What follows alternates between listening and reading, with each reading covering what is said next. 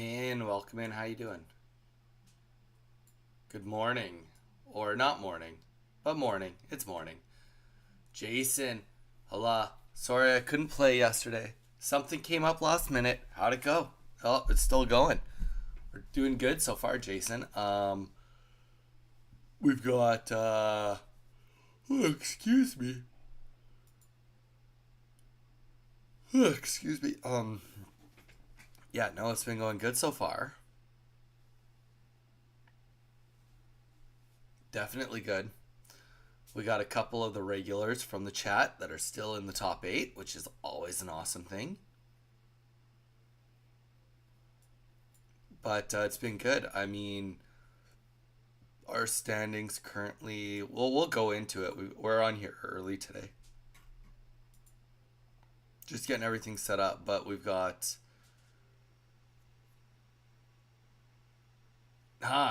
Man, it's all good. It's all good. We're just doing tournament stuff today, so you're good. You didn't really miss too much. Weeza's still in winners bracket. Ellie Dark is still in winners bracket. Trig is in losers bracket. And that's it from our group. But we still have 3 players in, which means that at the very minimum, 2 of them are getting prize pools. Because both of them are in winners too. Yeah, Weeza's killing it today. Well, yesterday. Four set wins, 0 losses. Giratina Darkrai. We've got 1, 2, 3, 4, 5 Giratina Darkrai decks, 1 Giratina Mewtwo deck, and 2 Charizard decks.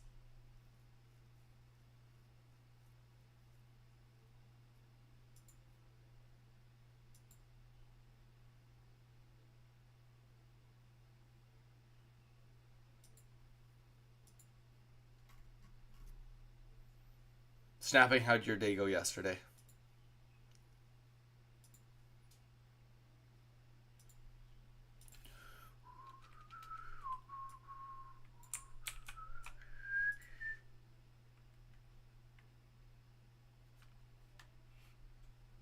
Would have been one vine. We'll never know, Jason. You were busy.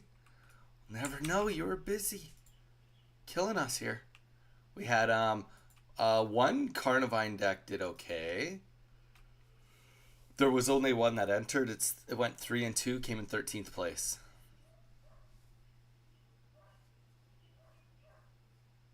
She got sent to grandma's today so I can clean. Sounds like an easy way to get some stuff done. Definitely sounds like an easy way so that you can get some stuff done.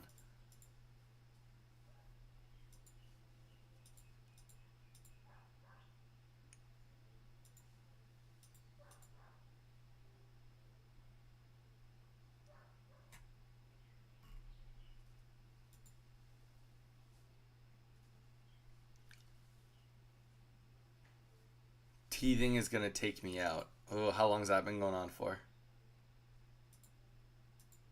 That sounds painful. Literally painful.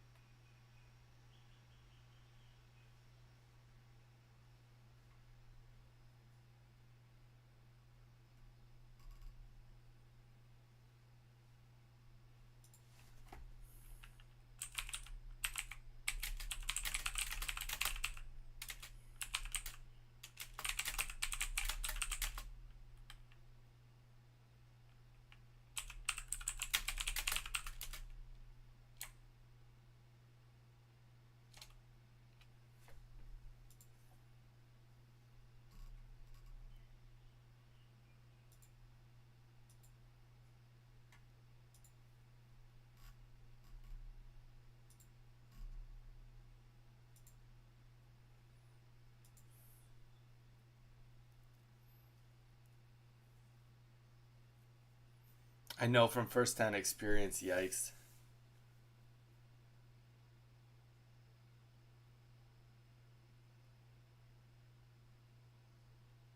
Hi. That sucks. 4 to 5 months. And how many months in? How many months in are we into this tea thing? Just days or just started? I may as well get a little bit of tunage going pretty quick here. Sorry, I'm just still waking up. It's like 8 a.m.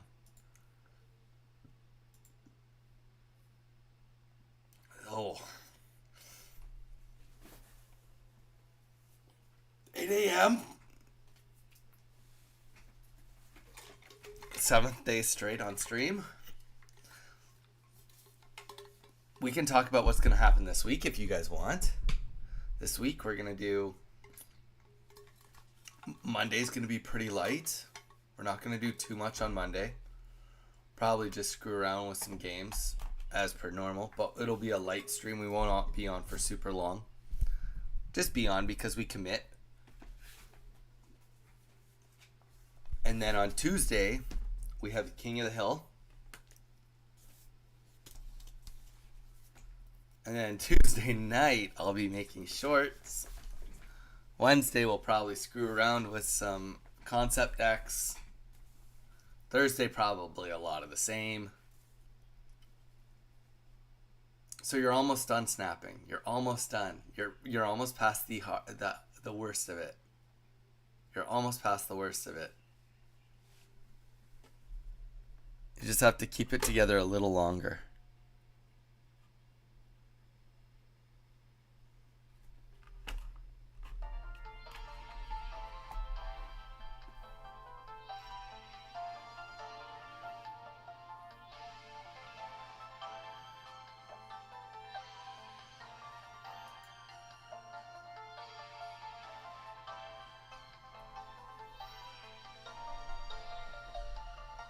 I'll save it. We don't need music quite yet.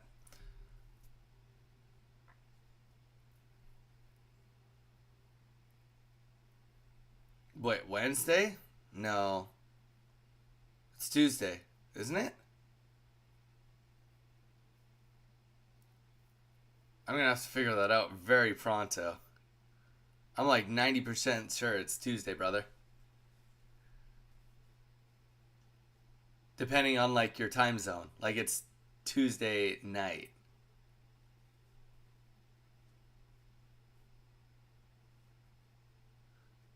Sal, welcome in. Hello. Does anyone know when the results come? Great question. Sal, are you playing today, or are you one of the top 8, or are you just chilling, hanging out? Tournament starts up in 52 minutes for the top 8. So results will be coming in live as we cast the games.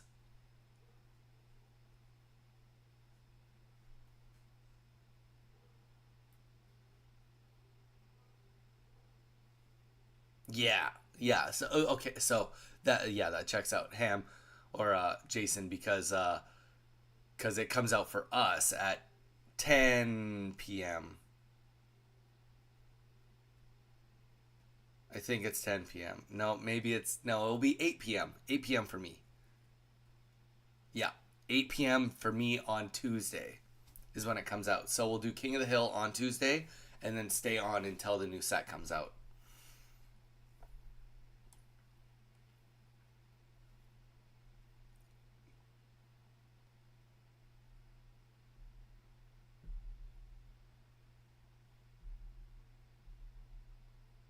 GG's just joined, actually. Not sure what result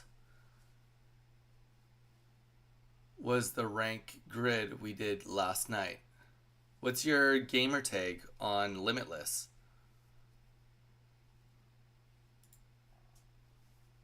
Sal, what is your gamer tag?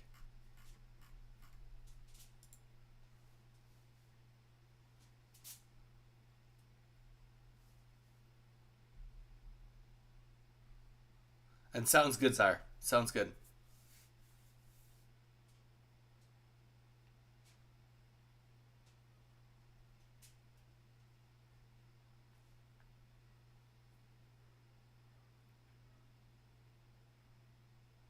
Oh, is that how it works? Yeah, I checked it out and I was like, why don't I have my hourglasses yet? Mage is on top of it. Mage knows what you're talking about. I apparently do not know what I'm talking about.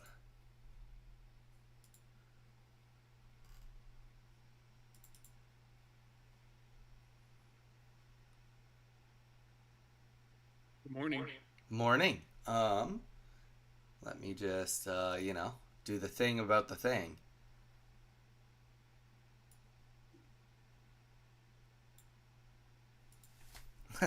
Are you impressed? I did the bare minimum and I woke up on time today. I was watching Reacher and I was like, oh shit, Donnie's online.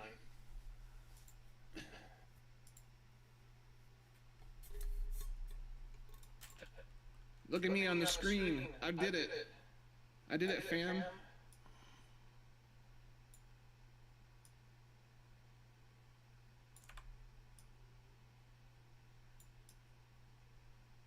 It I put my all cozy hoodie on. it's all fun and games until they come and then they start joining our chat. Oh, I'm timing people out for the day if they come into our chat. You guys heard it here You've first. been warned. You've been warned. and don't test me because I follow through.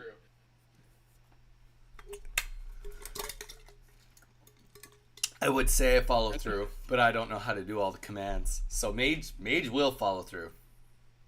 I hear him echoing. That's because Donnie's speaker is too loud. Yeah. Thanks. All right, You how's that should put sound now? headphones on, like a gamer. Is there still echoing or no echoing? Let us know. Is there still echoing when I talk? That's the big question. There is an echo. There's still an echo? Wild.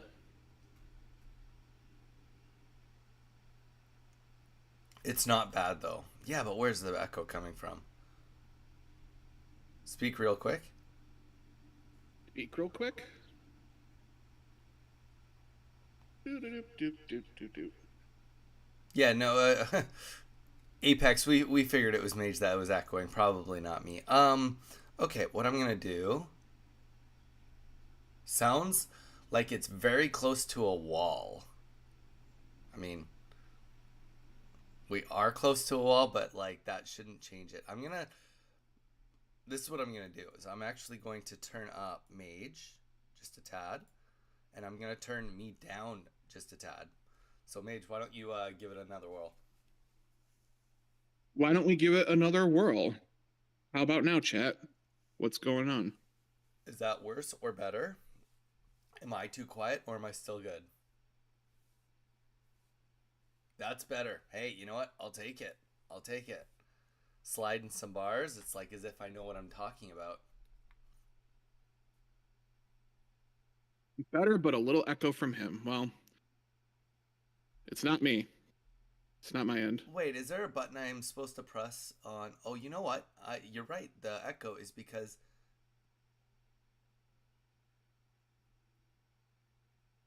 Do you have a Discord audio source somewhere in your OBS? Well, I wonder. Because I feel like that's what it actually could have been last time.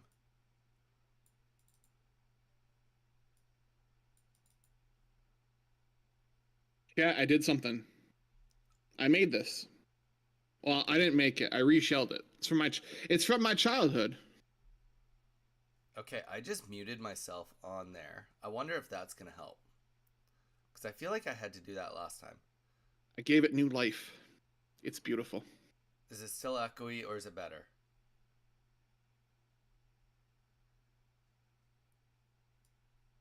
Does who have stream open? Not me. Yes, I have streams open because I can see you, but all my stuff's muted. There is no reason for you to hear anything on my end.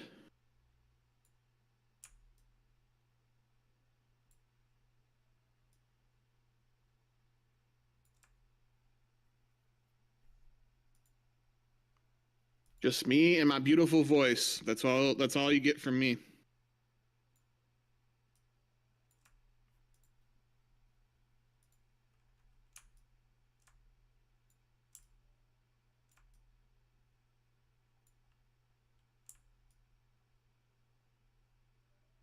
what are we doing again? It's the top 8 of the Donny Coliseum Clash.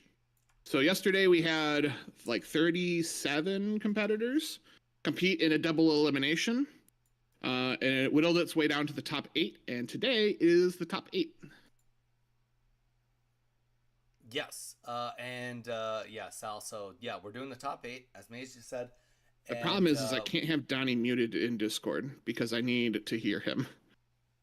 Otherwise, there's a lag, and our conversation is going to be really awkward then. yeah, that is how it has to be. You thought the news was Sorry, bad. you just joined, so welcome in. Welcome in. Yeah, so once a month we run this tournament, usually the last weekend of the month, and this is the number 2, the second one we've done. So Sal, drop a follow on Twitch, go on the about, drop the subscribe on YouTube, do the whole thing, join us on Discord, do the whole shebang, and you can definitely get in on the next one.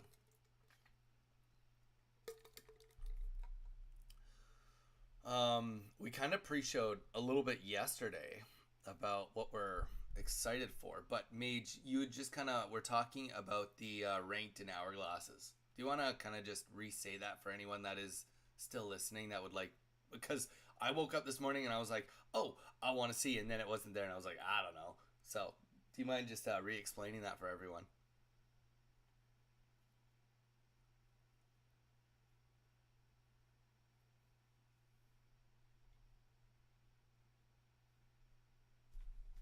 Of course, he's probably just, managing the Discord, doing actual work. Followed. Sal, thank you so much. Appreciate all the love.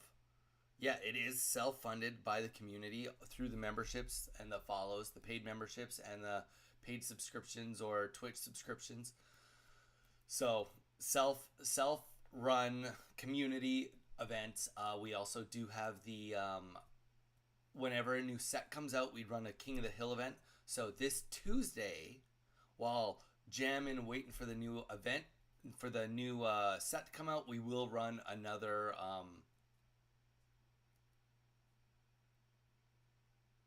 Oh, I need to unmute myself. I see. So that was not helping. No. We would have been like the worst newscasters of all time. Yeah, because you would have been on like a 6-second delay. That makes sense. Yep. But yeah, so we do a King of the Hill on Tuesday while the new set comes out.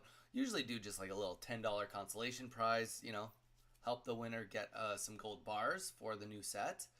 But definitely worth checking out, at the very least, hanging out, just to chat, because we have found historically the day of a new set coming out, a lot of people come in and we have a lot of fun, and a lot of people just talk about the hype of the new set. So it's definitely a cool place to be. Those are actually, I think, my favorite streams because people are the most hyped. And one thing, Mage, I don't know if you picked up on this, but like I was saying to my wife yesterday that I'm honestly so impressed with how well Pokemon Pocket has been advertising. Like Pokemon has been advertising their product.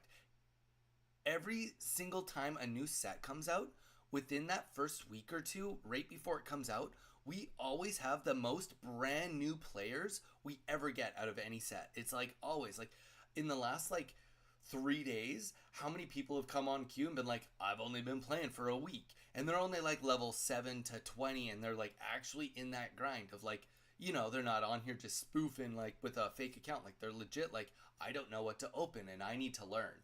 Which is like, it's just honestly so cool that many new players are still coming into the game. It truly is, for sure. And it's been fun watching on social as folks are starting to discover that there's a lot of information about this game on social media from various people. So, a lot of new people are starting to reach out, and that helps us all grow our communities. So, we love it. We do love it.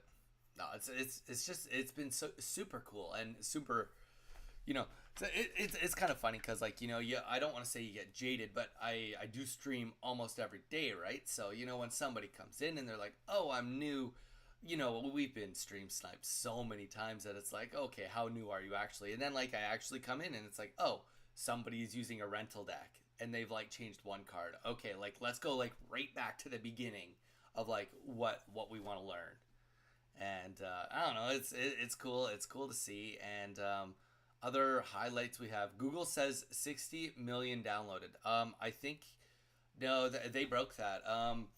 If I recall, as of I think it was as of Triumphant Light, it was 100 million downloads between all platforms, between Google Play and the Apple Store. 100 million downloads. I'm fairly certain. Yep, that is correct. Yeah, which is and that was a full set ago. So, even if we're at 105, 110 million now, that's still very, very wild, very cool. Hi, I'm new. Earthling, you're not new. You're not new, but welcome back. I knew I'm dead. And we yeah, so there's so many people playing this game actively, and every day we're seeing more and more people watching it live. Honestly, like I wish that I had the foresight of when I first started streaming to actually look at how many people were watching Pocket live versus what's now. I was such a baby streamer, I didn't even know to like look that metric up. Whereas of course now that I'm on Twitch and everything, I do know how to look that up, but I do believe that the numbers are consistently getting higher rather than going down. I'd like to think that as well, for sure. And I think also like even with like threads and Instagram, we're seeing a lot more people hopping in on the conversation, a lot more people trying to get involved. Jamie, turn yourself up, turn mage down. Well, we can slide the bar a tad, but we were dealing with some echoes. No, I want to be the superior one. I'm king of the hill. How's that sounding, Jamie? Let us know now. I just toggled it just like 5 points. But yeah, so that's kind of where we're at. I did see that we did have a couple players pop into chat this morning from the tournament. Rice Rocket, it looked like you might be here. If you are still here, it's back. It's back. Literally, Jason, the second I changed it, it came back. Okay, so the echo came back. So we got to keep it. I just switched it back to where it was. Did that fix the echo again? Ridiculous. I can try bringing the mic like a little bit farther away, but I don't think that that's going to fix it. Ryu, welcome in.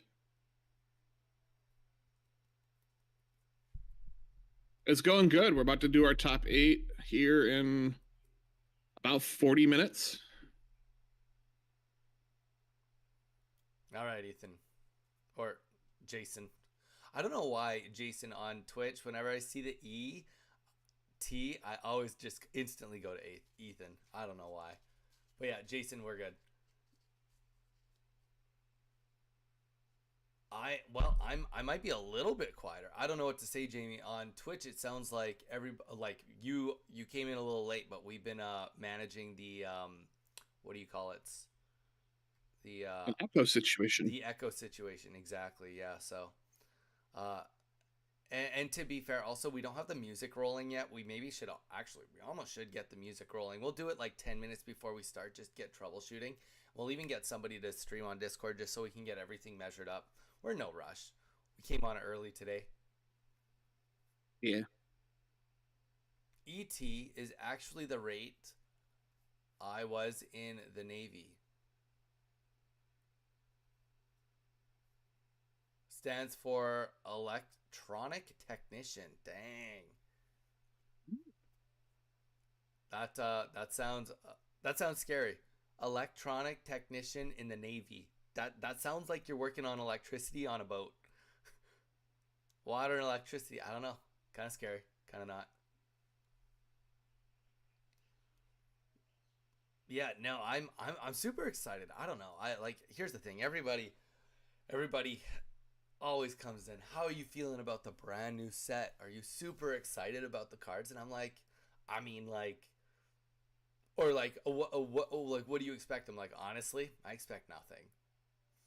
They always surprise me. We never get it right fully unless it's like there. They show us a few cards and like being realistic, like even with Mythical Island, they showed us some cards and it was just like everyone's like, oh, like it's gonna be like this and this and this, and like I don't even feel like anybody used Vaporeon once it first came out. Like Vaporeon only started getting well, okay, that's maybe a little bit of a lie. Maybe it was getting paired with Gyarados a little bit, but not even because it was just Druddigon. Like it's just one of those things that the little sneak peeks that they kind of throw at you very rarely actually matter compared to the rest of what comes out in the set. Yeah. I just need the cards to come out so we can know what we're working with. Yeah, it's always like a brand new reset. It's like new learning all across, all on the board again. You spend all this time, especially like funny enough, like with ranked too, right? I spend all this time and like I get to hear, and then it's like, oh, there will be another ranked season, and not only will there be another ranked season, but it will be with brand new cards. So like, great. That like the Well, definition of a lot of learning. lucky enough, the first couple days is still the old set. Rank starts tomorrow. That's true. That's true. I will not be on ranked tomorrow. I will not be on ranked until the new set comes out. I can promise you all that. I have no ambition of. I think going forward, I'm retiring the concept of sticking with the same deck the whole way to do it. I did it. I'm proud of that, and don't need to continue with that. I also had a lot of interest in people having control over a Wheel of Death while I was on ranked. And originally I was like, that sounds like a horrible idea. But now I'm kind of like, whatever. I hit Master Ball. I don't care. If people want to put on a Wheel of Death that I have to follow while I'm on ranked, and if you guys really want to see the world burn, then we'll see the world burn together, I guess. Ryu. Not me. I'm gonna see how fast I can get to Ultra Ball again, and then make my decision from there. So, I mean, it really just comes down to how much like, people are. How many stages do you think we're going to be going down? two. Two. So I'll be That's in Ultra that's Ball 3, yeah, and you'll be in Great Ball 3. three. Yeah, So, I mean, realistically, that shouldn't take you that many games to go from Great Ball 3 to Ultra Ball 1. yeah.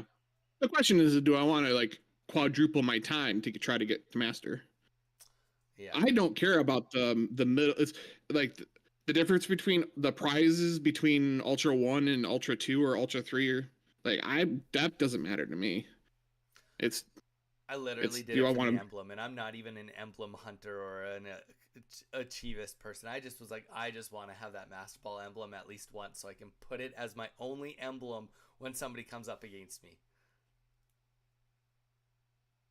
How many minutes do you think a ranked match lasts on average, including? Mm,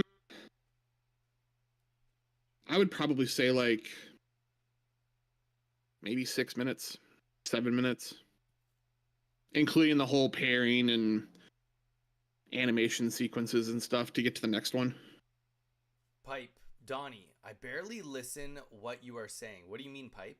What do you mean you barely listen to what I'm saying? Does that mean that the volume is off, or like you just like are actively choosing not to listen?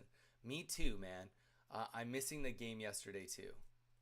Guys, the games will be back on. They'll be back on in half an hour. They'll be back on in half an hour. What does Ryu say? Yeah, the emblem didn't get the season marked on it. I wouldn't have cared. Yeah, so you were just an emblem hunter like I was. And normally I'm not an emblem hunter at all. Your volume is too low. Pipe, are you sure it's not your volume is too low? I mean, I can crank me and Mage up. But it sounds like I'll leave Mage the same. I'll let you guys be the determining factor. I'll turn me up. Here we go. I'm turned up. But now if Mage talks, he's gonna be I You're guess gonna maybe get an keeping echo. you cranked and then. But yeah, you can say something. See if it still echoes. You might get an echo out of me, and then you're gonna be like, ah, there's an echo. So it's like, do you want the echo or do you want a quiet Donnie? You can't have both. Though I did just change my scroll this time because it could have been maybe I just had your scroll at the wrong spot. I don't know. But what is it now? I like Mage definitely is not louder than me now. I can see the decibels. I know he's not louder than me now. But are you getting an echo from me? Yeah. Okay. Jason says That's it's should be good from you. All right. Well, it's we'll leave good, it not at too this. bad of one. So I think it was just your slide bar that needed to be moved. Ah, how convenient. It's always the it's whenever there's audio issues, check your audio first before making a big deal out of it for the streamer. That's all I gotta say. Now sounds better. Pipe. I'm glad. I'm glad. Yeah. You just there's that like those two buttons on the phone, and the up and then the down. No, I'm just kidding. I don't need to mansplain that to anyone. uh, Oh, so yeah, I don't know. So going back, like, am I excited for the new set? I'm always excited. What am I excited for? I mean, I'm not actually connected to this gen at all. I never played Sun and Moon. One day we'll play it on stream. Maybe. That might have been a commitment that I'm not sure how easy it is to play Sun and Moon without getting a modified 3DS. So we'll see on that one. Uh, but I'm not connected to the Pokemon necessarily. So to me, it has more to do with like what the cards do. Like, let's be real. You guys all saw me lose my shit over Wormadam. Do you think Wormadam is my favorite Pokemon? Do you even think I knew what a Wormadam was before it came out? I mean, like, I kind of knew what it was because we'd seen a couple of them in Arceus falling out of trees. But, like, literally, I had no idea that there was different one. I thought they were, like, just different colors. I literally didn't think they'd be different typing or anything. So, that's, like, you know, I'm a very classic Gen 1er, guys. I know Gen 1, a little bit of Gen 2. My brother-in-law, and I have three brother-in-laws. They played every single game, and they love putting on quizzes on the like just on Discord, and they'll make me like guess Pokemon, and they're like, "You're friggin' horrible." Like I think we did it, and I got like 38%. So I'm a Pokemon streamer, and I know about 38% of them. that's fair. Is it fair? Is it fair? Yeah. I mean, I think it's a trade off.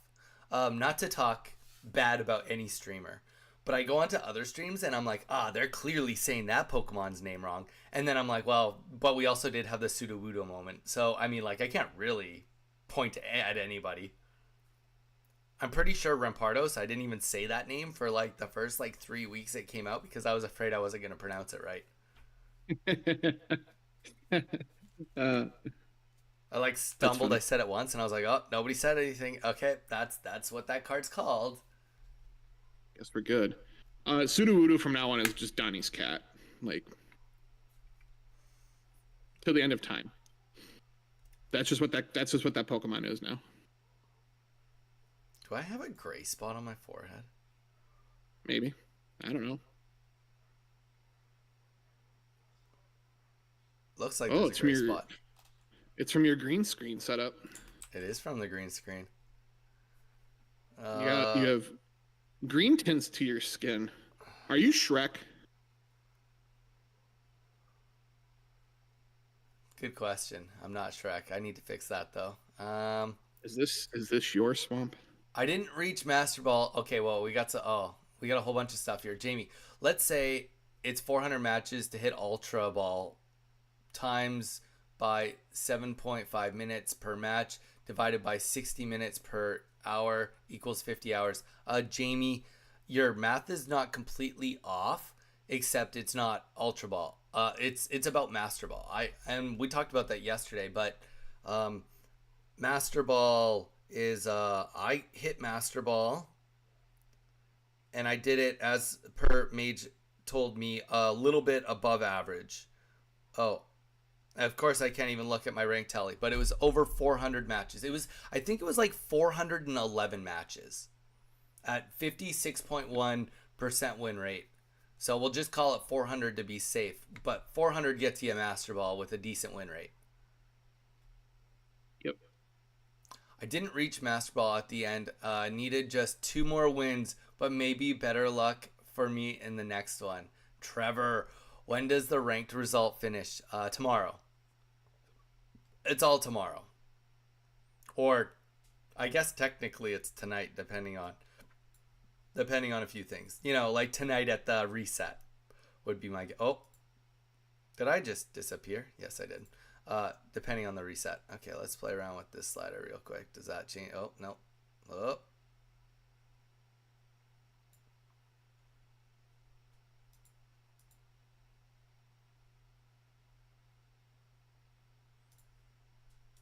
I don't think I've ever had a gray spot on my face before. Your inner Shrek is showing. I don't know what to tell you. It's not the green screen. Camera filter? Yeah, it's probably a camera filter. All right, give me 1 sec. I'll be back.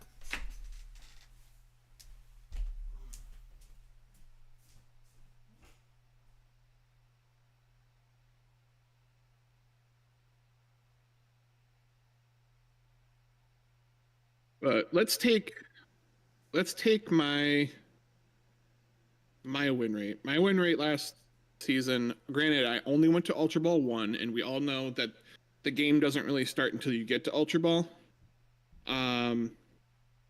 was around 60%. It took me like 120 games or so to get to Ultra Ball 1. To get from Ultra Ball 1 to Ultra Ball 4 would have taken an additional like 300 games.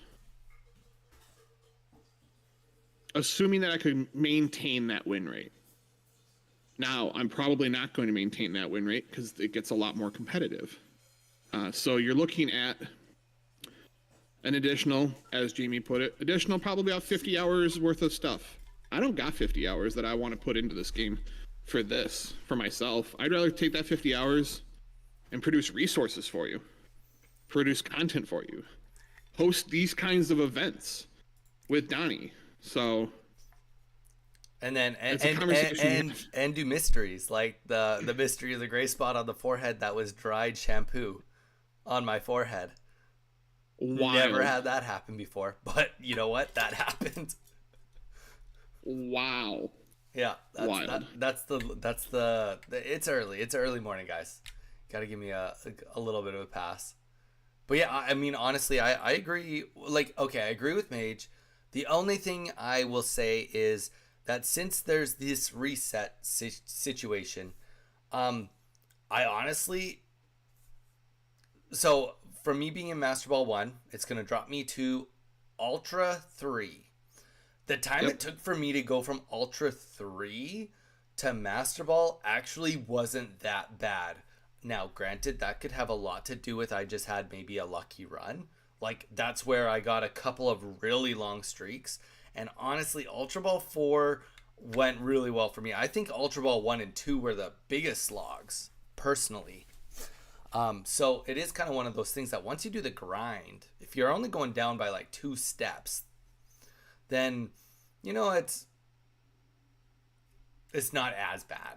It's not as bad. But we can figure it out this season. We'll see how many games it takes for me to get back to Master Ball from Ultra Ball 3, right? We can see the math. The math will be for everyone to see. When do we expect next rank? Next rank starts tomorrow. And it'll go for a month. We'll also be able to collect our prizes from this first season. Yeah, and Jamie, we had mentioned that yesterday. I think you just kind of missed it, but we talked about the hours it takes. 50 hours. So 50 hours, honestly, if you get 50 hours and that works out to getting 100 hourglasses, if you're doing it for the hourglasses, don't do it for the hourglasses, because the reality is, go work 1 hour at any job and you've outpaced it. But Or go work 50 hours, or go work 50 hours driving for Uber Eats and take all that tip money and put it into gold bars, and you'll have way more than you could ever imagine. yeah, exactly. 50 hours of work. You'd be Yeah. I you'd be a shoot, I working should whale. do that. I should just turn off stream for a full week, go work 40, 50, 60 hours, and then come back. Yeah, right. You'd be a working whale. A working whale, exactly. So that's yeah, I mean, don't kill yourselves over it, guys. It's not worth it. It's definitely not worth it. Um the one thing I will say for myself, I'm already on here every day playing so much. So just having another outlet to play, I enjoy. And I'm also very naturally competitive. You guys know that. So to me, I don't mind ranked. I don't mind putting myself in that zone of like, okay, I would rather just like focus, like hyper focus on this. And to be completely fair, I don't think I would have done as well in that streamer tournament if I had not done all of those games with Gyarados against all of those matchups. I knowing the matchup and the mirror match so well came from 400 games of Gyarados in ranked. Oh damn! Thought maybe was 1 month with the next month other event and then another rank. No, it's like ranked is going to be on all the time. Ranked will be like there will be a couple days probably for reset just to like kind of probably keep it in. I will say I'm a little bit surprised that they're not trying to just like get it to be on the first and then it's like every month, but like they're obviously just this is how many days it's going to be and it's going to be this many days every time. They've just like pre-programmed it into a schedule and that's what it's going to be. Starts it on Monday, ends on a Sunday. Jason, I stopped at Ultra Ball 2.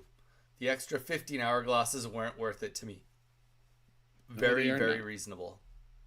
That's one pack.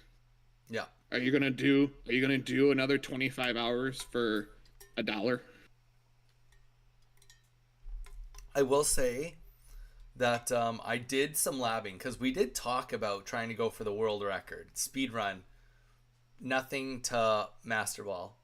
I did some labbing on it, and I did the labbing actually with because we talked about how long it would take, and I wanted to see if I could make Wormadam work, and I labbed out that actually I think if you were going to go for a speed run all in one sitting, you would use multiple decks. You would have to because the point You of the have to. Wormadam deck is with the Skarmory is that you overwhelm your opponent very very quickly. That's the whole purpose of it to get early concedes and early. And we ended up watching part of a comedy special, and in an hour and 30-ish minutes, hour and 40 minutes, I went from not ranked at all, like 0, to Great Ball 1. Which felt like I felt like good pacing, and part of that was because I was getting like literally 2-minute wins, 3-minute wins.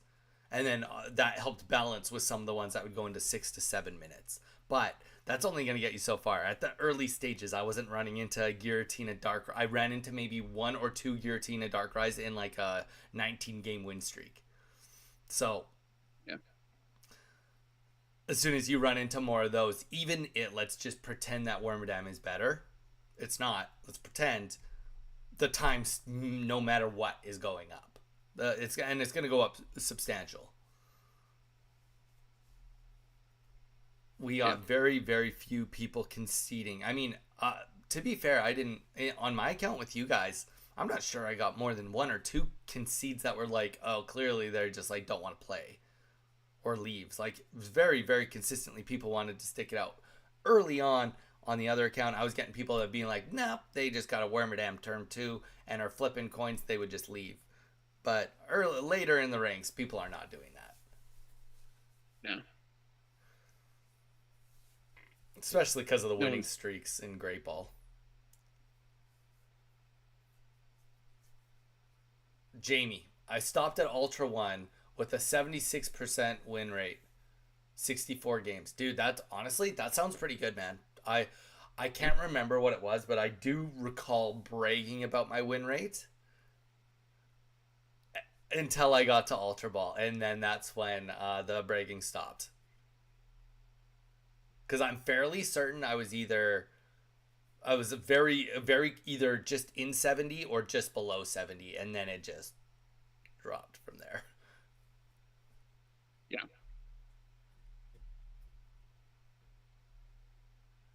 Now the hustle will be to see if the decks work on ranked for the next one. Well, they will, Pipe. It's just a matter of how quickly will you do it, because the new ranked resets before the new set comes out, right?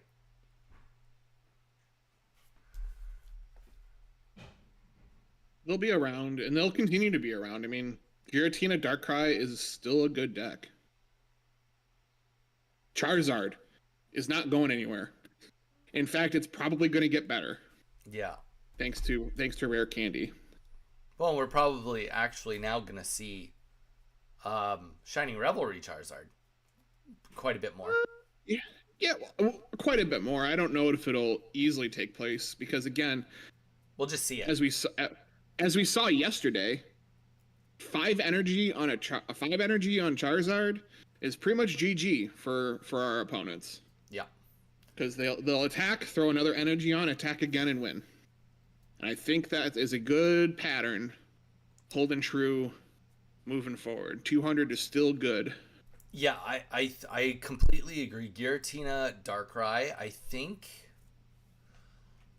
that it will still be a good deck. And the main reason I say I think it's still going to be a good deck is because the only way to completely outclass it, to make it unusable, would be to speed the game up. And if you speed the game up any faster than that, I mean, what's the point of Pocket then? Are we trying to get to a point where it's like 2 energies and then it's just the game is over? Like, no, like we're already at a point now where it's like, okay, by that 4 energy mark, you do have to like really think about, and if you're using Giratina, that's with Psychic Energy, that means that you've still waited 3 turns because you had to use the ability to get that 4th energy. So at the very minimum, it's like 3 full energy turns before some serious damage can happen. I just don't think, and everyone is, with the new evolutions, 120 damage, 2 energies, true, but it is a stage 2, so it's either going to require a rare candy and the other card in hand,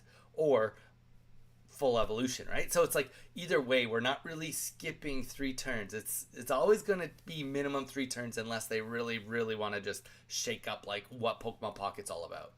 Drop us down to 15 cards. Lunella's got 180 HP, so with a cape and blue, it'll survive old Charizard's 200 damage. I sincerely doubt, highly unlikely they will run red or Geo with old Zard. I also highly doubt anyone's going to play blue. Yep. Yeah, I mean, Jamie, the one thing I think that the rare candy is going to bring out more aggro decks. That's what I personally think. I think we're going to see more decks like Carnivine and Skarmory. And we don't know anything about the new set. So, there could be new ones that are for different energy types where, it's, you never really think about like how good Skarmory is. And or think of going back to Genetic Apex. You're like, oh, like Metal is so weak. You're only playing Metal just for trolling. And then it's like, okay, well, like now it's like a completely different scenario, right? So who knows? Maybe they add a fire Pokemon that can do 40 damage or 50 damage consistently on first energy, or the other side of it. Maybe like rare candy, they're aware that it could be an issue with Charizard, so they add a water Pokemon that can consistently do 40 or 50 damage for 1 energy, something like that, right? Like we just don't know what energy pool it'll be from, and then what decks will be built revolving around that. Yeah. Pipe. So how rare candy works? Do you need to have the evolution cards in your deck, right? Not just the basics? Correct. You need to have the basics and the stage 2s, not only in the deck, you have to have them in your hand. Rare candy does not search for the stage 2 and put it onto the field. Also, you cannot play the basic, you can't do it in the same turn. So if you play a basic to your bench, you have to wait till the next turn to be able to use rare candy on it. Yeah. And because we don't have And because we don't have item finder or anything like that, you still have to draw it just the same way as if you were to draw the middle evolution. It's just not a Pokemon, it's an item. So we don't have like item finder. There's no tutoring up your hand or a specific tool into your hand. So at this point in time, so what the benefit is, and what I think we will see is you'll start to see the combination of some a couple stage twos. So like you could see hypothetically Greninja and Blastoise working together because the rare candy could evolve the Blastoise or it could evolve into Greninja. We don't Meowscarada, while Beedrill. still or in Meowscarada Beedrill is another great example, and a more likely example that we'll see. That deck is going to be kind of dangerous, considering you can also then you can basically cut back on one of each of the middle evolutions. Use Sprigatito to still find the other, potentially find the other one if you're not drawing the rare candy, or just skip go, pluck the $200, and use rare candy. So rare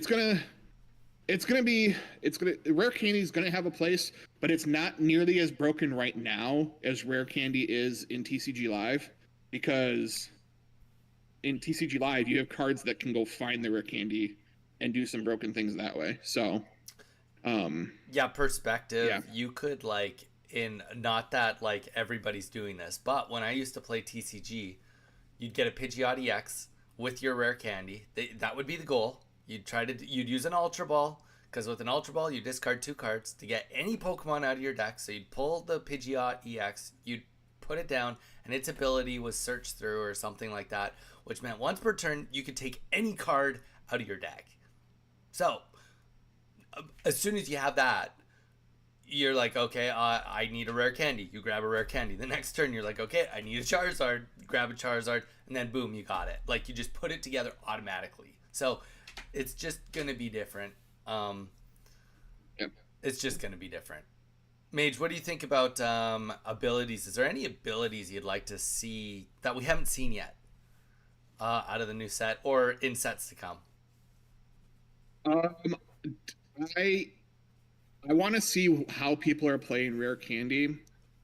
To the point that are we completely negating the middle evolution entirely? Because if we are, to keep it in check, you could have an ability that has de-evolution spray in it. Mm-hmm. Return the top card back to their hand. Oh, you don't play middle evolutions? Sucks to suck. Yeah, that's true. De-evolution spray is like that is definitely a thing because like and also that's a very impactful one in this game because unlike Pokemon TCG, you only get 2 rare candies. You can have 4 in TCG Live. You can have 4. So if someone de-evolves you, you know, hopefully you can get one of your other 3 if you're running 4 of them. Or at the very minimum, you have the opportunity to run 4. Whereas in this, you're running 2 and that's it.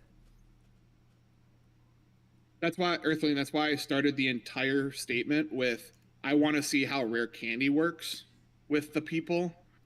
Because if if rare candy is too powerful, a great way to put it in check is something like this. I don't necessarily want this. I don't even want rare candy in the game. But here we are. I think that, like Mage said, time will tell. I think people are overestimating how good it will be at the beginning. At the beginning, I think as time goes on, Oh, absolutely. I think it'll be like that was the one thing you kind of hit it on the head. I was like, gosh, it's funny how like everybody was trying to use Greninja even with like Outwater Energy before, and now like I haven't seen Greninja in forever work. And then I was like, well, now it's, you know, that kind of brings it on the table. And like, there's other things we're not talking about, like Crobat and Arceus. Like, is that maybe on the table again? Like that. I mean, that seems sweet if you could like somehow speed through and get a couple of Crobats on the bench. I mean, that doesn't sound like a bad situation. As long as you pull the cards. I think, yeah, but again, I think if you're trading the middle evolution. What's the advantage of trading out the middle evolution for rare candy if you're only playing like if you're playing Arceus Crobat? So what's the trade off for getting rid of Golbat for rare candy if that's the only stage 2 that you're playing? Because I'd rather have Golbat because Golbat can at least attack. I can't attack a rare candy. Granted, I'm jumping up to. The advantage would be that Pokecons becomes more consistent. Fair. You would cut out some Pokemon. I guess the real kicker too is how many cards come out that are just purely disruption. One turn of speed up. That does make a difference, I guess. But in general, it's just like I don't know, man. It'll be interesting. Again, without tutoring, I think it's fair right now, but we'll see. And like, there's other Pokemon too. Infernape, 2 energies, 140 damage, depending on what type you're fighting, 160 damage. But like, also then it runs out of energy. A lot of these 2 energy mons do kind of have some sort of detriment. Glade wants you to set up. Granted, being able to attack for 70 off the 2 energy is pretty good. Maybe even 90 if they have an energy on it if you get it up fast. But like Glade kind of wants you to set up. Infernape ditches its energy. Solgaleo does damage to itself. And you know what I will say is that with it doing damage to itself, I have a suspicion we're going to see something like a Braxish come in here. Something that if you have damage done to your Pokemon, this guy can come in with low damage, with low energy, and do a pile of damage, and maybe it's effective to steel typing. Like I could just see that. You mean like promo Floatzel? Yeah. Honestly, though, like, is it the time for promo Floatzel? Something along those lines could come in and be able to. Oh yeah, you just did your 2 energy kill on me. You've spent everything to get this guy up, and you did 10 damage to yourself, and now because of that you took a single point from me, and now because of weakness or whatever, what have you, I'm now going to do 70 to 80 damage to you in 1 turn with 1 energy, and be able to line that up a couple more times. Maybe. I could see it. But like it's like speculating, right? Who knows what the set. Yeah. I don't think they would make a card that is blatantly just gonna beat the crap out of everything. I mean, everybody saw that out of Celebi, and then it turned out that there was more on the table than that. There was some fun Pidgeot decks. There was a great Gyarados deck. Like, there's lots of things. Was a great Gyarados deck. Lots of things we don't know yet. Mm-hmm. One thing I do know is it's almost 3:00. We should probably do some setup so we can get into this. Yeah, I just got everything opened up. Weeza, I'm not sure if we've seen Weeza this morning. We are going to call Weeza and PYCR to the stage. We will cast them first. And then we are going to have Oak and Ellie. They technically played their match yesterday, but I did reset it because it's only fair. We'll stick to the rules. They can replay it, and they can replay it off stream. I know it's really the same result, but it is more to the point of we're sticking to the rules. And then after that set, we've got the losers, where we will watch Trig and then Trig versus Rice Rocket, and then we'll get Nick and Monkey to play offline. So that's what we're gonna do. I'm gonna just send the messages out and get people set up, and then we will get going. Perfect. But thanks for the pregame chat, everyone. That was good. That was good.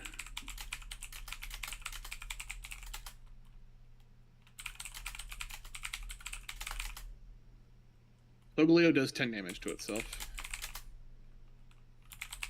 That technically is its drawback.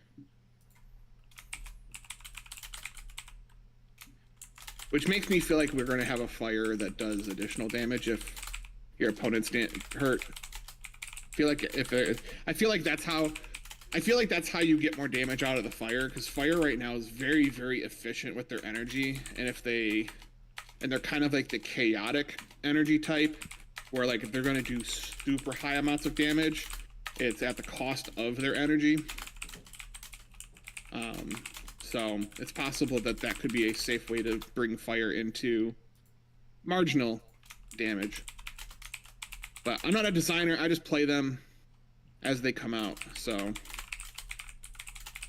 Pokemon has not steered us the wrong way yet.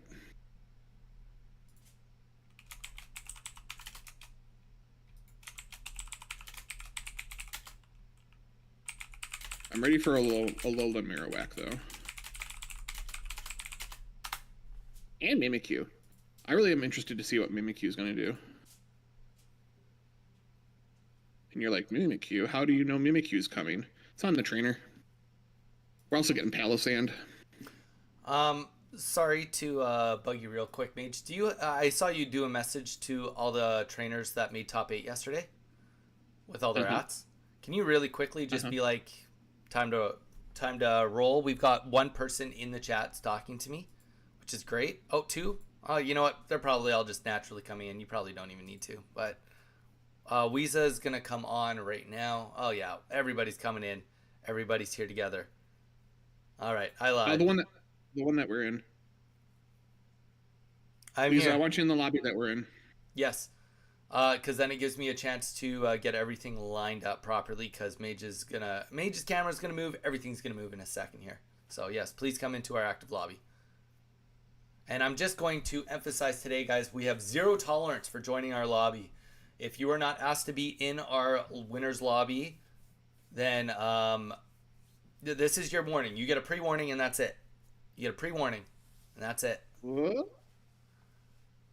I'm timing you out for the day. You won't be able to access the Discord for the rest of the day if you come in. Pipe. Sorry, I've been working, but I do appreciate, and I did see that you did a gift, guys. Thank you so much. Quick shout out to the community here, Pipe included, as well as everybody here. If you are wondering, how do we put on all these events? It is all funded by you guys. So whenever we end up getting any paid memberships, that money, the proceeds do go towards the prize pooling, which goes directly back to you guys. So thank you so much for your dedication to the channel. We really appreciate it. And just letting you know that, like, you know, our goal is to keep propping up the community, and the best way to do that is to put the proceeds of what you guys give to us right back into the community. All right, so let's get window capture Discord 1. Look at that. It's like as if I've done this before, ladies and gentlemen. Hello guys, Trig, welcome in. Trig, your match is being held. I did put a message in there. Welcome in, guys. Your matches today will be as per when they're called to be played. So we've called the winners matches. We are streaming one. The other one will be played offline. So Ellie, if you are here, you and your match, you guys can play now. You and Oak, I believe it is. The losers, wait until you've been called on. I have dropped messages in your chat bars, so no need to jump the gun. We're in no real hurry. We don't have that many matches today. It's only top 8.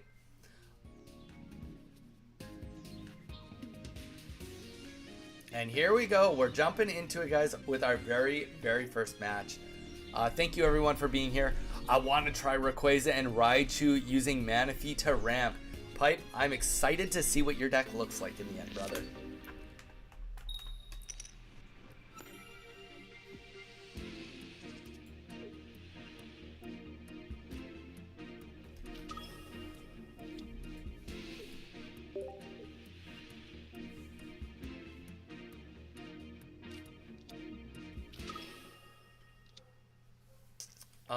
All right, guys. Found Ellie on Discord, and I communicated with them.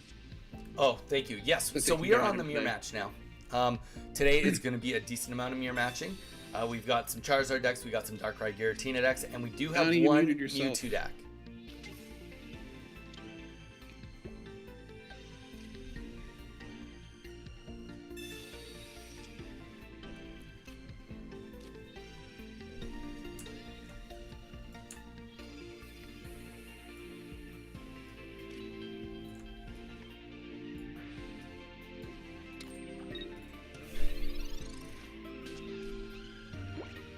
I muted myself. Oh, shoot. Sorry, Mage. Sorry. Apologies. All good.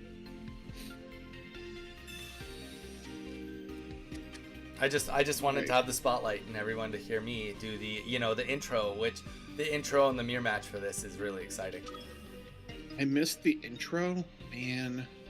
It's okay. Oh, it's a good old classic game of setup. Nothing we all haven't seen before. So, and we kind of talked about this a little bit yesterday. Obviously, it depends probably a little bit about energy, which one you get first. But I don't know enough about this deck to know the actual answer to this. But Giratina versus Darkrai in the opening on the mirror match, does that matter? And how much does it matter? Obviously, you do know that having two Giratinas versus having the Darkrai is obviously not going to be as ideal. For Weeza's probably quite happy with how the first two turns have gone, despite having one less energy because of going first. But I do think that this is definitely looking more like what he would like to see out of this game. Absolutely. Having the Darkrai gets to put up the chip damage on the active Giratina, thus making it a little bit easier for Weeza's own Giratina to be able to punch through without not much retaliation of the one on the back line either. So if I'm between the two sides of the board, I am much happier with Weeza's side of the board, even though I went first.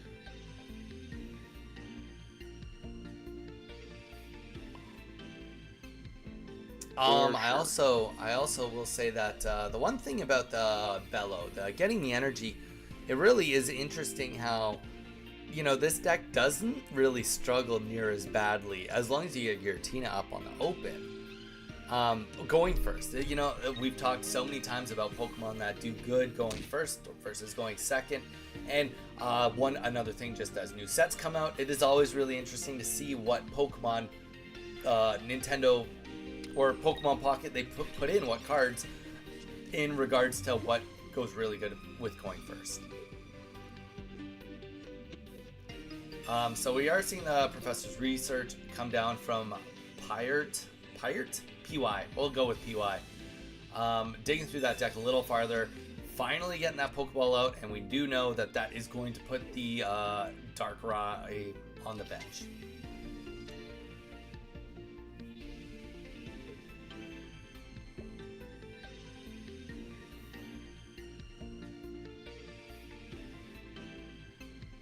You might think that the Darkrai is a little late to the party, but it's actually not, because the Giratina that's being built up is the one that's on the bench. So really being able to chip away at this 170 could potentially put it down into, counter striking.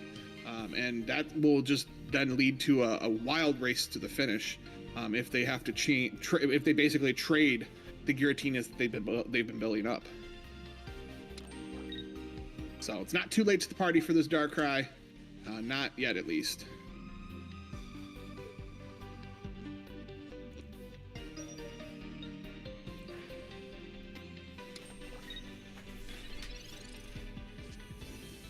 There we go. On Pyre's side, Giratina is built, but so is the same side same place for Weeza. But Weeza's in the position to actually strike. Yes.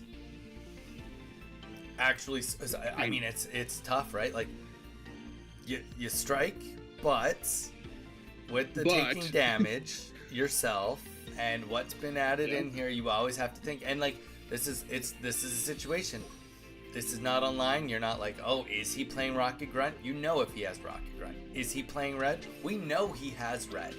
Okay, is it in the big hand he has, or is it not? And that is really, it's a full mindset. The game really does change when you come down to thinking about, okay, what are the chances of him having what he needs right here, right now? Exactly. So, knowing that the odds are probably stacked against, go ahead and slap on the slap on down the Darkrai, get some chip damage in, and with that weakness typing on Giratina, you're looking at an easy, clean snag of that first Giratina.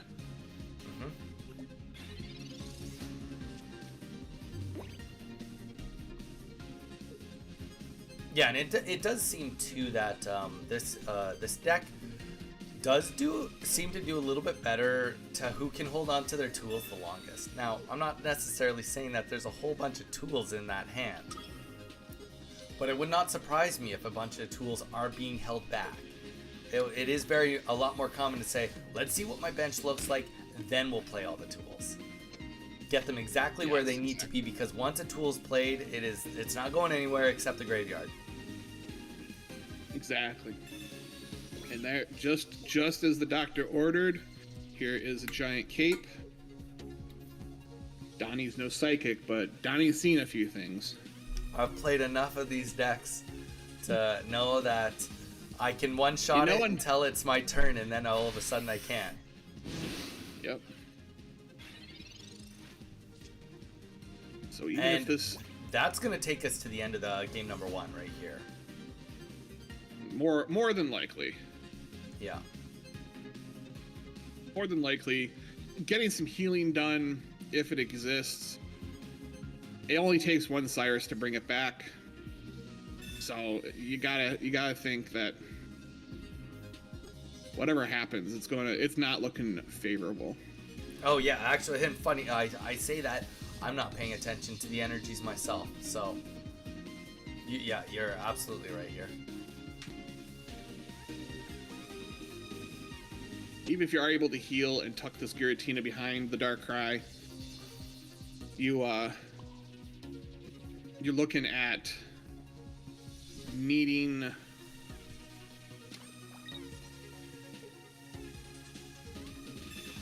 Okay, so we're getting a lot of healing done. 50 healing in total going down on this Giratina. But if you do that, then the opposing Giratina can just retreat back, and Darkrai can clean up. Yeah. I definitely understand the idea that there's no need to necessarily keep healing cards in hand, but unfortunately, just with the big numbers that come on the board with both of these Pokemon, 50 is not, 50 healing doesn't really keep it alive. No, absolutely not. But at the same time, if you look at one thing that I don't think either of us are, at least me, Pyre doesn't have, or Pry doesn't have any points. So yeah, this exchange that happens is actually still going to potentially favor Weeza. Yep, that's absolutely right. But we see a Mars taking Weeza's hand down to 1 with the Mars themselves.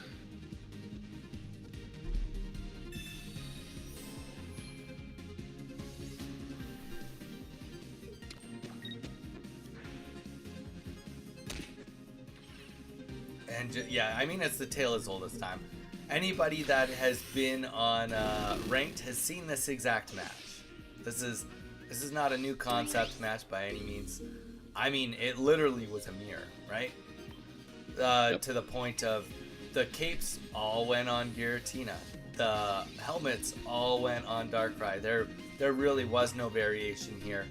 And unfortunately, because there is a lack of spectator mode, we do get a little telegraph of what's happening here.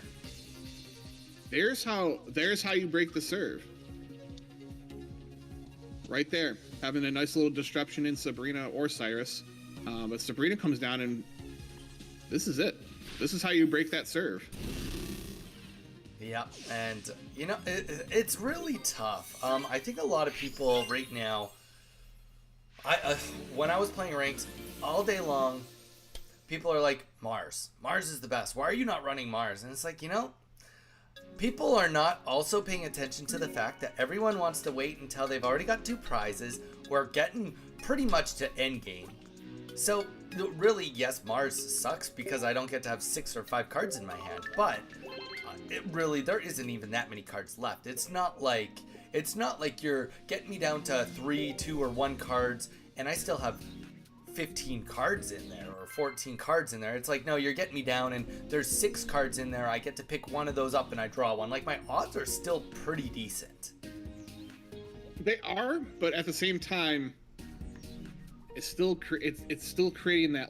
It's that, like, if I'm looking at my lines to victory, it adds a bonus statistic that your opponent needs to pass. It still goes through Mars. They still have to they either draw it in their first or they have to draw it in their next turn, in order for that to happen. Yeah. But here we are. Game 2. Weeza is up 1. Let's see who we got in the opening. It looks like a good old Spider-Man meme. One art is a little bit better than the other. I'll let you at home decide which one's the better one. Yeah, it's 100% the new Wigglytuff. 100%. Oh, it is for sure. And if you didn't know, I'm the model for that Wigglytuff. I think that Wigglytuff gets a bad rap. I mean, don't get me wrong, it's staring into your soul, but like, you know what? I'm down for them coming out with new creative ways to do art styles. I'm never gonna get mad at that. Me neither. Some of my favorite cards are the claymation Pokemon cards that they've made. Oh, for sure. Alright, so we do see the bench getting developed here. PY is getting the first energy on the back. Giratina opting to say, you know what, I don't need to put anything on the front. Let's put it on the back. Giratina going on the back line for Weeza, and we will see where the energy goes here.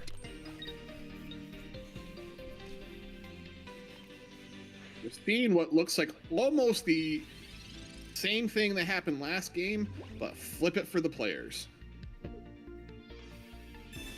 Yeah, you see the early Darkrai on the side of PY, and Weeza's stuck with this double Giratina business.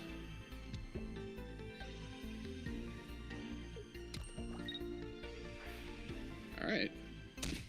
Energy goes down, starts chipping away at this front Giratina. Base Bellow past the turn. Easy as that. Pipe just makes a comment here. I don't use Mars. I opt to use Geo instead. And you know what? Fair enough. If Geo's helping you get some ranges, then I mean, who am I to say anything about that? I mean, I guess Geo would help with being able to one-tap Darkrai, and also, you know, it's tough too because when, I mean, in a scenario like this where you get to see their deck list, obviously it's great, but you know, it just comes down to preference. Mage is absolutely right. It puts another line on the board. You know, if you're like, okay, they've got right now 6 cards and 2 cards in their hand or in the deck, they've got a, you know, X% chance of having what they need, or I swap that and we swap the map. So it goes both ways. Both ways are good. One is obviously better based on math, but that doesn't mean that you or I want to play that way. In an early leaf to bring this Darkrai forward, I'm interested to see where this is going. Yeah. Because it's not strong. It doesn't have enough to attack yet. It does not have enough to attack yet. It does get the Rocky Helmet on it. I also play Pikachu EX right now, so I get access to both Mars and Geo for the math thing, as you all saw on Thursday. So I have my cake and I eat it too.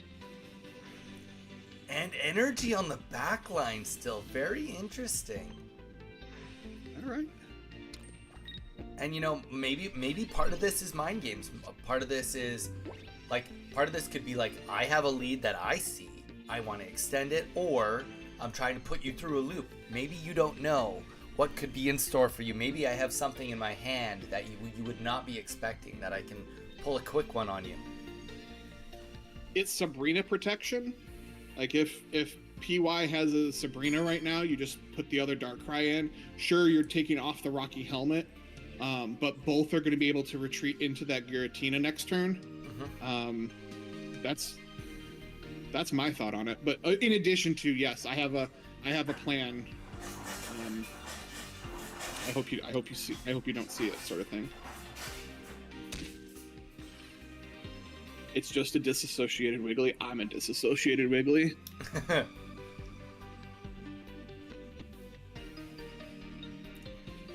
So we see the cape going down on the back line.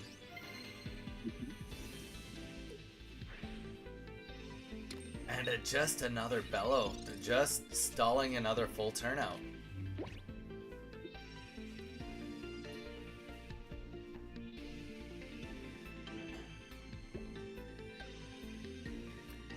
It's so it's so intriguing. Some of these turns we've watched just in the tournament between today and yesterday.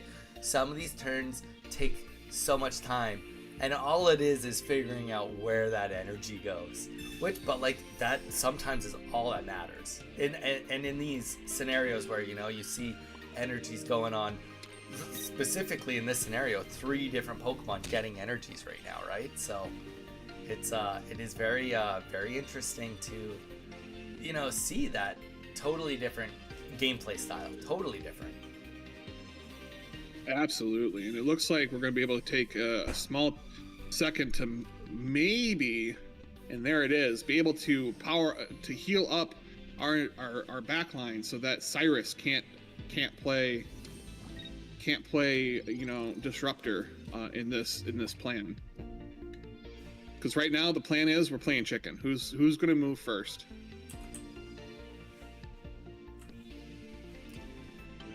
Question is it who moves first loses, or is it who moves first wins? I guess it depends how you move first.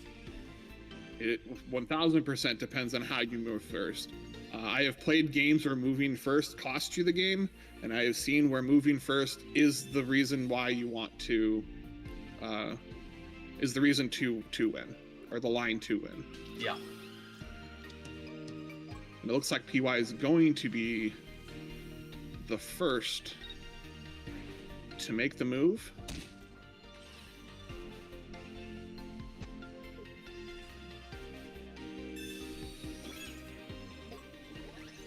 And we're seeing our very first swap right there with going with the cape on the Darkrai now.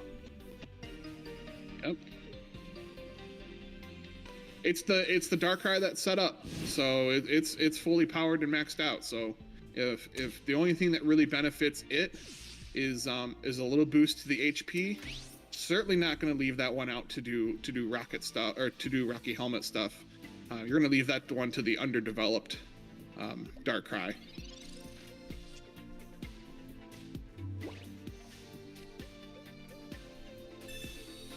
Got to refresh the hand for a second.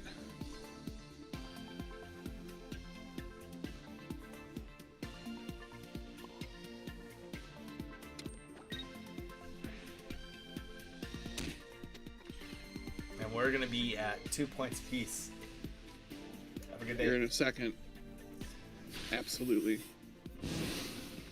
Have a good day to that Giratina, indeed. So this is essentially just coming down to support cards is the result of right here, whether we're going into next game or not. It is, but if my math's correct, Dark Energy goes on to any Darkrai. It takes you to 110. Yeah, you're going to need a little extra help. It's not exactly the right math, but it is going to take this Giratina out of commission for a second, unless you have red. Unless you have red. And this is going to take us to game 3, 1-1. Interesting, if anybody is caring about the stats, very minor stat we can stay here is that both players won the game that they went first on. So that's worth, I think that's a notable thing, potentially, going forward. Anyone that's maybe thinking, no, they're in a worse spot going first using that deck, well, based on that, on the mirror match, maybe it's not the case. And it's going to be dependent on the setup. Whoever has had the Darkrai first, not only going first, but having that Darkrai first, plays a significant role in how it unfolds. That is true. While we're just getting this next opening started, we can just take a quick little gander here make sure some of our matches are on the board.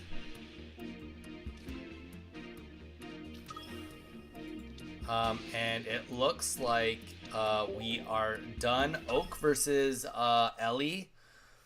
We've with Oak winning 2-1, going down to a coin toss on the mirror match with the Charizards. So that means that Ellie is going to be dropping to the losers bracket. Yes.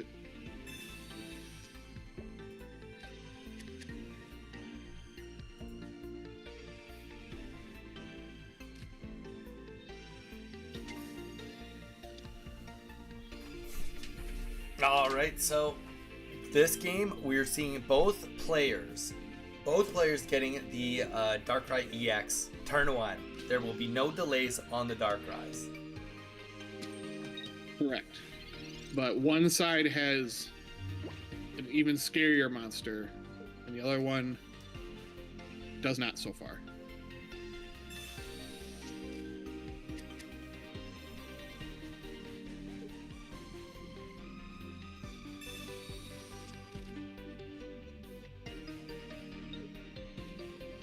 Thought Tina likes first turn. Giratina does like the first turn, but it is entirely dependent on how the rest of your bench looks as to whether or not that is advantageous to be first, or if it is better to play a little bit more defensively in that spot. But it does generally, if everything goes well, does like to be first because it has energy advantage, and that plays a huge role. Mm-hmm.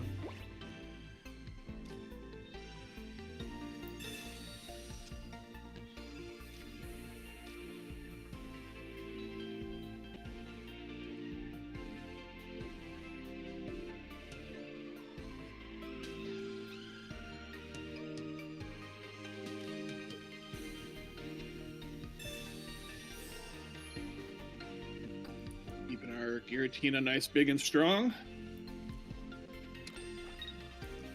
And very much just like last time, we're not going to see it. It will be a minimum another turn, maybe even 2, before we see any of the tools hit the board.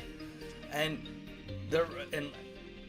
unless one of these decks was running a Dawn, I guess, then there might be some sort of like surprise attack. But as we've talked about a few times, deck list provided, there's no sneaking around nothing. Meowdy. Certainly not. Silk, welcome in. Hope you're having a great time. We are casting the top 8 of the DCC2 right now.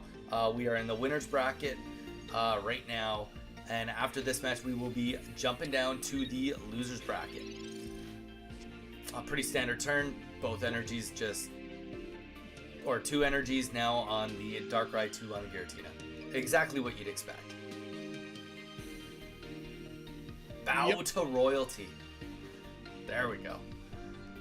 All right, and that leaf gets played, opting to say, you know what? Maybe I keep this Giratina out of the active spot just for now.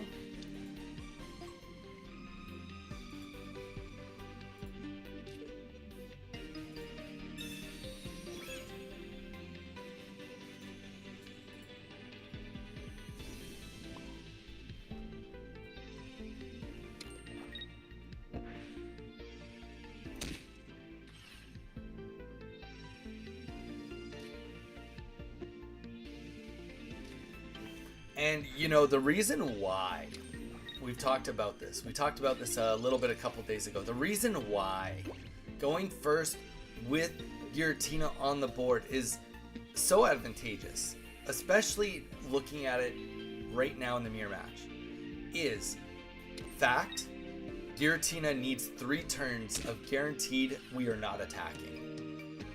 That is what Giratina requires. So, if you get that first energy of the requirement, that does mean that if you have the proper setup, you will get the first attack. No matter how you slice it, you will get the first attack if you want it.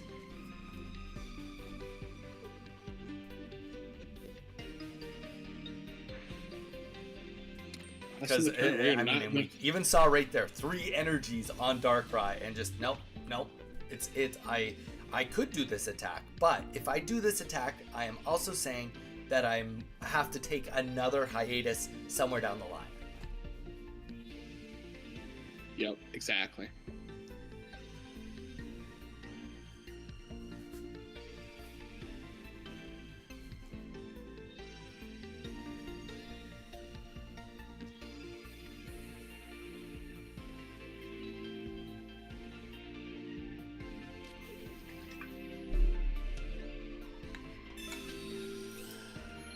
And at this point in time, we're just dangling that Darkrai out there, cape and all. Do you really want to try to get through it?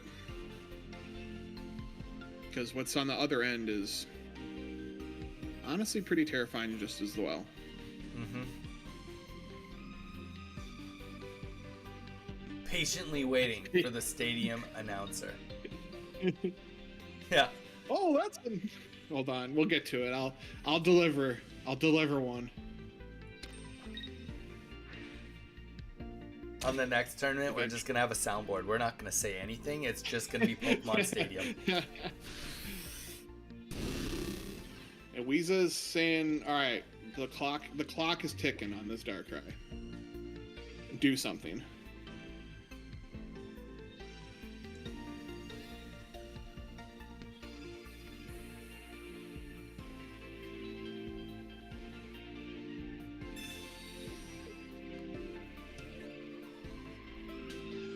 Okay, so the Sabrina gets dropped. He's saying, you know what?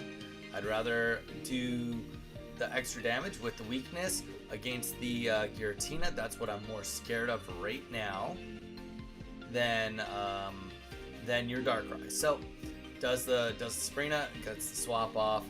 I mean, very unfortunately for Weeza not having a developed bench, but it's gonna happen that way. I mean, you know, the consolation prize is it's not like we're deep in the game like he would have had a bench full of energy.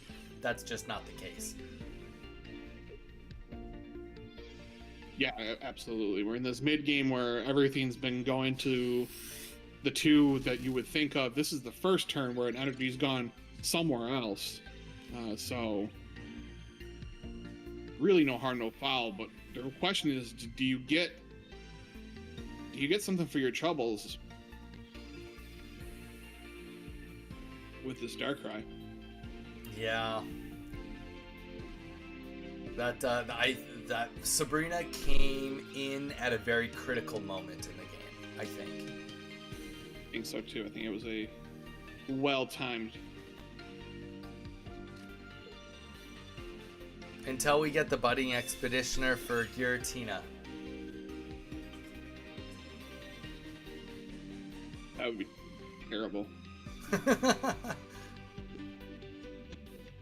Who would want that?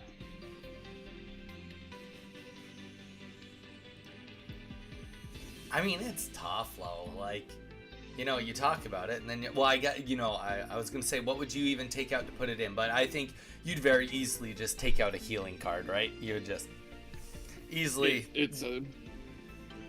like, who cares about a potion for 20 when, I could just take it off the board and hope to get my other Darkrai full of energy.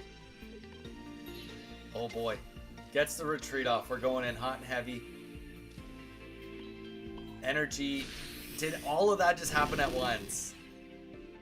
I don't know. I feel like we missed an energy there. I don't think so. I think the energy didn't stick. Yeah. I think the question was, do I drop the energy but not kill it, or do I kill it and lose the energy for a turn? Yeah. And hopefully it doesn't come back to bite them too bad, but that could be the difference maker. Rocky Helmet coming down on this opposing Giratina. And the red. That's tough. Yeah, and the red. So we're at 2 points apiece, but our trainers have a discrepancy in the energy on their Pokemon. There you go. That's the modified Pokemon Stadium statement. Oh, a knockout! And for Weeza, we get a it's just too much. there. That is going to be GG's. Silk, how long have we been streaming? Do you mean in general, or do you mean today? We've been streaming for an hour and 37 minutes and 16 seconds today. And that is GG's, guys. Okay, we are going to hop on to our next match. We are going to hop into losers. Like we said, the Ellie Oak match, the Charizard mirror match did happen, and that did put Ellie into the losers for now. I am going to just do a quick little message here into our winners so that they know that they do not need to play the next match right away. They can hold the. In fact, they should probably not, and we should hold them. All right.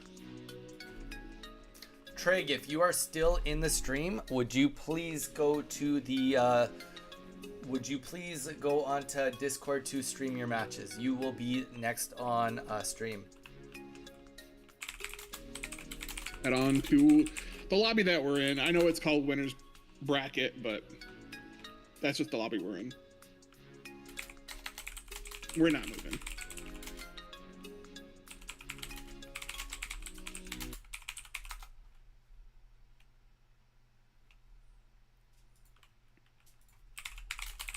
Perfect. Got ourselves a trig.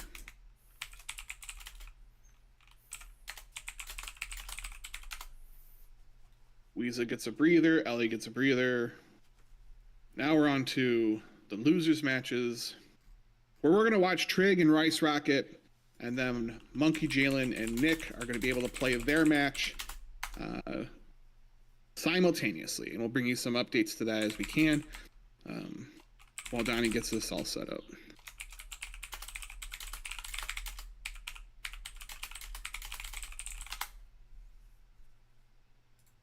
I like that deck name.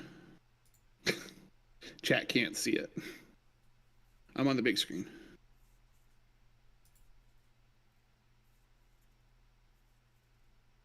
All right, Monkey. I haven't seen Monkey in any of the chats. Oh, Monkey was ready earlier. He did see my, oh no, he wasn't. That was yesterday. Nick is for sure here. Mage, do you mind doing a little for Monkey, if that's possible? Yes, I can.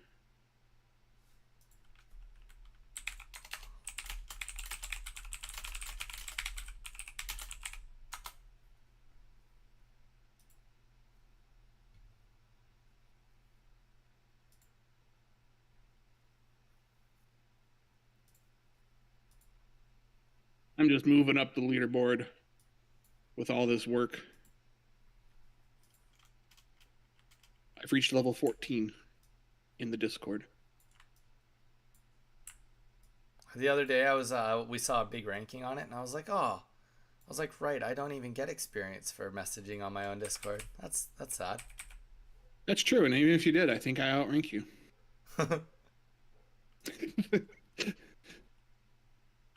All right, we got. That's not a dig. That's just an observation. All right. It looks like we are ready to go. Look at that deck title name. Look at that deck title. That's a great deck title. One of the best. One might say. All right. Trig is ready. That match is going. You got the message down to Monkey? I sure did. I don't know where I put it, but I did. Did I break my own rule? I sure did. I broke my own rule, and Z's going to call me out on it.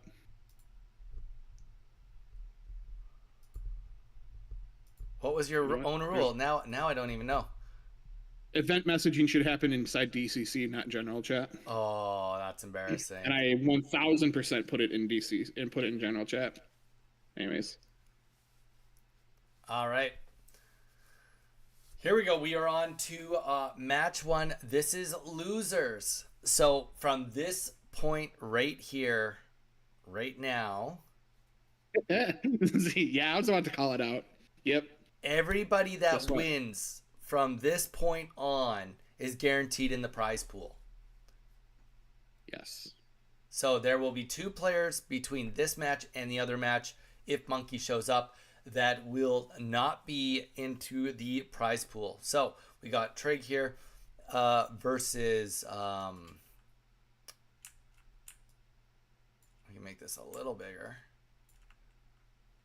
I always have to get it sized. Trig's living like a, living the life. He gets to play on a tablet. Must be nice. Must be nice.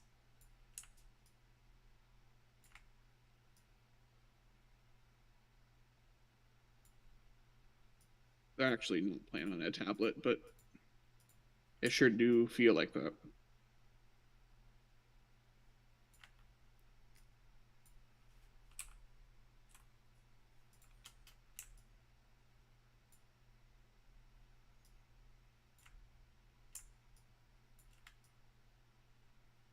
I will say, playing on the big screen just as a streamer, world of difference. World of difference playing on the big screen versus playing on the playing on my phone.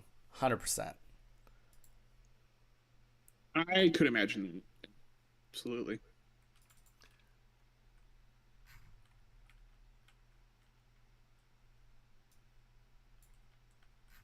We'll just get a little bit of music going for us. Hopefully it's not too loud, but another mirror. Another mirror match. I want some Charizard action.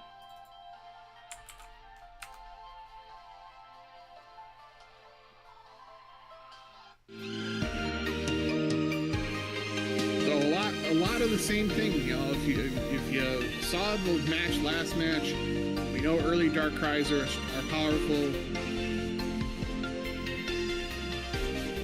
Guys, if the game music is too loud, let me know.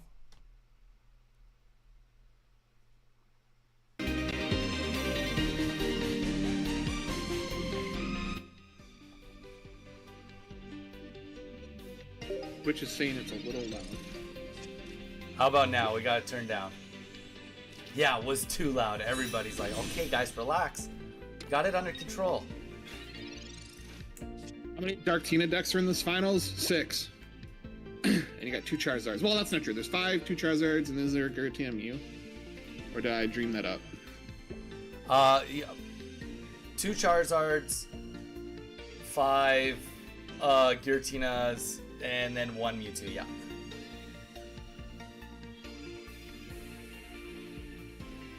Want to hear the lovely voice of our people. Thank you, Silk. Appreciate you coming in. Guys, while this game is just getting started, the one thing I will point out right away is chaotic that we see the helmet going down right away. Completely different game style, despite it being the exact same type of match. Welcome in, guys. We do run these tournaments once a month. It is always the last weekend of the month, unless obviously something magically weird happens, but that is the schedule. So there will be a DCC3. So if you are interested in getting in on that, information will be coming out in the next week or two about signing up to get in on the next tournament. We also will be hosting a King of the Hill event on Tuesday this week in preparation for the new set. So if you want to come in and see if you can hold the hill and maybe win some gold bars, we'd love to see you here on stream. If you are not following us on Twitch or subscribed on YouTube, please feel free to do so. It is free to do and it helps us out definitely a lot to check out our content. Keeps you in the loop for when we are live, as well as checking us out on Discord, Instagram, Threads. You can find Mage, PKMN Mage, and Donnie's Pokestop. We are on both of those as well. And if you are wondering how the best way you can get back to the community, because all of our events are run by the community, it is through the paid subscriptions. There is no obligation, but that is where all of our prize pooling does come from. It is the same as here, Silk. If you go on the About page on Twitch, there is a button right there that just says YouTube. You just click that and it will take you right to the page. And we do stream live on both platforms. So if you're kind of thinking, wait, who the heck is this Silk that I keep talking to? Well, that's because they're on Twitch. But if you're like, wait, who's Pipe? Who the heck is this Pipe character? Well, that's because they're on YouTube. We do our best to try to put them both together, but, it is what it is. All right, so back to it. Now that we've gotten through pretty much right to where this is going to take off, we got a Giratina that's almost dead. We do, and Silk's like, it's rough out here for Pip. Yeah, it's the same. We like to call it good branding, and I'm proud of us both. We own our names everywhere. Really easy to find us. Got that music turned down a little bit more for you guys. There you go. So, okay. This game is, I mean, they're mirror matches, right? So they're not going to vary that much different. It is really interesting to see that Rocky Helmet go down right away. The benefit of playing it right away would be if you are a little bit afraid of the, Mars coming down before you actually get the tools down. Something to be aware. When Marses are happening, you lose all those tools, that could be an issue. We do see a double kill happen right there. And now we're going to see the Darkrai and the Giratina go up one against the other. Both of them... One's in a little bit better of a spot. Yeah, both of them ready to go. Yep. One's in a little bit better spot.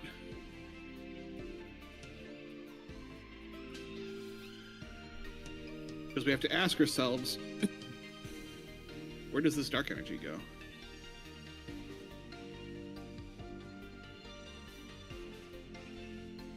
Yeah, that's a tough one. I mean, obviously we don't see the hands, right? But like, I like the setup, the defensive setup that he set up here. I dig it. I do like the pass as well.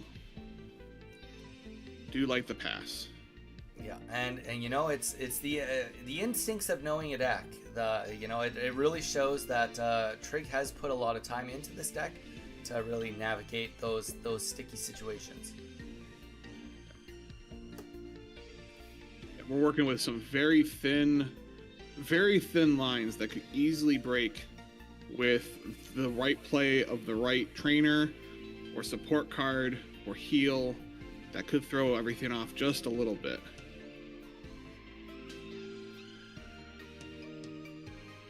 Snapping Turtle. Who turned ESPN on? Good question. And the Sabrina goes down. It might be a little late for that, but you know, at some point in time, you do just have to throw the spaghetti against the wall and see if something sticks.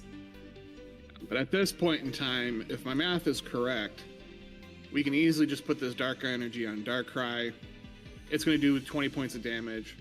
Then we can retreat, do another 130, and the writing's on the wall here. Yeah, it does kind of seem that if you can build up a Darkrai, and with that build up, take out a Giratina asterisk with the energy, knockout, then you're in a good spot. And that's going to be the game right there. GG's for Trig 1-0. While this has been loading up, Silk's been thinking about getting into streaming. Was it hard to get started? It is not hard to turn a camera on, and you don't even need a camera. The hardest part is hitting go live. But if you can do that, you can do anything. Silk, the best advice I can give you is come back on stream on a regular day. Not that this is not a great day to be here. I'm not saying go anywhere. Stay here. But what I am going to say is come and see what a normal day looks like on stream, and I will answer all of your questions that you have about streaming if you're thinking about doing it. Or at the very least, stick around till the end of the tournament and maybe we'll talk more about it. But I'm an open book about everything we do and the time that is put in. And I can tell you the one thing that people don't realize, it takes a lot more time than you think it does. Oh, absolutely. But to at least answer the question in case both of us forget, is the hardest part is hitting that go live button. As long as you can do that, you can do anything. Here we go. We got Darkrai and Giratina in the middle. Okay, yeah. See how... Opposite is last. It is opposite of last, but at the same time, we just have to see how both open up. And the quick pass from Rice Rocket makes me anxious. But also, this double Darkrai makes me a whole different kind of anxious. I kind of wished I had picked up a Giratina off of that Pokeball, but you don't get to pick. It randomly picks. So we'll take that 33% Darkrai over the 66% Giratina. It happens. Yeah, it does happen, and sometimes you hate to see it. You can tell with him being like, where does the energy go? It's obviously not what he was planning for either.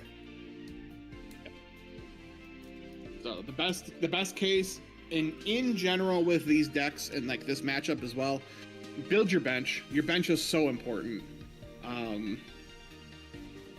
then make the calls according. You do not want to lose an energy race and all of a sudden have 0 energy because you put it all on the active.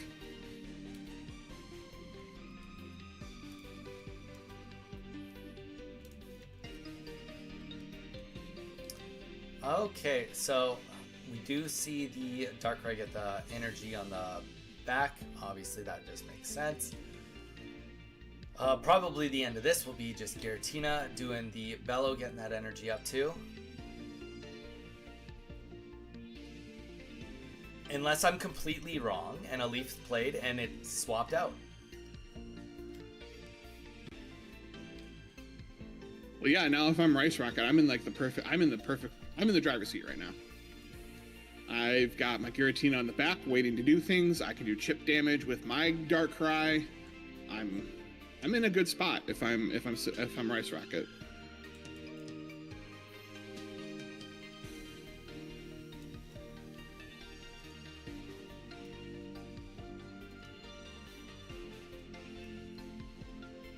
And it's tough. I mean, as a fellow player that's played against this deck so many times, Sabrina going down, I do think that is a great support going down right now. That was a very, very, very strong support play right there. You know, the longer that goes on without seeing the Giratina, the opponent is loving every single turn that goes by. But that I will say that Sabrina going down, that helps level this out quite a bit. It certainly does, because the Rice Rocket was looking to put Trig into the vice of, you know, I'm just going to squeeze out every nickel and dime, get my energies. You can't touch me. You can't touch this Giratina. And Trig said, not so fast. Your bench is just about as bad as mine, so I'm going to flip it back. And so it's going to take some more resources as we see this Pokemon lady, Miss Nurse Joy, hit the battlefield to heal up some Giratina.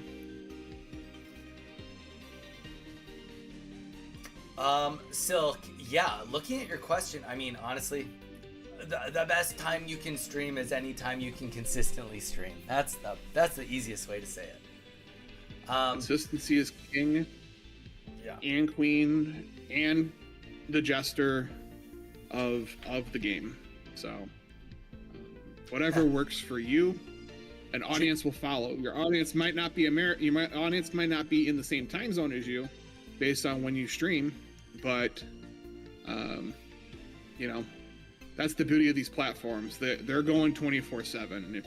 If you're consistent and devoted to building a community, not necessarily about the game or about the hustle of the dollars, but you care about the people that are coming into your chat, it really does not matter what time you're streaming at.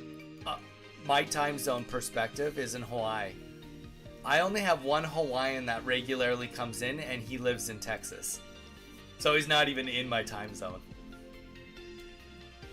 My regulars are Europeans who can't sleep. NZ, who's behind me in time zone.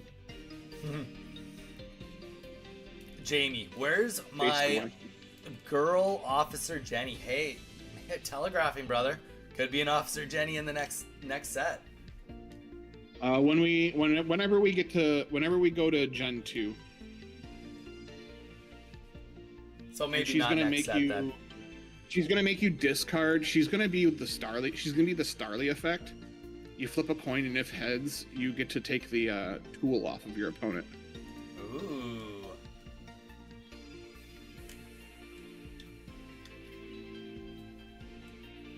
But she's gonna be Pokemon Cop is gonna be the name of the card.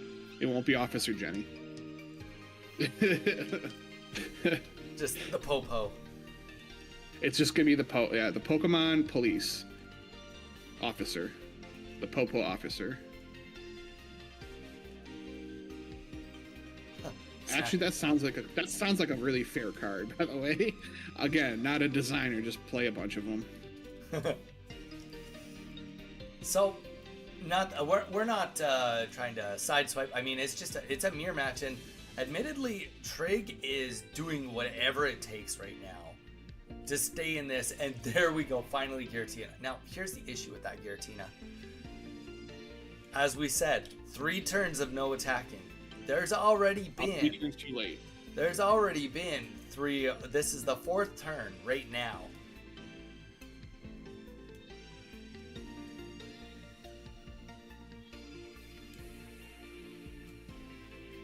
Is just a touch too late for this Giratina. Yeah. If we're being honest. I need that Darkrai. Did you know I have 0 2-star Darkrai's? Did you know I also have 0 of them? Did you know that I'm a whale and you're not? Yeah. Yeah, that and I still don't have 2-star gear. I do have my Pokeballs though. Yeah, I was just thinking, I was like, I wonder how many gold bars I need to buy just for this new set to be able to put some decks together. And I was like, well, at least I'm going to get like 100 from ranked. There is that. Or 100 hourglasses. Alright, so first attack does go down. It takes out the Darkrai. The Rocky Helmet goes back.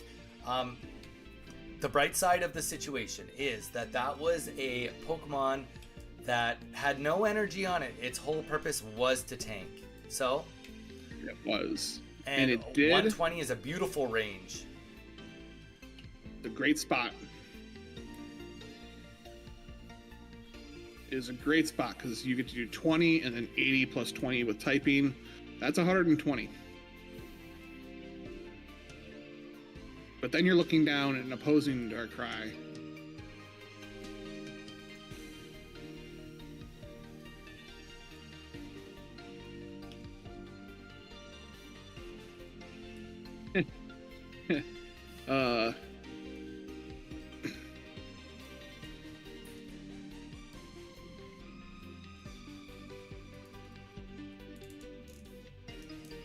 Again, and now we get to do a little bit of a staring game between these Darkrai's.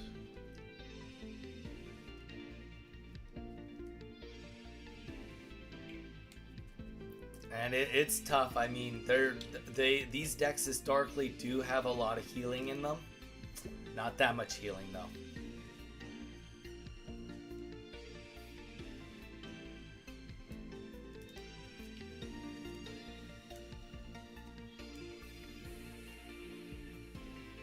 And the red gets pulled. That means that next turn, I mean, obviously healing can happen, but it's an uphill battle, for sure an uphill battle. I'm not sure that they're... I really wish there was a spectator mode. Yeah, like I want to know what's in Rice Rocket's hands right now. Trig doing exactly what Trig needs to do, which is to tuck this thing away and try to eat some... Try to live to see a couple turns. Yeah. Yeah, exactly. Perfectly. It's gotta be put away. Just a couple turns. We're not looking... Honestly, we're not really necessarily looking for this Giratina to attack.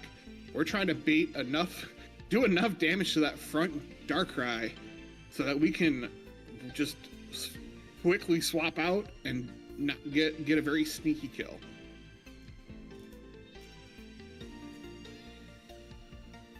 Yeah, and Cyrus is going to slam that door shut. Yeah. And that is going to take us to game 3. Game 3 coming up right here. I'll be right back. I'll let Mage just take the reins for a minute here. Oh, that's dangerous. Chat, what do you want to know? Give me some questions. Give me some questions.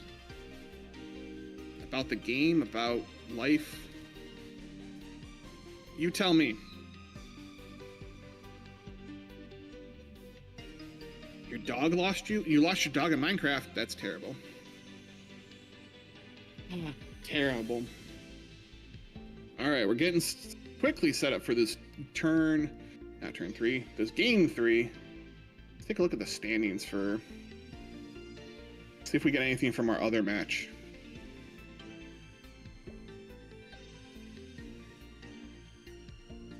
They have not done anything. We're gonna have to, I think Nick's here. I think Nick's gonna move on. But oh wait, what's my favorite Pokemon? Eevee. Eevee is my favorite Pokemon. If you happen to follow me on Twitch or subscribe to me on Twitch, I have nothing but Eevee emotes. And they're the cutest things on the planet. All right, game 3, Rice Rocket and Trig, both opening up with the Darkrai. You love to see it, kinda. It's gonna be 1000% dependent on how these boards build up on these opening turns.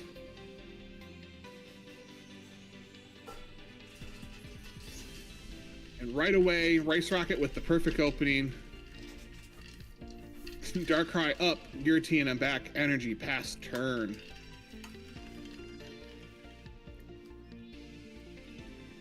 Over to the side of Trig. Again, looking for something. Yeah, it looks like I pretty much, did we just go back in time? We're looking at the same as last match so far. They both opened up with the Darkrai. Rice Rocket was able to find Giratina with that Pokeball and have basically the perfect opening for them, being able to go Giratina, get an energy on it, pass the turn. Trig, not as fortunate, was only able to put a Rocky Helmet down and put an energy on, so like in the race for Giratina building supremacy, fallen behind. Have we heard anything from Monkey? He's still not. We have not. I would award Nick the victory. All right, we're gonna give at this point in time minimum 1 win. If they don't have the next one started by the time we're done, then we'll do it. However you want to do that, but yes.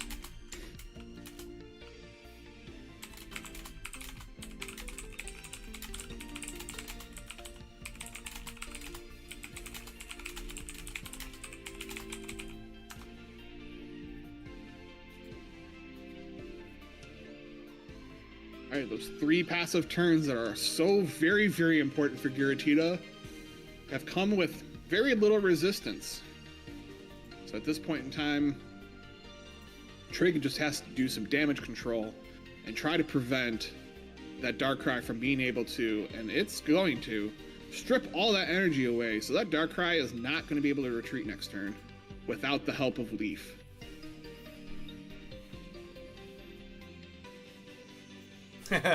Jamie says, mirror, mirror on the wall, which meta deck is the most sweaty of all? Well, yeah, that's a really good question. It's a good question. That's a good question. Really, what's causing the sweat? Is it because your deck's not actually that explosive and you're just like flying by the seat of your pants? That would cause me to sweat. Yeah. I tell you, there's probably a little bit of sweat in here with a second game with no. And unfortunately, the writing's on the wall. Leaf came out to do the one thing that it needed to do. Terrible luck, but I hate that word luck. Terrible opportunity for Trig in that third game. Not be able to get the right pieces, but not out of the Wait, they are out of it. We're in the losers bracket. So Yes. unfortunately, Trig is done for today. But wonderful showing this week, or this weekend. Being able to follow them along yesterday, they showed the chops that this deck has. And unfortunately, they also showed us what happens when you don't get the draws that you need. So best of luck, Trig. Thank you for a wonderful weekend of coverage. Rice Rocket's going to go ahead and move on to the next one. All right, give me just a hot second here, guys, to get back onto the updated bracket. We're gonna open up all of the matches and get them going for you guys. Next match is looking like it will be PY and Oak.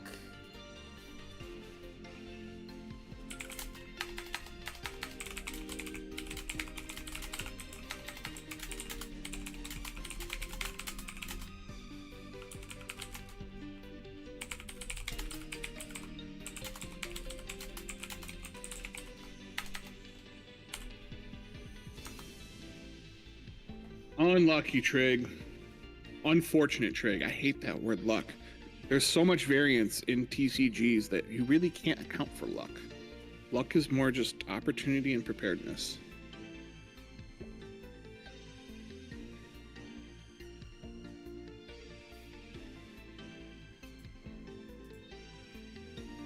So, in the meantime, while Donnie's setting up our next round, is it lucky if you find a $100 bill but there's dog poo on it? I mean, $100 is $100. I just got to take that. I can take that to the bank. They're going to question why is there dog poo on it, but it's still legal tender.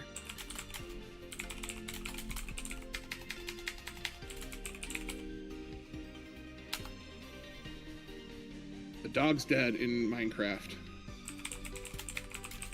Rip. We'll just pretend that it was still lost.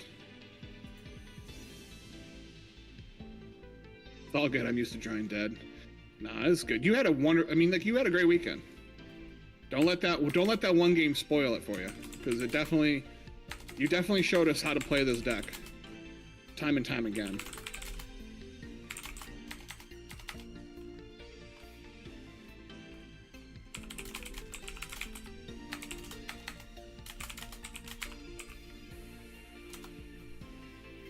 Alright, PY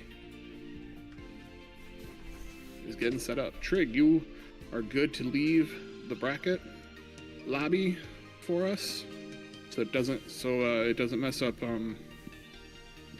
Donnie's. Thank you. Donnie set up too much. Once we have an extra person, it'll be broken until we get the next match rolling. We are just getting it all figured out.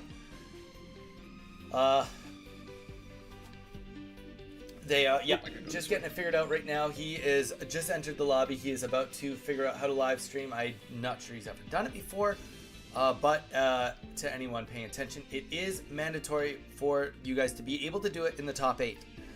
If both players cannot do it, it will be it's in the rules. It's in the rules. Don't make me tell you what happens if you can't stream in the top 8.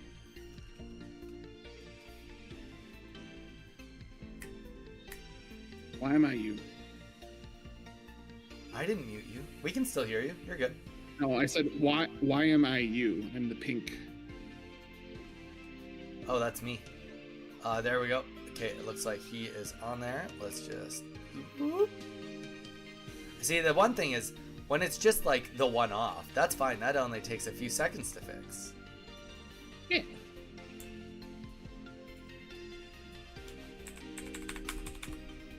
I was sneaking into the corner. When will the next rank matches come out? Tomorrow. They're tidying everything up, and then the next season starts tomorrow. We'll collect our prizes tomorrow and all that good stuff. Excited for my hourglasses. I can very confidently say that. I'm going to strategically not claim them until the set comes out. so I don't accidentally spend them. I have no self-control. Oh, I'm a hodler. I've been holding hard.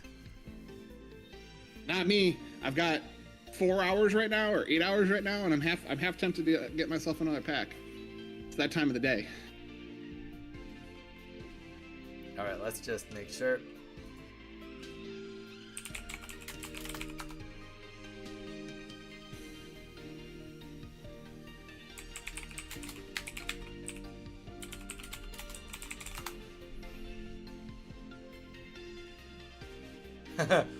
Earthling, Jamie, you sure it's dog poop? Can you promise that's what it is on that dollar bill? $100 bill. Also, Jamie, good question also, because you're from Australia. Is it a $100 bill Australian or US? Because that also might change what someone thinks.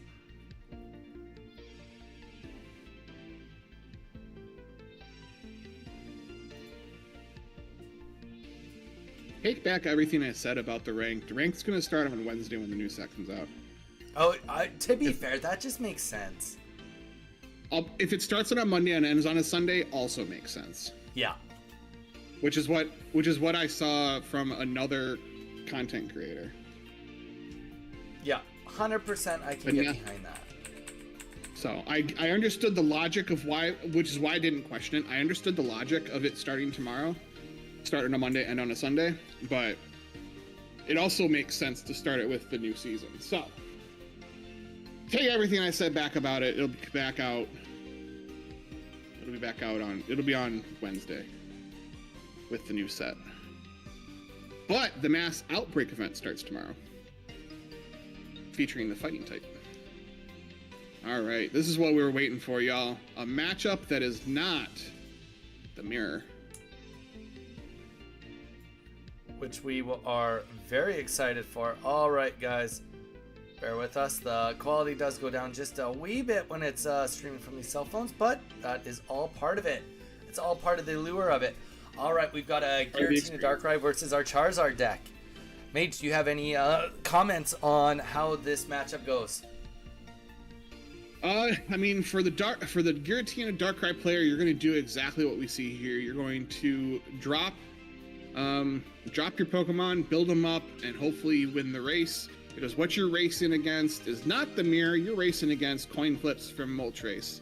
From the Charizard side, the magic number we have come to see is 5 energy. If I can get 5 energy on my Charizard, I'm going to be able to attack twice in a row, and that is exactly what I want to try to do. So for the Charizard player, first of all, yes, absolutely want to assemble Charizard. That's the first major hurdle. The second major hurdle is getting 5 energy on it before it can start attacking, and then from there be able to just deal as much damage as you can. And they both basically play similar roles in the sense of you're basically trying to get 2 solid knockouts in a row. But for the Charizard player, that's all on one Pokemon. Whereas for the Giratina Darkrai deck, it's spread out between the 2. Just a heads up, it looks like Ellie had to go. She did take a DQ, which means Rice Rocket will make it to the next round. Okay, that's okay. You hate to see it, but you know what? It worked out. It's better that happens in the loser's bracket rather than someone having to drop out at this point in the winner's bracket. Exactly. So much love, thank you, Ellie, and GG's. We'll see you around. You're not getting away from us that easy. Yeah. Ellie will be coming back. She did offer that she will be a judge for the next event. So if you were part of this event, don't worry. We're only getting cleaner. We did better this time than we did last time. We'll get better every single time. Hopefully it's exponential growth. Of course. So while this has all been happening, we saw Moltres do relatively well on the first batch of coin flips, and then on the second one, completely whiff, which is pretty much par for the course if you're a Moltres player. At least you have the ability to do things more than once. whereas Misty is kind of a one and done sort of thing. And then on the other side, you know, the plus side of facing a Charizard player as a Giratina deck is you do safely get those 3 turns for Giratina uninterrupted. Yeah, they're not gonna do anything abnormal. Like, there is no way before the rare candy, there is no way to speed up the process, and the only other attack on the board that is worth even noting would be Moltres. Would, and that's why we're going to protect it a little bit and try to pump up those numbers. To anybody that is counting, including yesterday, that is our 7th Rocket Grunt we've seen. 6 tails, 3 heads. Oh, that's not. Yes. All right, there we go. As the Charizard player, step 1, assemble Charizard. We did that. Step 2, have at least 5 energy on it. We've done that. Now, we try to survive. Zyre, yes, you were the only one to still get heads, and you got 3 of them at one go. So you get the Rocket Grunt award for sure. Sabrina comes in, flips the script. We're not going to attack that Moltres anymore. We are going to take a crack at Charizard, because if Charizard smokes this Darkrai out, Giratina's going to go up and take out Charizard, and it's bad news bears from there. So Sabrina kept coming in kind of a perfect time if I'm the Giratina Darkrai player. Because otherwise I'm staring down a very healthy Charizard after it took out my Darkrai, and that would make me cry.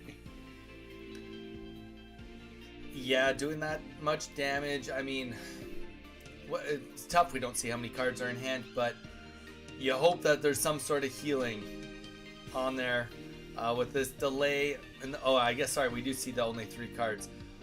With this delay, it's kind of suggesting, you know, we're looking at every option. Is there something still on the board that they're missing that they can put together?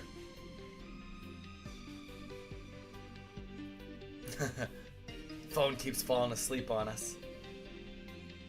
Never. Exactly. There we go. Do not sleep on us ever.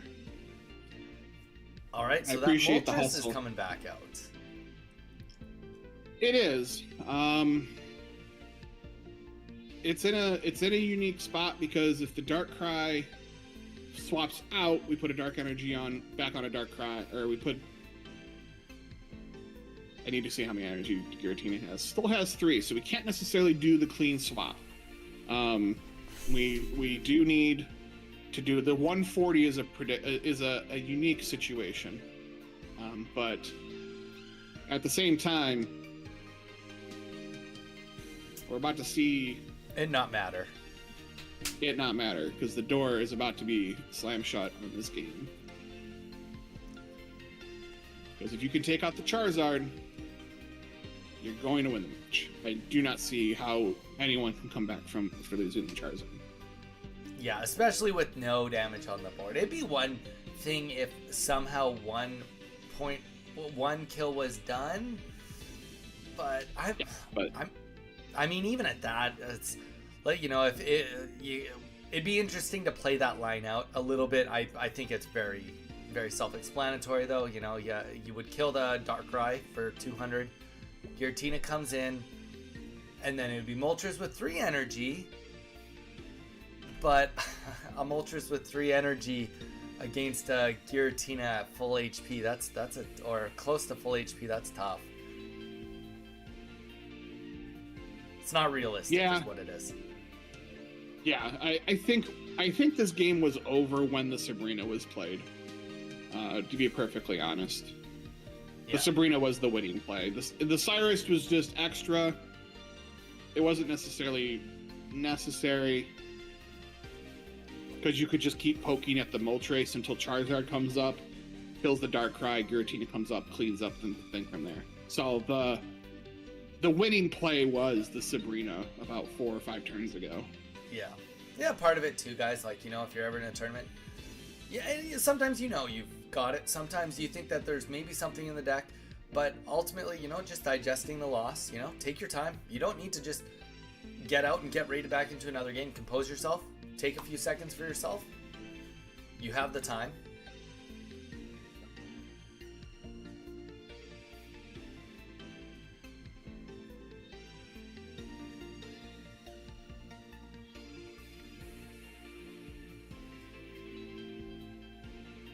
Looks like the screen froze, if I had to guess.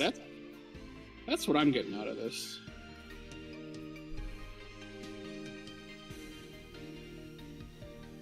That's what I'm getting out of this.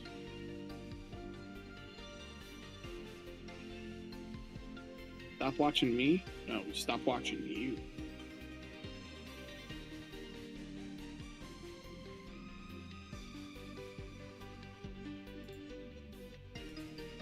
Gonna have to message them on the Discord. Not on Discord, on the game chat. Yeah.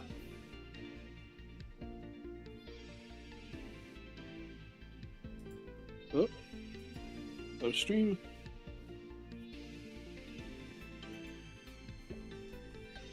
PY's... Maybe PY can hear us and then is figuring this out. Haha, maybe. Alright, there's the victory for PY. As it was foretold.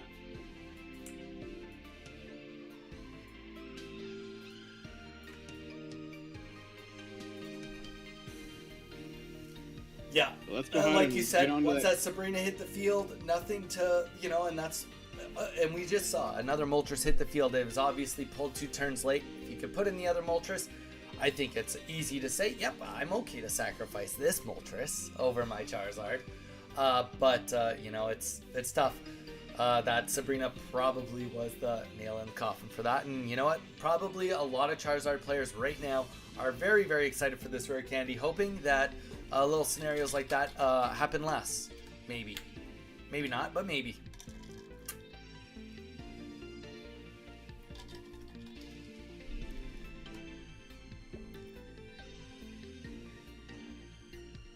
I want to do... No, that would be stupid. Never mind. 16 trainer, Doke Charizard. 16 trainer Charizard? Yeah, but Stoke Charizard. Yeah. 16 trainer, so what? You just run 2 Charmanders, 2 Charizards, and 2 Rare Candy, 2 Rare Candy, 2 Pokemon trainers, or Pokemon communications, and all of the support you could ever want. Dude, you will not be the first person trying to lab that in a couple of days. It'll be it'll be interesting. We'll see. Definitely somebody has put something like that together for Ursi for the following weekend. 100% we'll see at least one. I think it's incorrect as 16 trainer, but I'm still gonna try it. Yeah, well, exactly. It'll be some sort of variation. I mean, the thing is with communication, you kind of need. There's no point to have communication if you don't have Charmeleon in it, right? Kind of. I mean, I guess if you have 2 Charmanders, you could communicate 1 Charmander to get a Charizard. Exactly, and then I run Pokeball to go get the Charmander back for free. Rinse and repeat.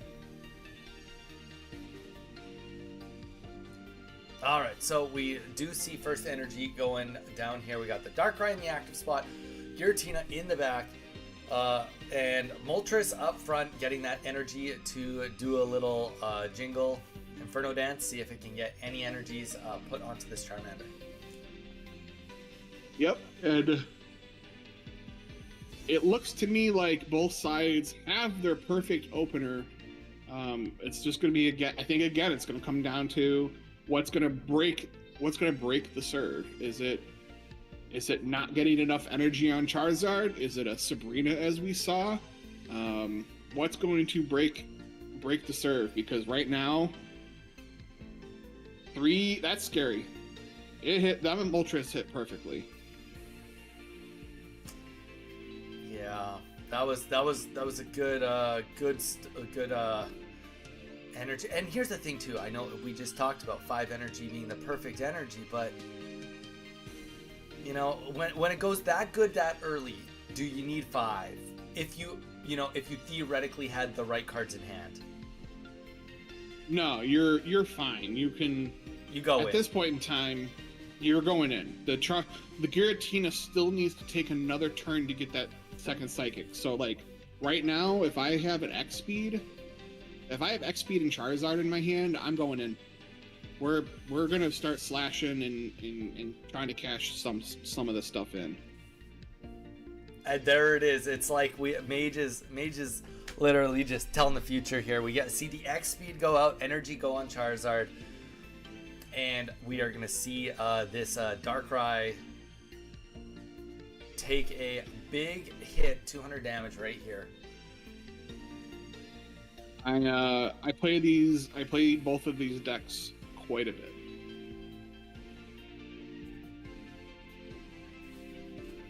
Charizard is my Gyarados. Well, and that's why we got to bring you around, because as you guys all know, I play so much Charizard also.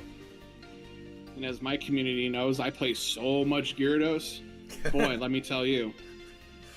Yeah, but at least we saw some Charizards in this tournament. Gyarados I didn't even get to cast the Gyarados games. True. Alright, so we are going to see the Pokeball. So now Giratina will be able to attack next turn. But that math is tight. 130... 41... Is there a trainer that offers double strike? Because there's no math to 180. There's no math to 180. No, there's not. Snapping. We know you love Charizard and Rampardos. Yeah, you honestly, you hit it on the head there. And yep, there's the concession button. All right, so we're looking at 1-1 here. 1-1 here. PY conceding on that one. Charizard was just too quick. Before the Sabrina could come and disrupt it again, Charizard just happened. 12% chance. Hey, sometimes the fact that you've got a percentile of that happening is what matters. Yep, I mean, exactly. Obviously the odds were actually quite a bit different than that because of the X speed in hand and everything else, but just the raw Inferno Dance itself.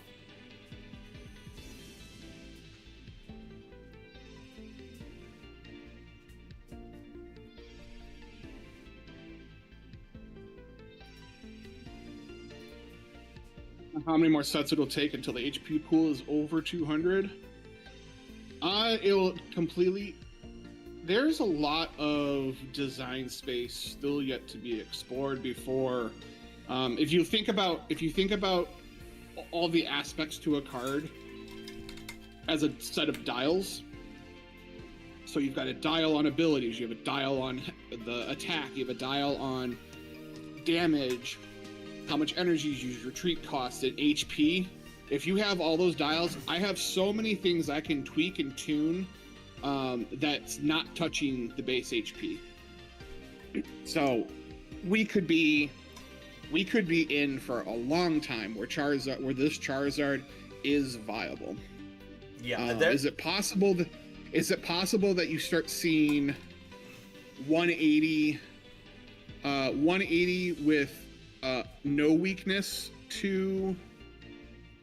Yes, we're going to see that with Lunala. Lunala with a cape. No, they would have to be exactly 200 so that you can throw a cape on it. We might get to exactly 200 before we start seeing stuff well over because of cards like cape. So, but there are plenty of other dials that I can tune and tweak to keep this game format interesting and to bring down the relevancy of Charizard.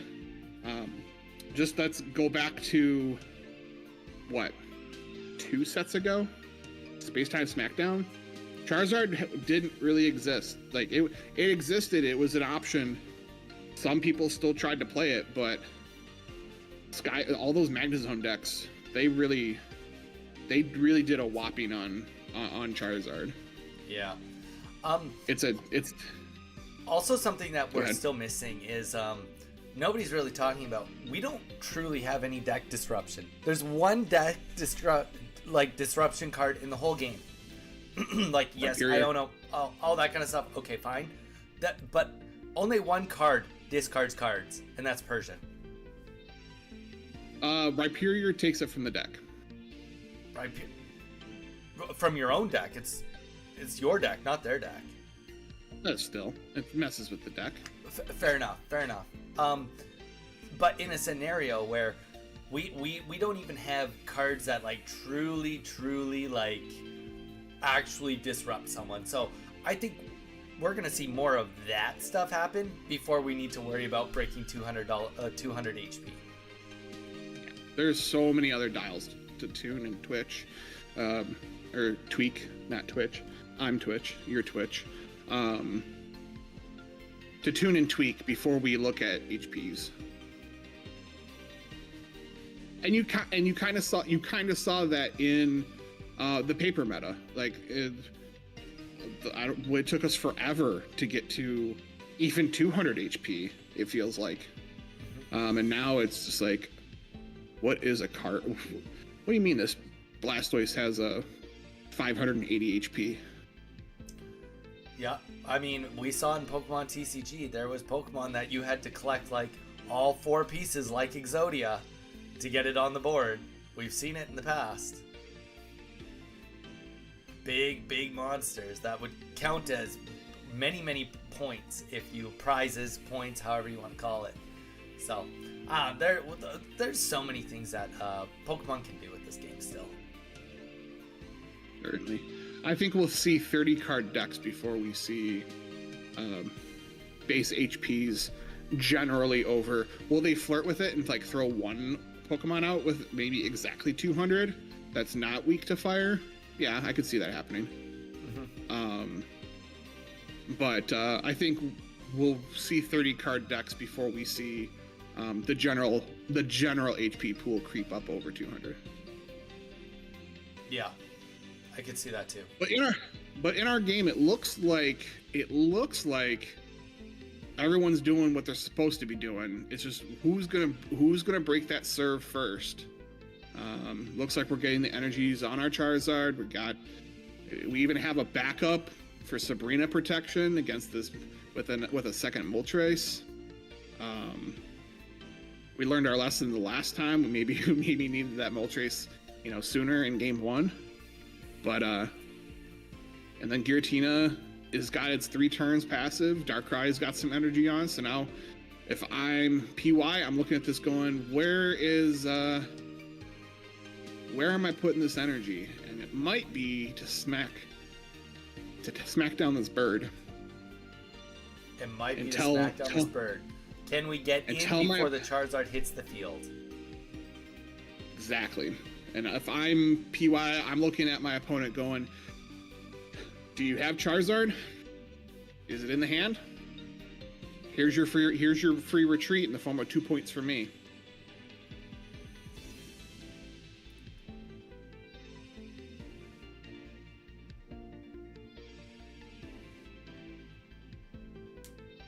And just to be clear, with Charizard coming on the field here, there actually still is lines on the board. This is not over.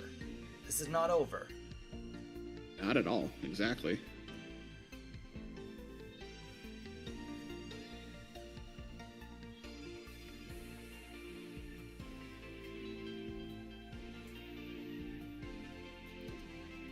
So Crimson Storm, 200 damage. No Rocky Helmet, no nothing. So totally fine. Nothing. 2 points apiece. Fully healthy. It's here.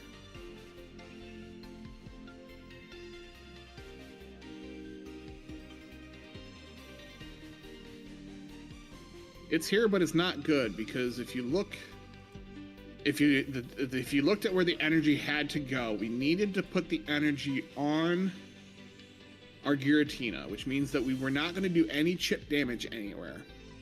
So this 130 is going to take. I don't have the opportunity to play Red and Sabrina in the same turn if I had both of them. So you're doing 130 to this Moltres, already has that energy on it.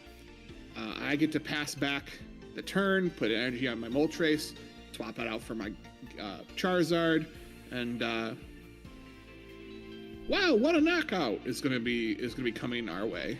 Yeah, and that is gonna take us to the end of this set right here, and that's gonna be 2-1.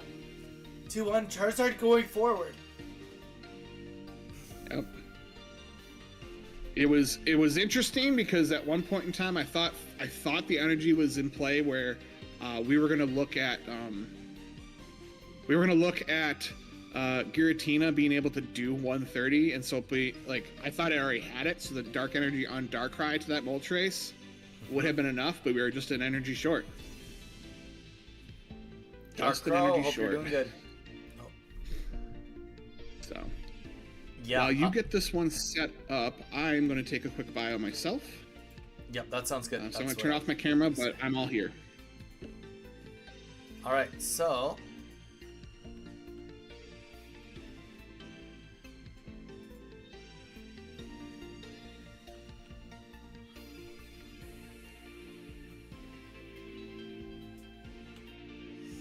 well, Darkrai, we've missed you. We've definitely missed you.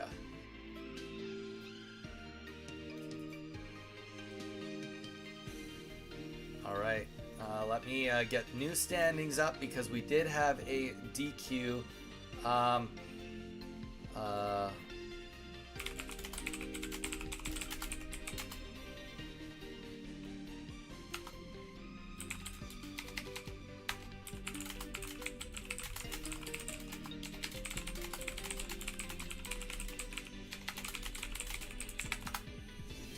Weeza, I'm sure you're listening right now. Just give it a minute before you start the stream, and then we'll get into it. Just give Mage a hot second to go do what he's got to do, and it gives me a second to just make sure that everybody is not playing when they're not supposed to be playing. So at this point in time, anyone that has just popped in, mostly Dark Crow, but we've got a couple other new people in here. Every match right now, everyone is playing for money. Everybody is playing for money right now. Everyone at this point in time has won something. It's a matter of how much you are going to be winning.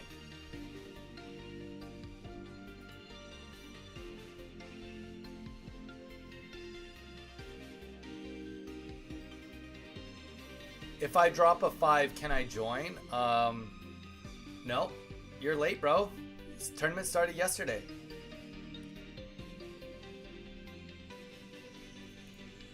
Darkrow, did you how did you do on ranked in the end? How did you do on the ranked?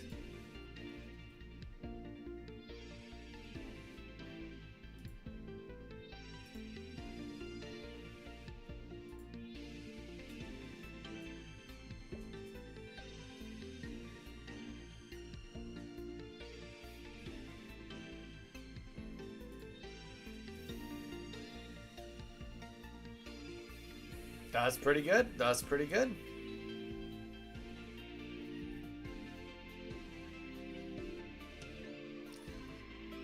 Weeza, you can probably hit it up now. You can probably get it started. May as well get, by the time we do all the get you on stream and you guys get the match rolling, Mage will be back. We're good to get going. Back. Hello. All right, Mage is back. Let's get this rolling. My main character dropped a free skin and I had to pay. Oh, had to play. Nice.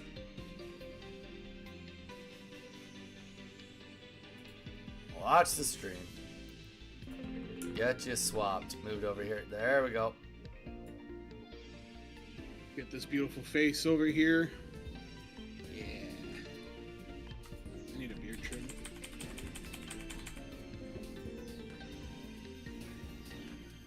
All right, so to just anybody that is trying to somewhat pay attention to the bracket right now, this is the final. This is round 8. Whoever gets this is going to be against a Rice Rocket in the next match. So this will be against a Rice Rocket in the next match. And that will be for the lower semis. And that means that Oak, if you are here, congrats. You have made it to the winners. You've made it to the finals. You've made it to the finals. The last match was the semifinals, upper finals. And then we got this match. Then we've got the losers finals. And then we go back to the grand finals.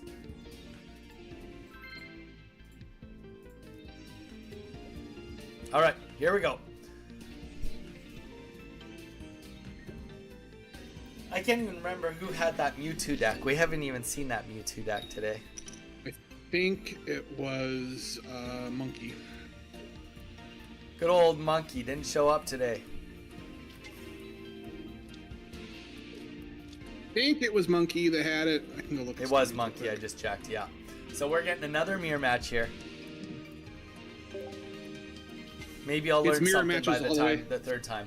Third time's the charm. It's mirror matches all the way to the finals. Yeah.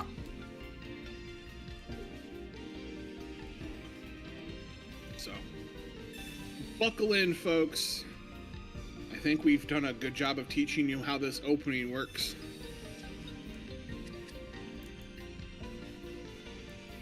We want to see Darkrai's, we want to see Giratinas. If we don't, we start to stress out just a little bit. And it looks like we're safe. It looks like both sides are doing exactly what they need to do.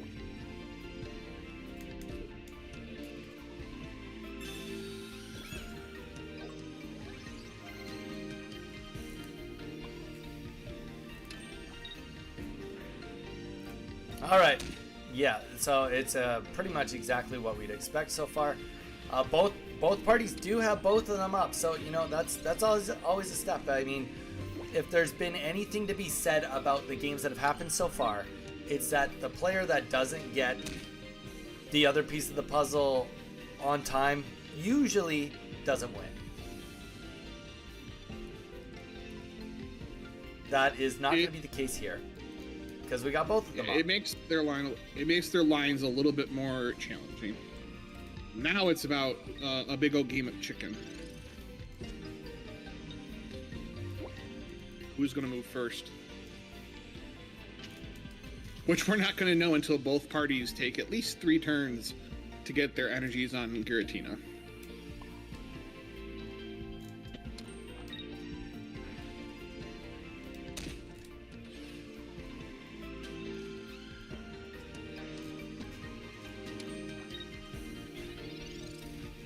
Yeah, it will be really interesting. I mean, another very common question we've had is about the tools. When will we see more tools? It's a great question. Obviously, we have no idea. But that is one other realm that could swap what's going on with these decks. Really, it could, whether it's a positive, a neutral, or a negative, right? It could really help something else infiltrate into this deck, or it could help solidify this deck further. And I think that might be part of the reason why we're not seeing as many, because you know, once you get a card out, they've kind of put their foot down, whether you agree with it or not. They put their foot down saying, once we make a card and it comes out, it's out. We are not changing that card at this point in time. We have yet to see Misty actually be a problem, so we are not editing it. So with that in mind, they are going to be very cautious to make sure that they do not release something that is just like, okay, well, obviously, if you just don't have that card, you lose. I mean, what else could you offer?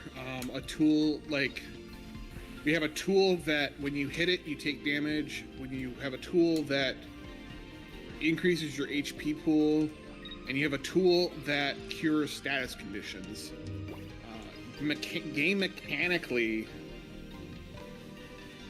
the only thing that's kind of missing is free retreat costs, which We got abilities for that too. We have abilities for that. We have abilities there for that as well. But like taking less damage, some might say, well, taking less damage, it's almost the same as increasing your HP pool. Yeah.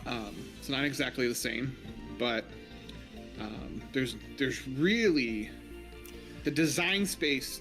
The answer to the question is we will get tools when there is something unique or special about having that tool in our card pool. And right now, I don't see a whole lot of that being. I see trainers are what's. I see more and more of these trainer supporters that keep coming out, doing what I would expect a tool to do, where it's like, if this Pokemon's Mimikyu, something happens. Otherwise, it's just a tool, and you see that in the case of, these trainers. And rather than having a lasting effect, it's a one-time effect. So we're actually in a pretty nice spot with tools. I still hate them for Little Cup, but that's an entirely different conversation. So we're sitting here waiting for someone to move, and it looks like through some witchcraft and wizardry, we're gonna watch a Darkrai go down. Yes, with enough chip damage, this Darkrai is going to go down. But, I mean, the Darkrai on the bench is also pretty beaten battered too, right? So it is, but if we look at the math we have a full healthy Giratina 170. Yeah. Well, and the issue with that too is, I mean, if a Sabrina drops, you're probably not going to offer up that Giratina. Probably not. No, you're gonna, and without knowing what's in Nick's hands, it's gonna be hard to come back from this, because having that second Darkrai around means that if we take out one of them, 20 damage to itself is gonna be 150. A Dark Energy conveniently needs to go on Giratina, so it will buy itself a turn. Yeah. But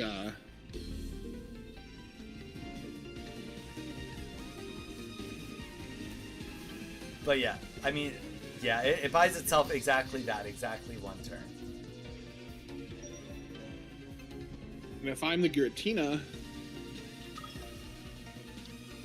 I don't know if I attack. I think I might just go Energy Pass. Yeah, 170 is a heck of a lot safer than 150, knowing that I can kill you on the crackback. Yeah, but then you're giving them the opportunity to, Sabrina you back or do something different, right? There's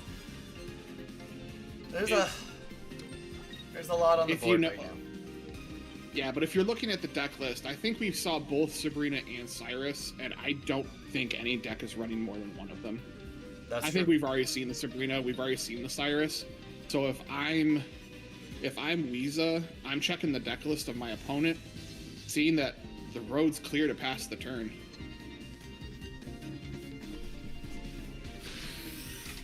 But obviously what he is thinking is not exactly what we are thinking. We see the attack go off there. 20 HP left on this Giratina. 150 on the other Giratina.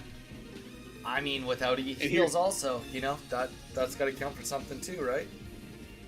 Yeah. Ties can happen. Ties are a thing.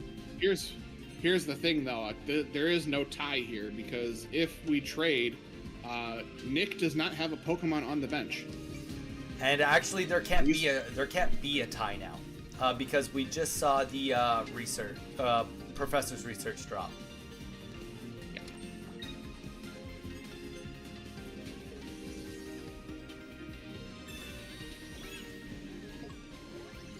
And if we do a swap-a-roo, we're really just kind of spinning the wheels.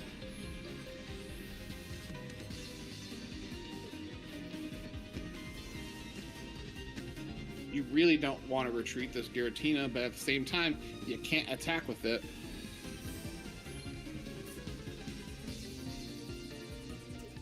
Yeah,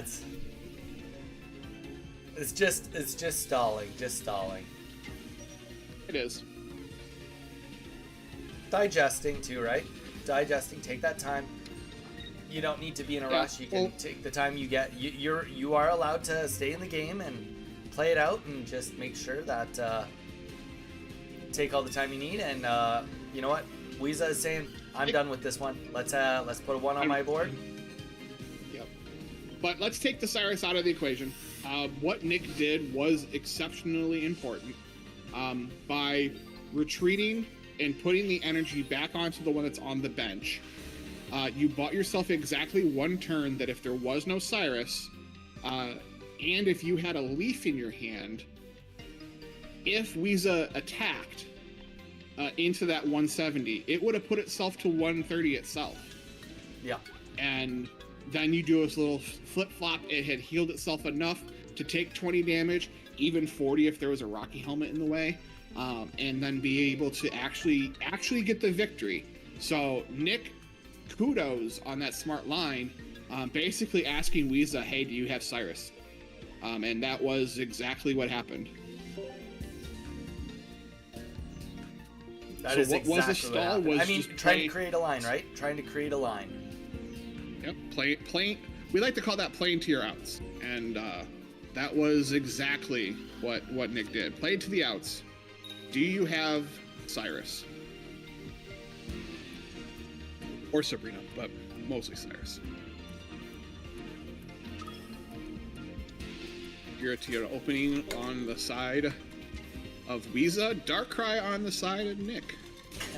Jamie, So again, some new music with the new set would be great. You know, I will say that I wish you just had the ability to at least turn on the music from, like, to put the ranked music in non-ranked, because I like the ranked music way better.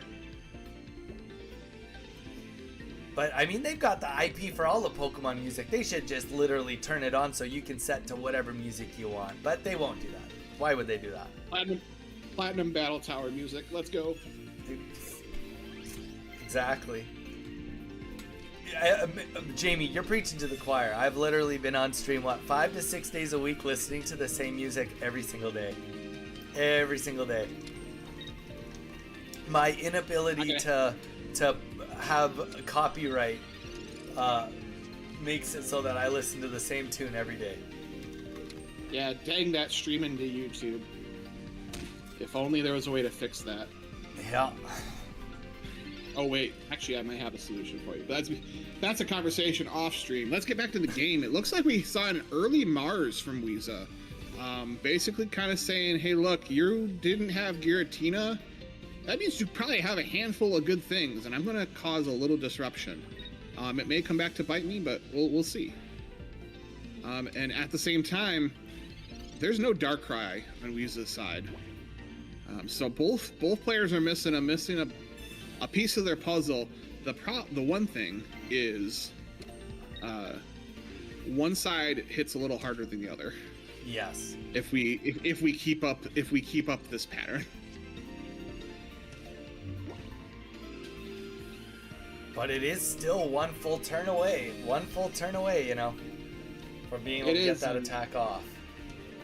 You got to be able to ask yourself, what do I need right now? And that is a Pokeball into Darkrai, and that is exactly what Weeza got. So we're going to be able to put the pressure back down onto the opposing Darkrai. This 160 is not safe.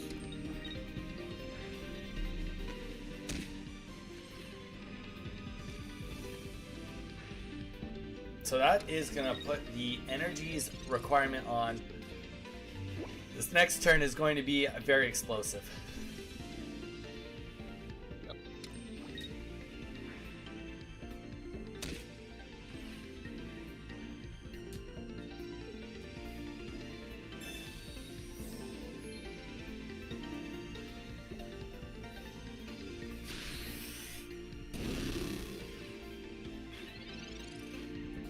$100 damage.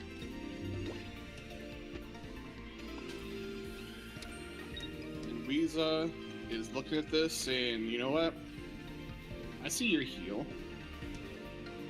And I raise you a red. And without that, and without anything else on the bench, this Darkrai goes down, and Weeza's going to pick up the W. And that's 2 wins right there. What a knockout! Yeah, I mean, you know, there is, and we've talked about Mars. I feel like we've talked about Mars to the bitter end, but you know, that's part of it, right? Is you know, playing it when it needs to come in, and you know, making that decision. He made it, and he stuck to it, and it panned out for him. So you know, as many times as we've seen Mars do nothing, we've seen it definitely do something. Weeza in the chat, early Mars. There you go. There you go. GG's, boys. All right, let's get a update on the bracket, and I think our next match, Weeza, you may as well keep it going, because this match is going to be you guys right now. Weeza and Rice Rocket on for the next one. Weeza, if you need a minute, please feel free to take a minute before the next game. Yep. And speaking of set minute, I am gonna also take that for myself. So, give me 1 minute, and then I will be back. I'll take care of chat, don't worry.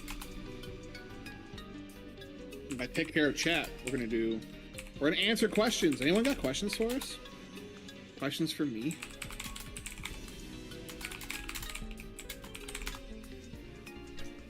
Bouncing between the chats.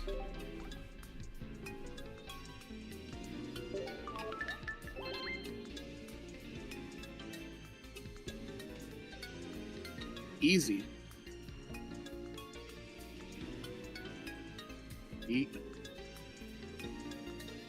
How is it going? It's going great. I cannot complain. It is gorgeous weather here where I'm at. I got the windows open and my big comfy cozy hoodie, and life's good. I love casting. I'm hope that you all are entertained by Donnie and I putting on the show for you, for sure. Least favorite Pokemon. I don't know if I can get close enough to my camera to like look you all dead in the eyes and tell you. It's Dustox. Dustox is the bane of my existence. Mariah. All right, you're gonna have to give me the pronunciation. I want to say Mariah, but hey, welcome, Maria. Oh, perfect, you got it, Maria. Well, welcome.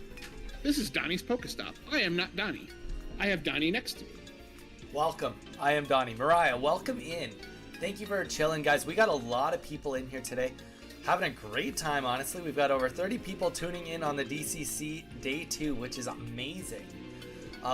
Thank you guys for being here. If you are new to Twitch, drop that follow. It's free to do. Also, if you are new to YouTube, drop that subscribe. It's free to do. If you haven't done the other one also, go and do it. It helps us out a lot. And stay tuned. We do lots of streaming Monday to Saturday. So, you know, every day you are not here, you're missing something. I mean, you might not be missing much of anything relevant, but you're missing something.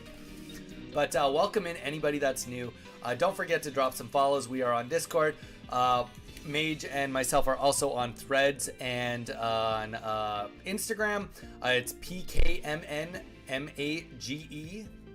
Pokemon Mage, and Donnie's Pokestop on everything. So feel free to drop us a follow to see all of our content that is either going to be through videos or other forms of it. In the meantime, we are up here about to start I'm Good When You Are. Rice Rocket, if you are in chat, you are being called. Ready to go. This match that is up right here, right now, is going to be the lower semifinals. Did that just screw up everything on the thing? Yeah, it sure did. Why would it not?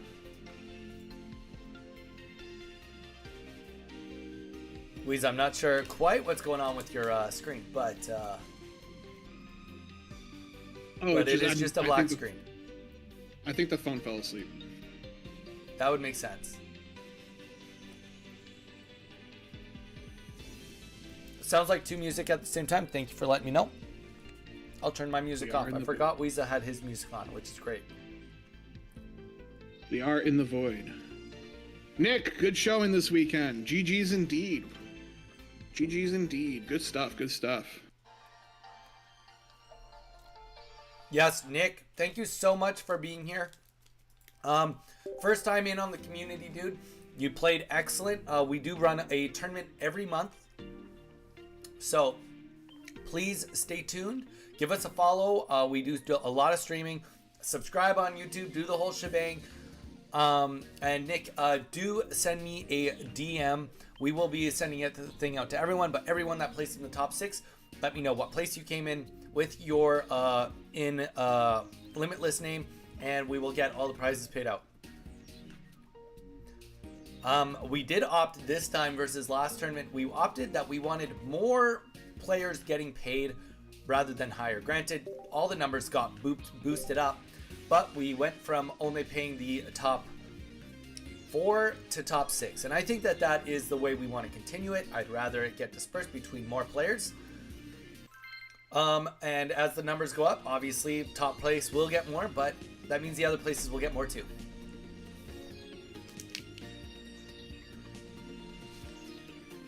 Jamie, great question. And yes, everybody is in on money right now. The last match, everyone made money. The question is how much?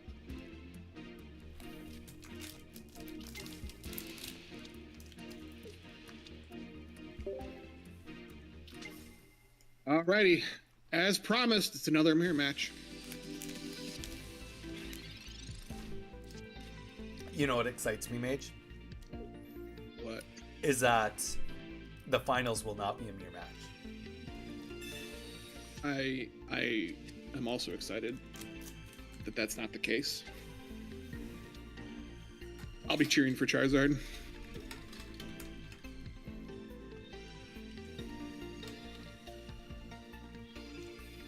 I don't think I'm allowed to cheer for Charizard just out of principle. I think so too. I mean, I'm cheering. I'm cheering for Weeza. I'm cheering for good matches. I mean, we've had that nothing but that all. I want to say all weekend. We haven't had any like abominations of matches. This also marks anybody that's paying attention to the roster for our people.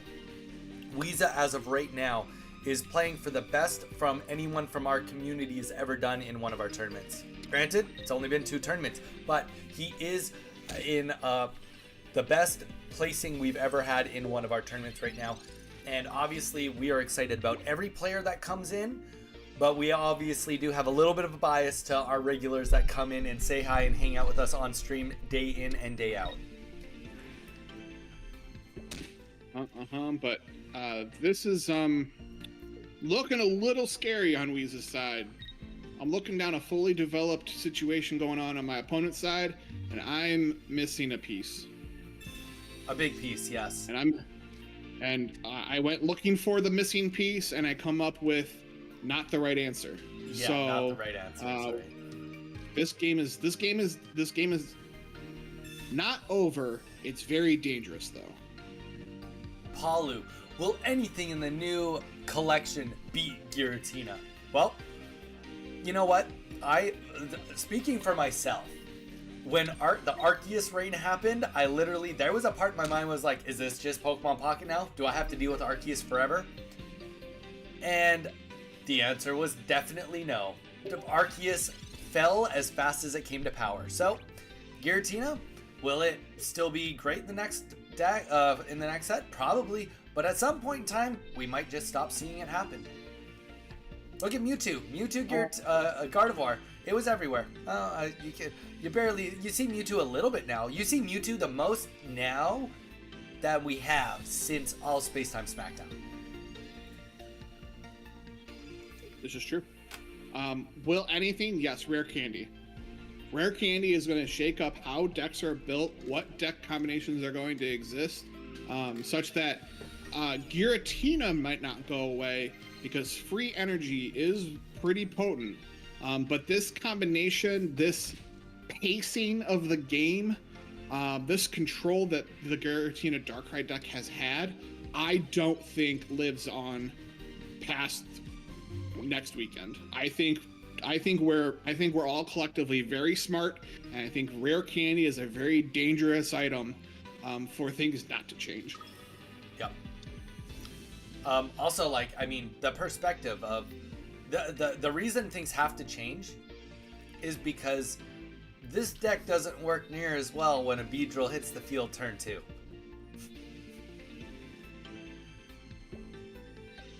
Once somebody is eating one of your energies every single turn, that changes things. Yeah. What do we think's gonna be on top? I couldn't say. We don't know the card pool.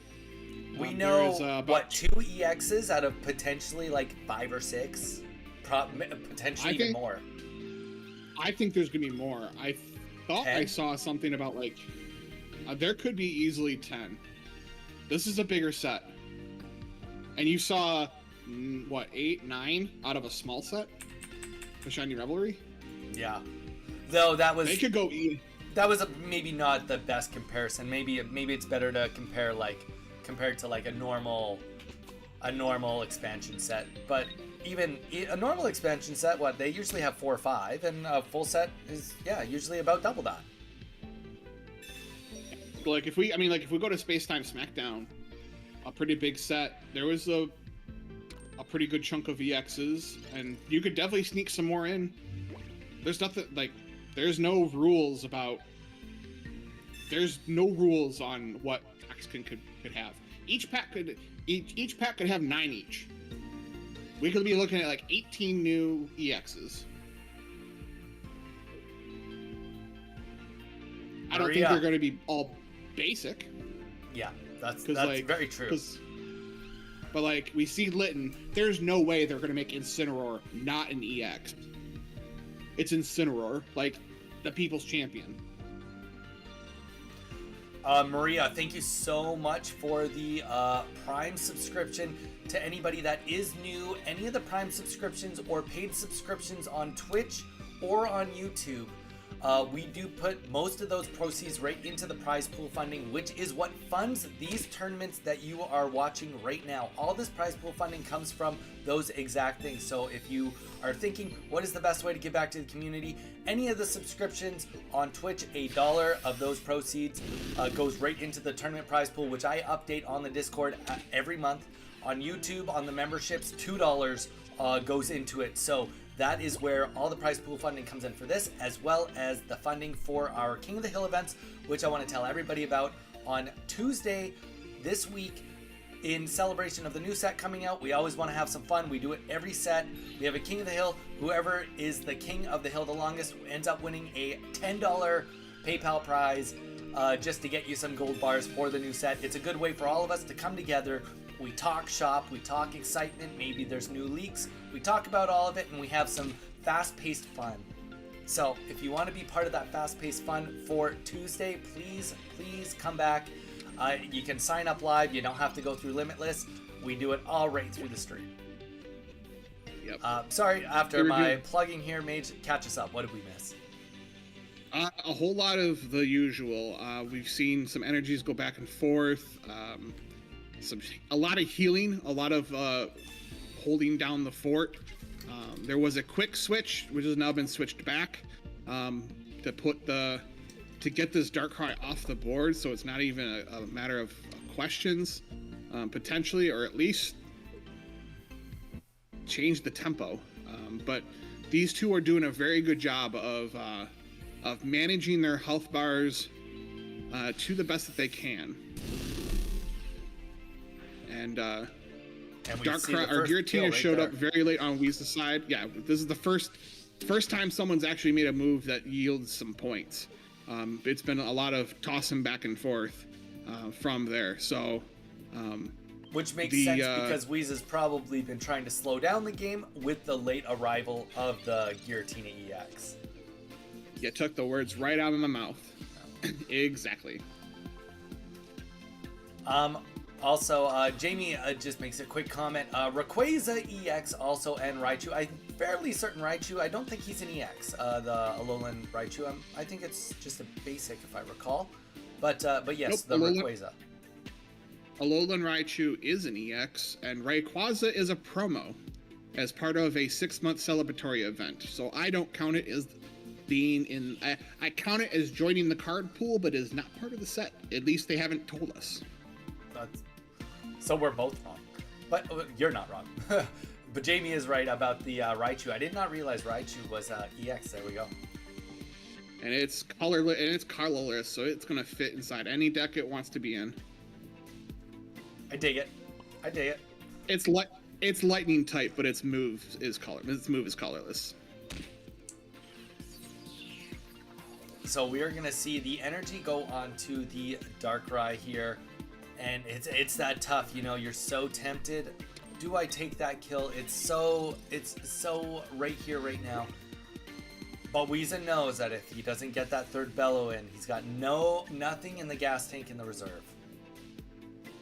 Exactly, and one thing to be happy about is the car. If I'm trying to do exactly this, if I see a leaf, I'm happy because that means there's no red. That's very true. Very true. If I had seen the energy come off of my Darkrai, I would be a little scared.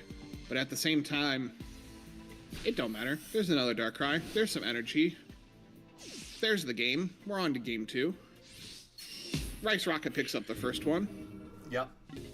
Dang. Is Rare Candy confirmed? Absolutely. It was in the debut trailer video. It has, yes, been confirmed. It was all the talk of... That was the talk for the day. I wonder if Incineroar is just going to get the plot armor of plot armor. Zero retreat costs 2 energies, no downside, 180 HP, deals 140 damage, another additional damage if it's facing a fighting type. Yeah. Every attack, flip a coin. If so, they're burnt. Just as a bonus to its attack. Just as a bonus. Yeah, no, Incineroar is going to be... You think this 200 damage Charizard is plot armor? Wait until Incineroar hits the field. Yeah. Ray is coming. So as part of a 6-month celebration, the game has already been out for 6 months. Boy, time sure does fly. They are doing a promo event, just like they've done Lapras, just like they've done Blastoise, all of those other ones. You get where Ray is the top prize. In addition to playing the normal promo pack game, there is a special mission or a series of special missions that once you complete them, you get a full art Rayquaza for it. To which my response is, Pokemon, if you watch this stream, first of all, the two of us would love to cast anything organized that you're doing. If that's not on the table, can we at least get 2 promos so we can play our play sets? I'm getting tired of these single cards. Yeah, they only go into my singleton decks. I mean, yeah, I was just okay, let's pretend. First of all, first things, everybody is set up pretty much what we want to see. They both have the Darkrai and Giratina. Let's get that out of the way. Rayquaza, colorless energy. 4. Could you play just one? It's a basic. I mean, you could. You could. You can play any card you want. But I mean, I don't know. If you can't get a second one of them, then unfortunately, I just don't think it's going to get any love whatsoever. Now, people aren't meticulous about their decks like I am, and I need matching artworks. I strategically don't play mismatch art. There's no reason not to. or there's no reason to play same style art other than your own neurotic behavior. So that's me. I mean, not that I have a lot of trainer cards. I don't. But, like, I have to mentally remind myself to put in the full art Misty, because I'm so lazy. I'll just be like, you know what? I don't have 2 of them. But if I go to the other one, I just have to press the button twice rather than sift through to get the second one. It's the same thing with that's Irita for me. I only have 1 full art Irita, so I don't even pay attention. I just click 2 regular ones. I'm like, one day I'll trade for it. Yeah. Silk. My boyfriend doesn't believe me. Shake my head. He doesn't believe you about the rare candy. Just go watch the trailer. They show it right in the trailer? You could literally go on YouTube. So here's the really cool thing. You go on YouTube, you just type in Pokemon Pocket trailer. It'll be the first thing that pops up, guaranteed. And then there's this thing, it's the pause button. You can sift through the video and press pause, actually, right where it shows any card, and you can just read it. It's weird, brand new invention. I just figured it out the other day. Full tutorial coming out on my channel next week, but yeah, it is a thing that can be done. You want to see the raid card? You haven't seen it? Let's go. Ready for this? It's got 4 colorless energy to do Draco Meteor, just like Dragonite, but instead of 50 damage, it does 40 damage. And it's an EX, so it means it'll be 2 prizes when it gets knocked out, but there's no evolution. It has pretty high health pool. And there's pretty high health pool. How much HP is it again? Great question. I knew you were going to ask. I want to say 140. It might be 180.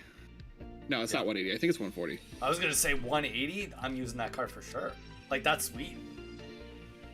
No, I think it's in a danger spot. 160 would be safe, but like it won't be 160. No, it's 140. Yeah.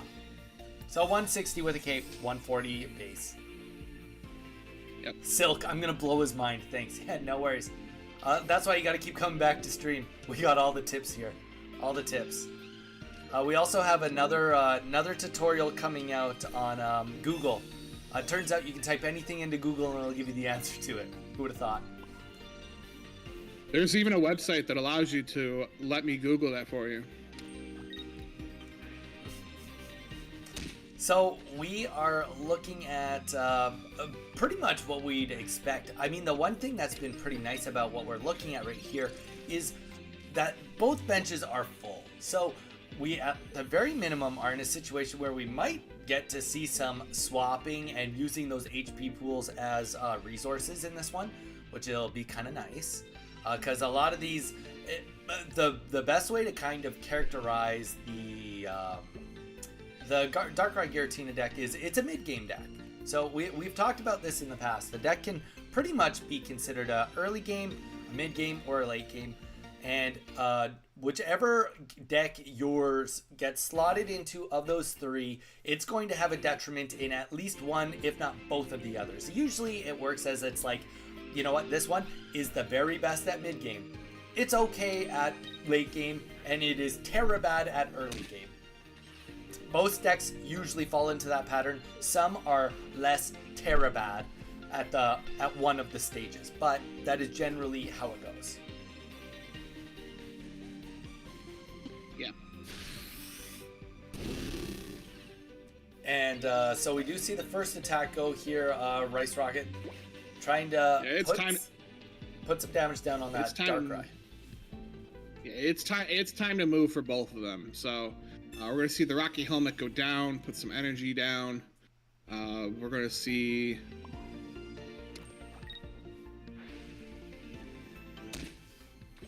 the energy drop off on there. Maybe we'll poke the bear. Get it down to 10. Force some sort of issue.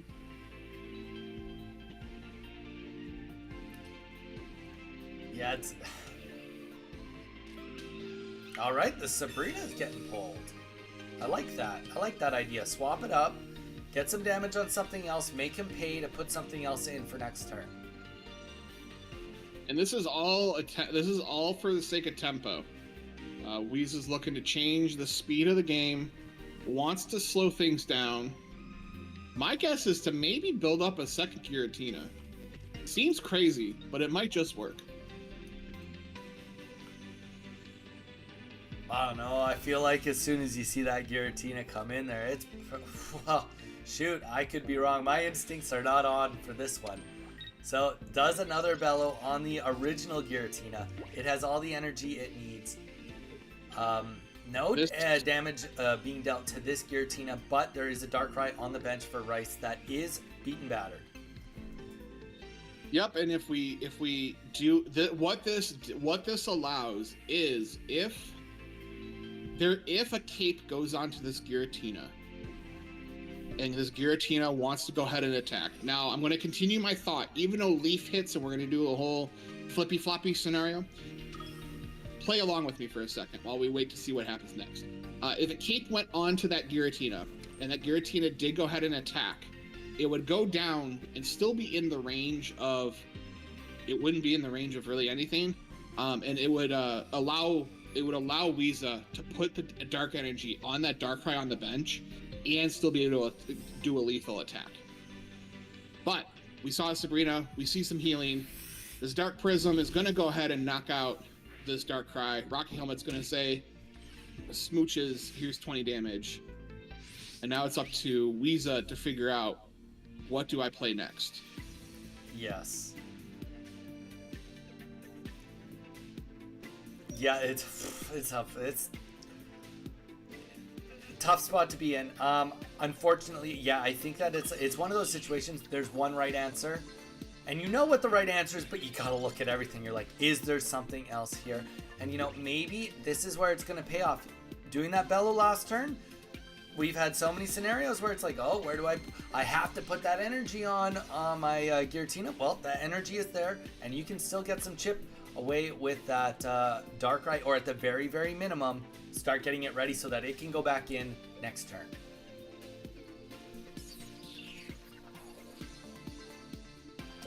Admittedly, it doesn't make it any easier, though.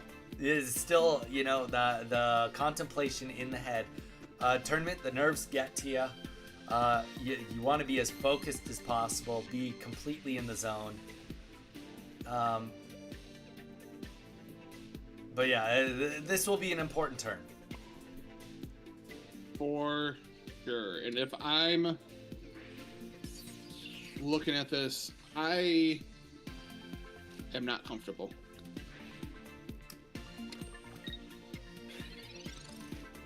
Okay.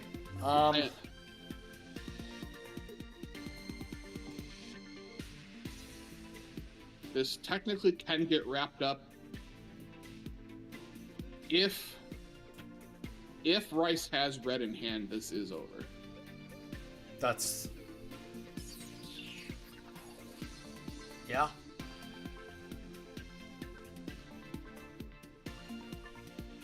Is it? Yes. Yes. Darkrai in front uses 2 energy to retreat, bringing the Giratina forward. Place that energy down on either the Darkrai, dealing 20, bring it to 150. Play red, attack with Giratina, and do 150.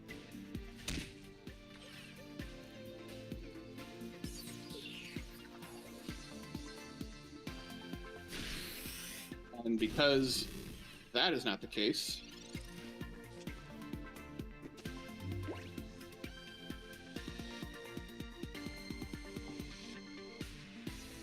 we either didn't see that line or there's no red in hand. Yeah. Obviously, we just saw a little bit of telegraphing there. Definitely not terrible. Not a terrible oak. I mean, the worst part about that oak is how late it came in the game. Yeah.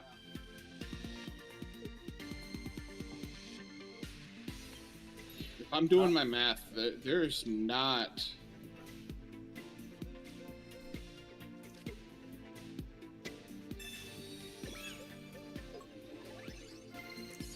There is not a whole lot of wiggle room here for Weeza. For Weeza. Yeah. It's looking like the space bellow that was done on the healthy one, on what is now the healthy one, should have been done to the first one, so that you maintain the 3 energies and still can afford this attack. But again, we're afforded a little bit more. We're not pressured by the tournament. We're just spectators, so we get to see some things in hindsight. Yeah. Yeah. Welcome in, Turtle. Hope you're doing good, man. We are in the losers finals right now. Everybody's playing for money today. There's the red. My guess is it just got drawn. Yeah, I think you're right there on that one. I think we just top decked that red. But either way, a top deck is all it takes. And that is going to conclude this Weeza GG's great showing today of skill and mastery of a deck. Unfortunately, that one is just not for you. Yes, GG's. What a good weekend. Showing what the community can do. One of these days, a community member is going to knock this down. But until then, good job. Way to represent the Donnie's Pokestop in the Pokestop event. All right, Rice Rocket, if you can hear us, Rice Rocket, if you need a second to take a breath before your next match, that gives us time to bring PY back into, because we know PY can do coverage. Can bring PY in.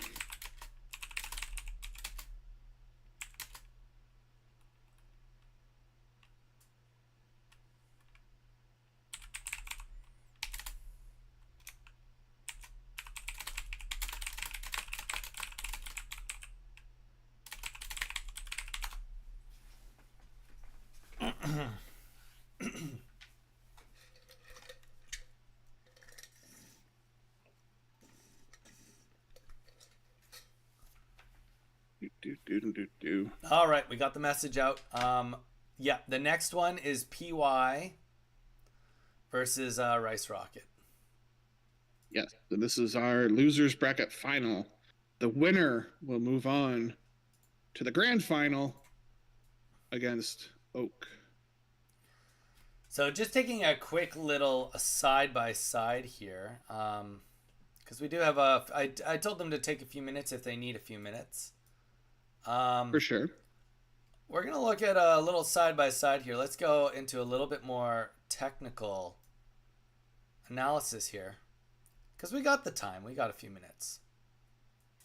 So looking at these decks side by side, despite them both being Giratina Darkrai decks, the big difference is that PY has got 2 giant capes and 1 rocky helmet, whereas Rice is only rocking 2 capes, no helmets. The trade-off is that with no rocky helmet, we're opting in for a Pokemon Center Lady.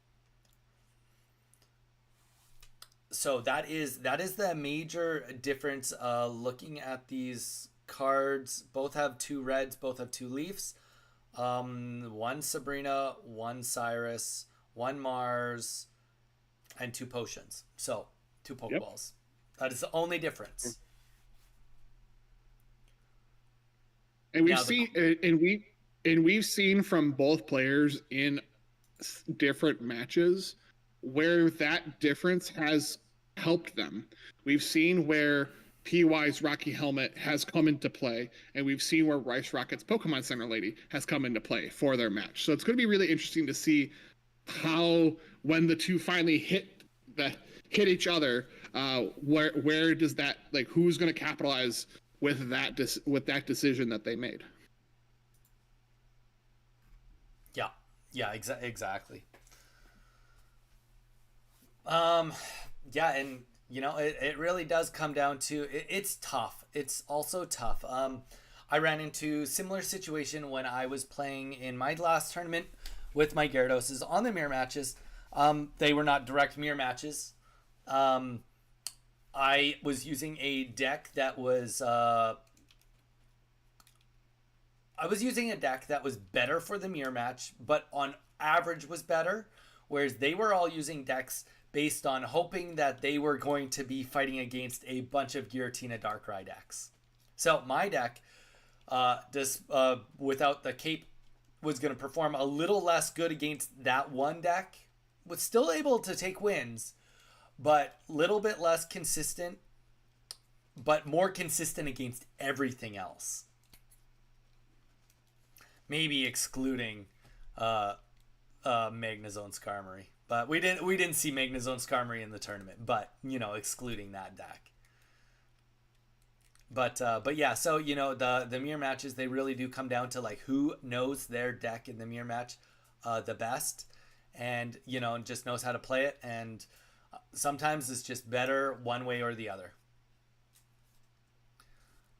We are still waiting for both of these players, either one of them, to respond. I know that Rice was in the chat at some point today. And if I recall, we actually have seen Rice in the chat a couple of times before the tournament. I don't think this is his first time. I think he's like newer to the community would be a better way to say it. Only been in once or twice, and then the tournament happened. Yeah.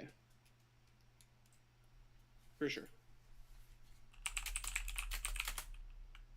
While we're in this lull, if anybody has any questions or things that they would like to discuss, any statements, now would be a great time to go over it while we're just getting our players lined up and ready to go.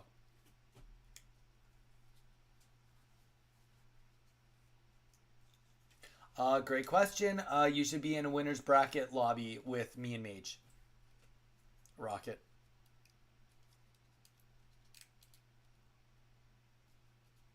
Oh, perfect.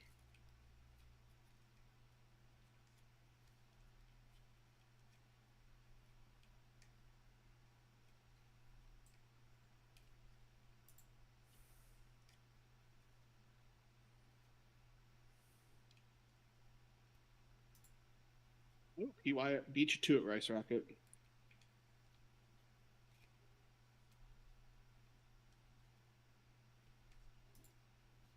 All right, we got it. PY is entering the live stream. We are ready to rock. Good luck, players. And the winner of this right here, right now. Of course, now we got full silence. The winner of this set ends up going against our winner's Charizard player. Now, just take into account, guys, that if you come from the loser's bracket and work your way up, then you actually have to win 2 best of 3s, because this is what they call double elimination. The player that has been in the winning bracket the whole time has not dropped a set yet. You got to drop them to the losers for a reset. Makes it a little bit tougher, but at the same time, they shouldn't be at a disadvantage despite winning the whole time. Yes, indeed.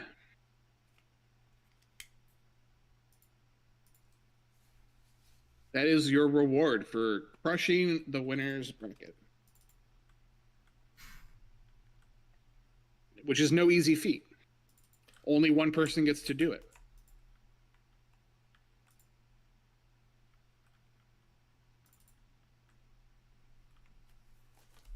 We'll just get a little bit of tunes rolling.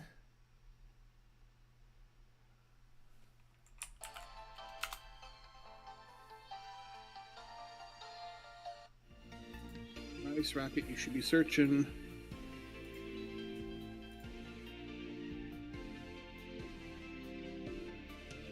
How's that Sandshrew game treating you? Sorry, what was that? I said, how's that your hand cam popped up for a hot second. I was like, how's that Sandshrew game treating you? Oh, it's going tough. Still waiting to see what they do waiting to see what I do on my next turn.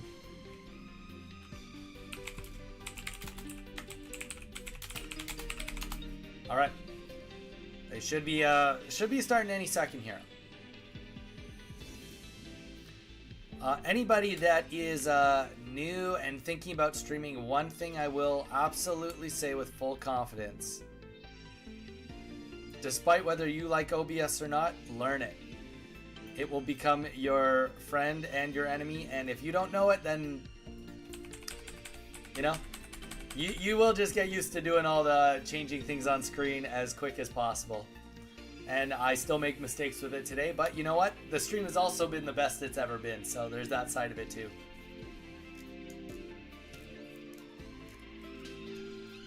Okay. You know, I was thinking the other day, because like, so we'll just go into a fair use rant. So, you know, the reason why you're allowed to use the Pokemon music while you're playing these games, I can listen to this music and have it on because we're casting, we're doing an event that is our own thing. Or when I'm playing, I can have the music on. That's completely fine. That doesn't mean I could have Legend of Zelda on, or even a different Pokemon game on, for that fact. That would be copyright. But I was like, you know, the music I love so much that I think it would be so cool to the intros of my, like, any of my streams or my videos, is the music from the mini games in Pokemon Stadium. If you don't know what that is, go Google it. It is so happy and jolly. It's like a festival of Pokemon. And I was like, am I willing to start each stream with me playing it just so that I could have that music on with my intros? I was like, no, that's too much work. Too much work. I guess I could film it and then it would just be like an automated message as you come in. But yeah, no. Anyone that has not played the mini games, I've been searching fourth time. Yes. Yeah, we are searching. Everybody's searching. Make sure the code's correct. Rice Rocket, if you can hear us, your match is waiting for you. We need you. Admittedly, their code is a little bit goofy, so there might have been a little bit of a mistake on putting the code in. That's why I started with make sure the code's correct. Yep, there we go. That's what it was right there. All right, game should be starting pretty quick here.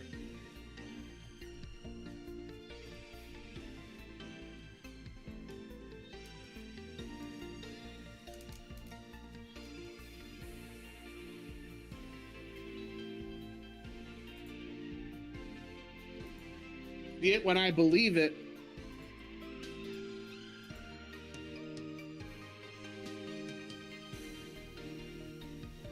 Okay, that's got to move so that stops happening.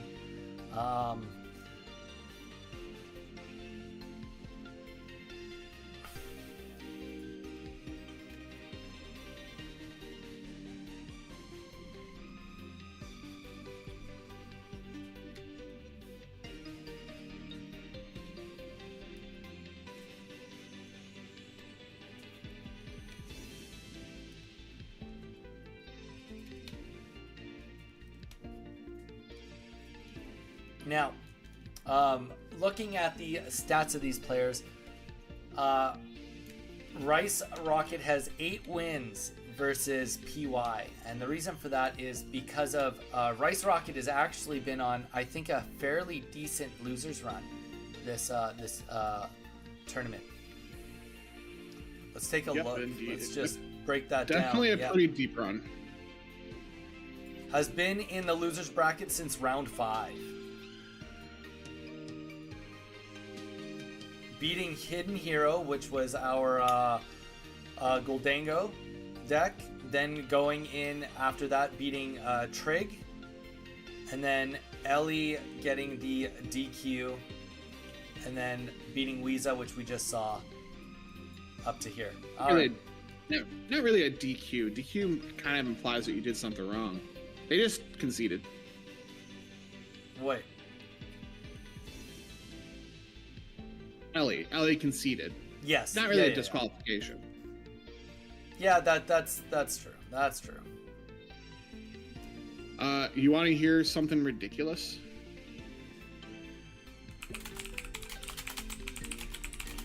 I'm assuming so, since we're still waiting for them to be paired up. I have the results from Ursi Day. Are you trying to tell me that Ursi was somehow able to get through like 1,000 players before we could get through like 40? Well, to be fair, she does top 64, so she only had 2 extra rounds compared to us. And they're not doing losers bracket, so we have probably about the same amount of rounds. Anyways, but yeah, they're done. They only had 2 Giratina Darkrai decks in the top 8. They had 1 Charizard, 1 Meowscarada Arceus, 2 Rampardos, and 2 Gyarados. And at the end of the day, it was a Gyarados mirror final. Gyarados made it to the final today? In the mirror, both first and second place.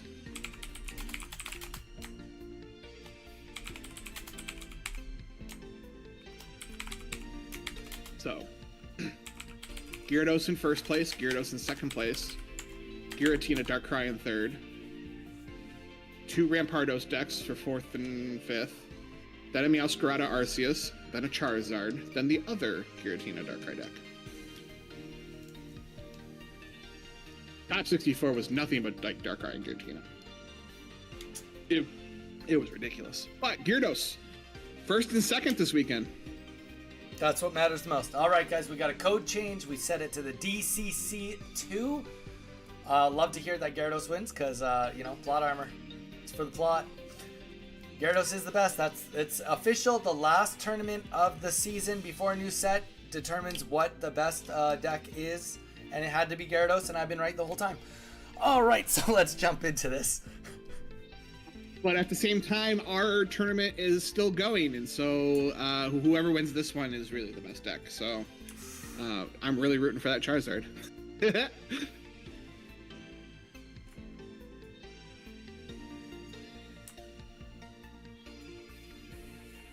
Anyways, same verse, same as the first. Or whatever that saying is. Both are opening up with Darkrai's. Now it's, as we've all been saying this whole day, it's about setting up the bench, what's coming next. And it looks like on the side of Rice Rocket is all the pieces that you need.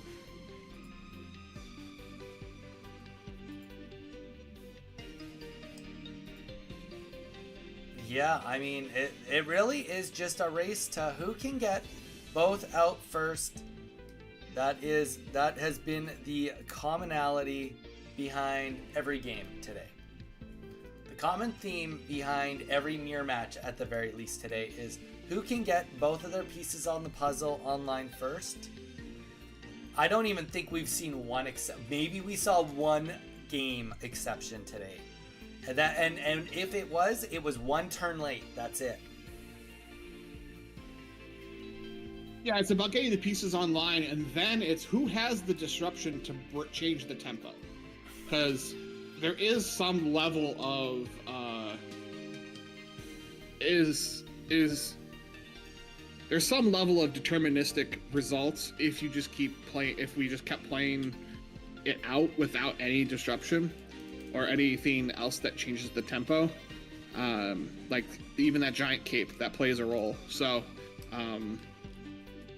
step 1 is to get the pieces out, and we're there. But going to a quick question from Maria. Is this deck broken enough that nothing else is being played?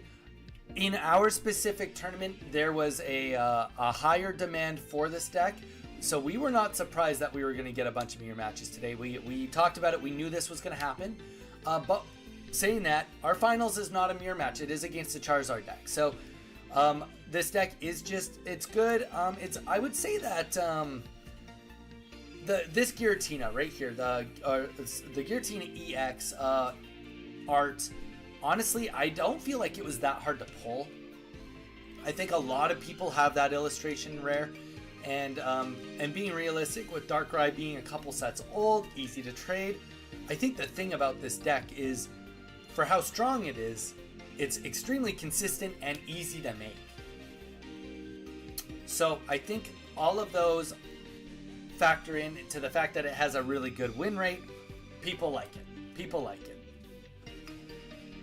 In the tournament space and even in the rank space, you're looking for a deck that is very consistent and relatively linear with its play patterns, and this deck fits the bill. That being said, and we talked about this yesterday, and I'll reiterate it again today. There's about a half a dozen decks that take this deck out completely. This deck is not immortal. It is not broken per se. It is very strong, and it is very consistent. And those are two qualities that you look for a top ranking deck. But there is about a half a dozen decks that can outright beat this deck. But the problem is they often cannibalize each other. So it's very rare do you see not a just infiltration of this Giratina Darkrai because they have the sheer numbers. But as I just mentioned, Gyarados took first and second place out of the largest tournament of the weekend. So it's not, like I said, it's not. Yeah. Gyarados, I would love to see what the actual rate is with this deck versus the standard Gyarados deck. I think it'd be interesting to see what it would be, what the win rate is. Based on my playing against it, I think it's got to be very close to 50-50. Very close. I mean, both of the decks can brick if you don't pull the Magikarp, if you're stuck with the Palkia up front and you got nothing behind it, or you don't pull the Gyarados, obviously that is a detriment. But I mean, at the same time, if you don't pull the Darkrai or Giratina, you only get one of them on the board. It's just as bad. So it'd be interesting to know what the rate would be against those two decks.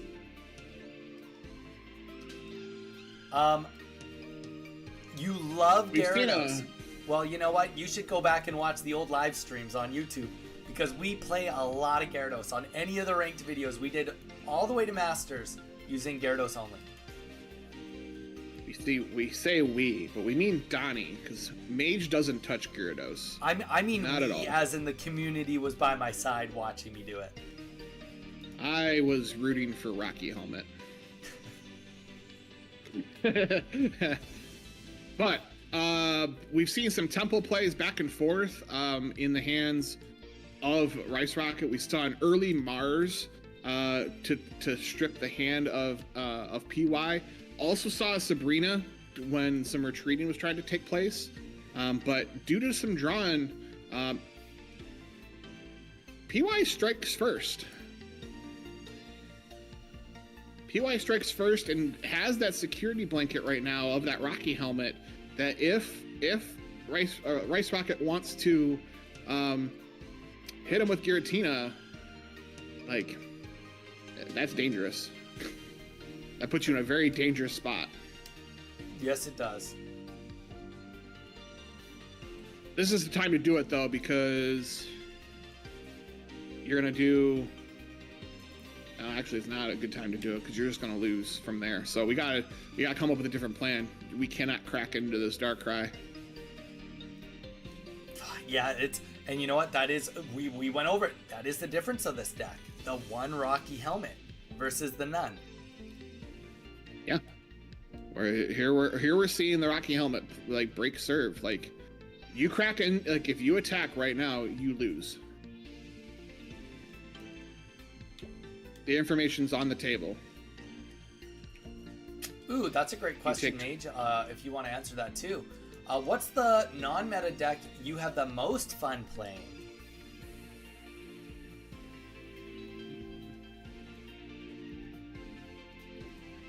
So outside of, like...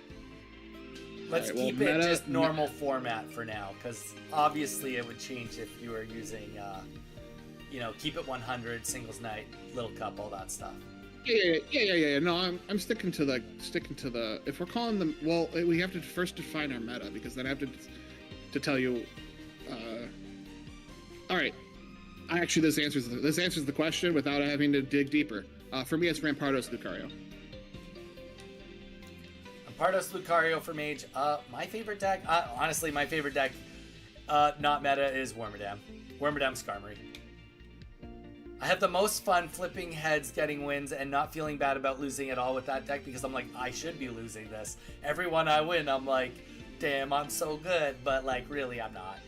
It's just, I flipped more heads than they got tails.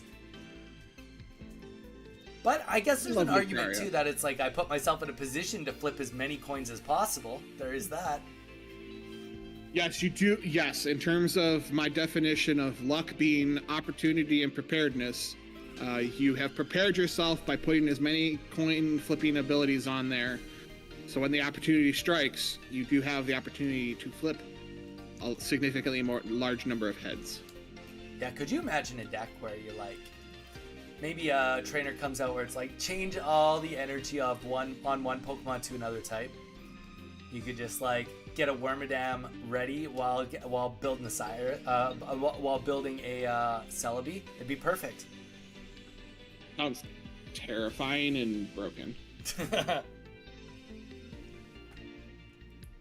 I think one deck that going into anybody wants to hear it. I will be on Wednesday night or Tuesday night, depending on your time zone. I think something I will be trying to build will be a superior Celebi deck with the rare candy. That I think is going to be the first idea that I'm really going to try to put together, because I know I have all the cards except the rare candy. True. Okay, so going into this, he has definitely been trying to stall this out, but it is just not going to happen. The damage comes down, and that is going to be some more points for PY, and that is going to be game number 1 with that red getting the kill. Indeed. It was only a matter of time. The vice was pretty much put into place, and we were just waiting for it to close its jaws. Yeah, I would say that the only card variant that like potentially, like, okay, just speaking for the mirror match, only for the mirror match, not for any other contenders that could have been in this tournament. Instead of if you're gonna skip the helmet, the only card really that could save you in these situations, and it's not even a guaranteed win, without like the only you could add and take away one card would be Rocket Grunt.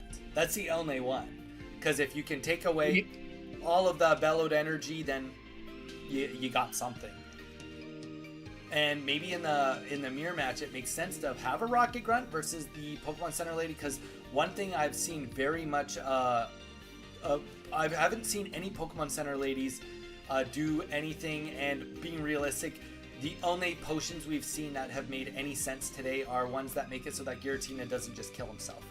So, you know, in the mirror match, and I really want to preface by saying in the mirror match, the Rocket Grunt probably makes more sense, but probably in the rest of the other matches it makes less sense. Yes and no. The potions that we have been seeing, aside from saving Giratina, is keeping Darkrai at full health, which is a tempo play, and you only get 2 potions, so having Pokemon Center Lady as essentially a third potion for that situation, it makes sense. I agree. I would probably play Team Rocket Grunt instead if I'm looking to not play Rocky Helmet, because it's not even taking away all of the bellowed energy. You just gotta take one away to really screw things up. Yeah. So that's kind of where I'm at on that debate of like, all right, I don't play Rocky Helmet. What do I do instead? And I can see the argument for the Pokemon Center Lady, because too often in this mirror, you're spending the 2 or 3 turns getting your Giratinas online, and that can really put your Darkrai in a sad spot of like being in one-shot land really easily by the opponent. So having access to basically 3 potions instead of 2, I get the logic. I'm more of a fan of the Rocky Helmet above all. Yeah, I think the Rocky Helmet probably just gets you a bit cleaner results altogether. I do agree with that. But we do see players like Judy, like, and Well, we definitely see Bixie, who, by the way, won 2 weekends in a row with Darkrai Giratina. Played 1 Rocket Grunt, and then we saw players like Judy go up to 2, and really just try to play the disruption game of getting those psychic energies off of Giratina, because that really sets you back more than a Rocky Helmet probably could. So we've seen it all in the last 5 weeks, with how the decks get played out, how the decks are built. Some cards are good, some cards are questionable, but what's not questionable is this red about to smoke this Giratina. Yeah, this is going in hot and heavy, and that's what you do. Nothing on the bench with a single energy on it. Pretty much it takes all the heals to even survive trying to kill this Darkrai. That will help, though. That will help. That will help. We need to see Pokemon Center Lady.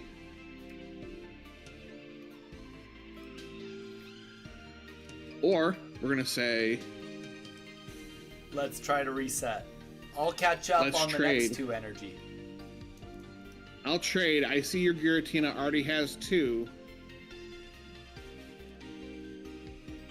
Drix, welcome back. We are in the losers finals right now. You came in at a great time. Losers finals. This game is just had a double kill and is getting very close to the very end of this match. And after this best of 3, we jump into the finals. Finals, which will be a Charizard versus a Giratina Darkrai deck. A grand finals, if you will. Thank you. Grand finals. That one. Miriam, my boyfriend loves Luxray Volcaner most. Hey, you know what? I dig it. I absolutely dig that. Maria. Sorry, not Marian. Maria.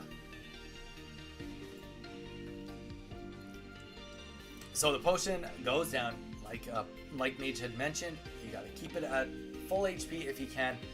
The issue is that it is too many cards, too many turns away before it's really gonna get any damage done.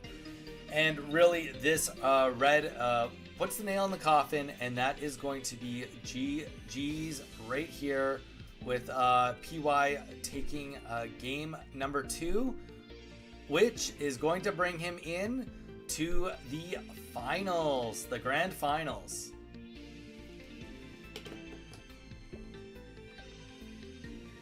But tremendous showing. Oh, PY, don't go too far. We need you for the next match. they jumped out of the channel real quick. But Rice Rocket, fantastic job. You spent the longest in losers, and it comes because of your skill. So good game. Nice work. But we got ourselves a grand finals coming here very shortly. Let's do a little setup for that.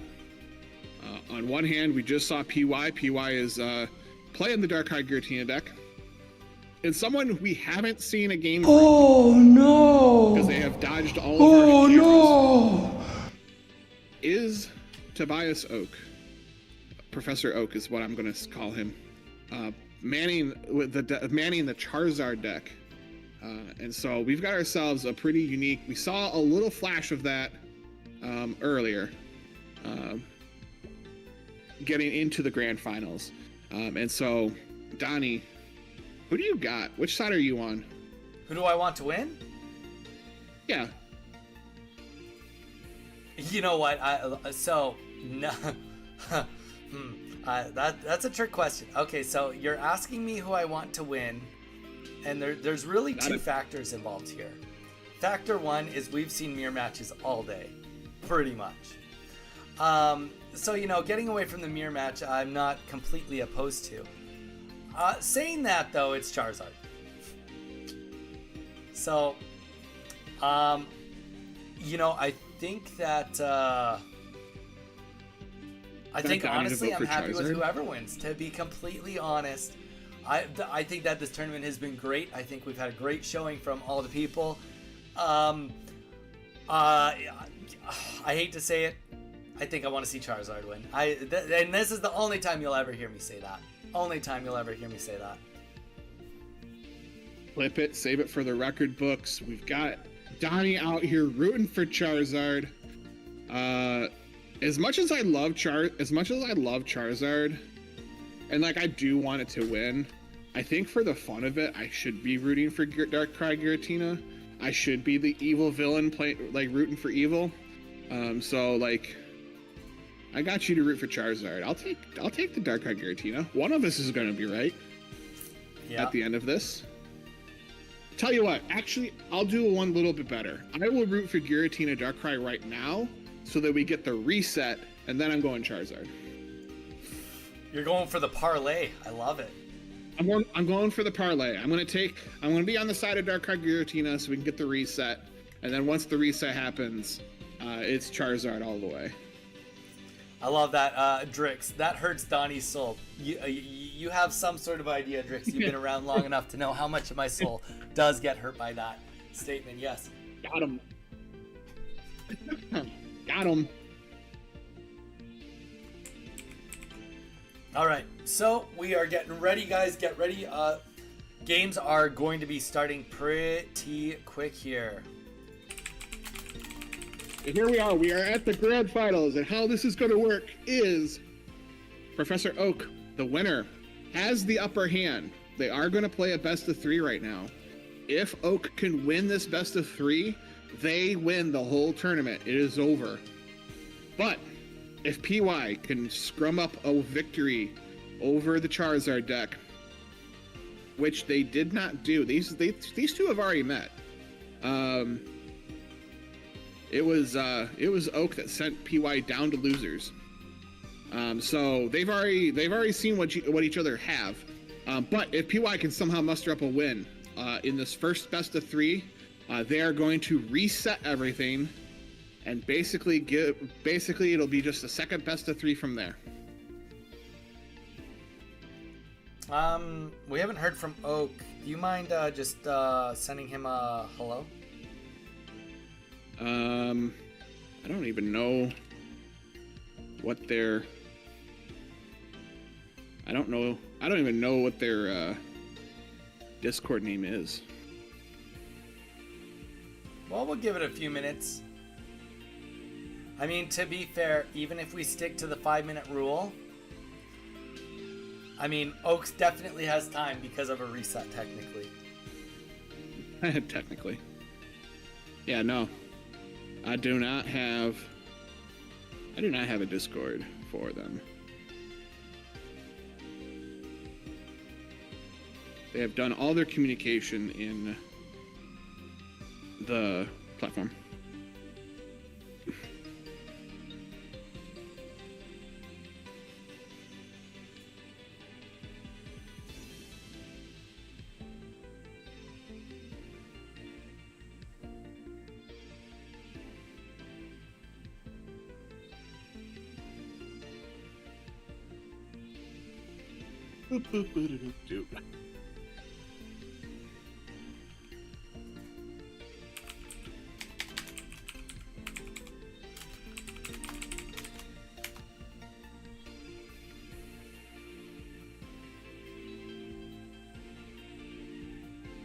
They've had quite a bit of time of waiting as well, so like I don't blame if they're a little AFK at the moment. So yes, agreed.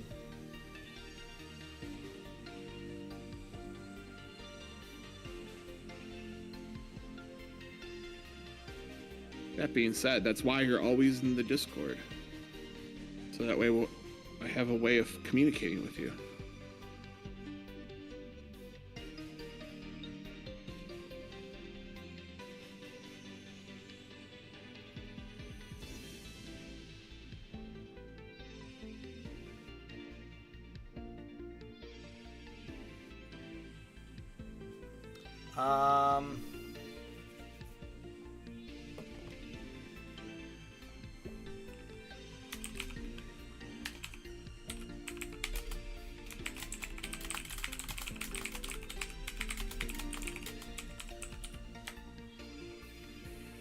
Okay, he just checked in. We are good.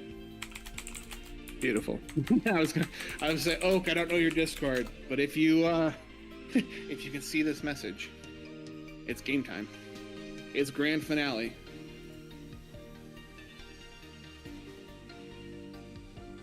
Grand finale.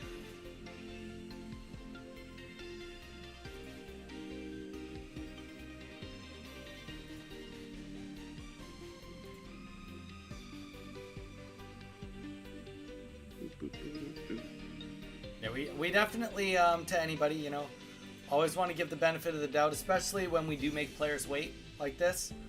The 5-minute rule is loose. It's more to keep things going if we need to.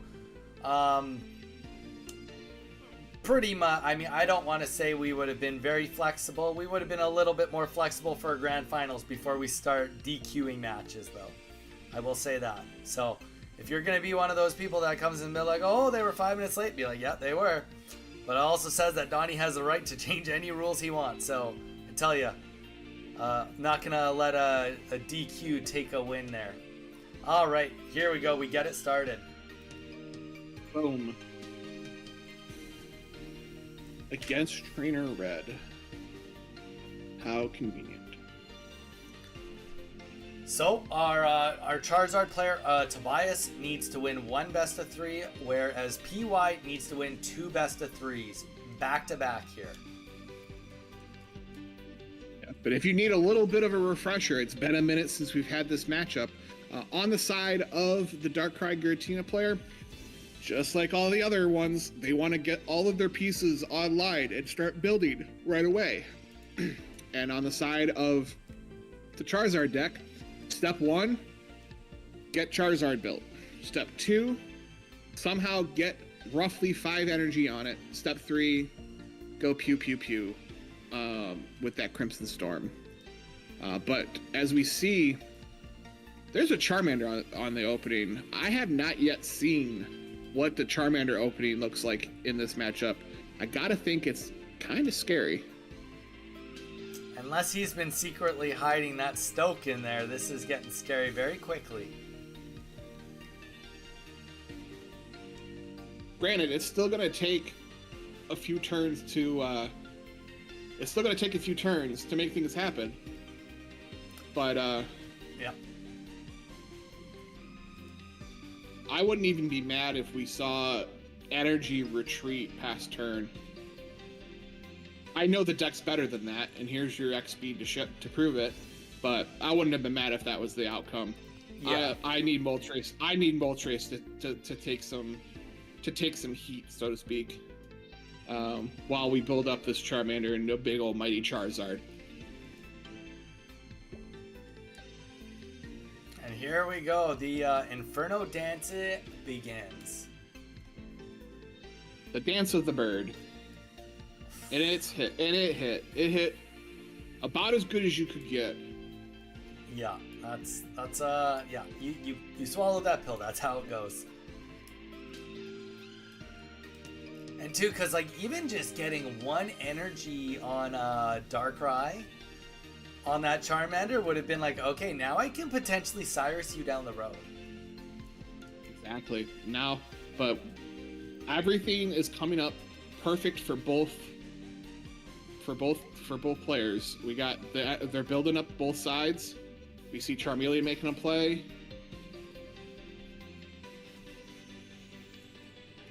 And we should see a little bit more dancing. Yeah. I mean, it's about as good as you could hope for, though. The only thing that slows this down realistically is 0 heads here. Yes. Even 1, that's perfect. Yeah, I was just gonna say 1 is really like the minimum requirement here. Yep, because they've drawn enough cards, they might be able to draw their second X speed to get a free retreat. That puts us back to 5 energy. But even if I gotta go 4 energy into a bit of a beatdown sort of situation. We've seen it works. This Charizard's gonna be fully healthy, and there's no math that gets you to 180. Yeah, no math that gets you to 180.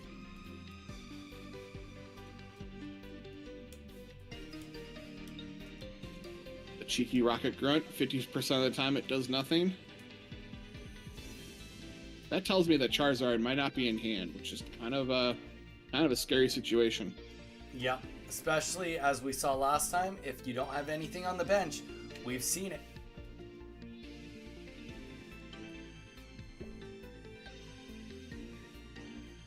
Okay, yep. I was just like, are we just like literally so wrong right now? What's going on? But we are not wrong. Or we just got baited by the rocket grunt. Yeah. And again, no math here gets you to 160 either. But there's only 2 energies on Charizard. That is also true.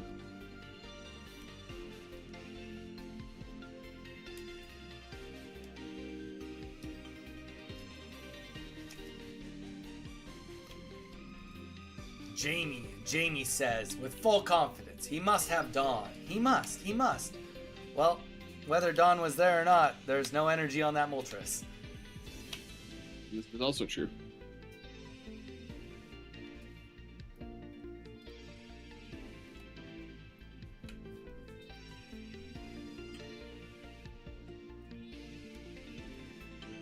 A little potion.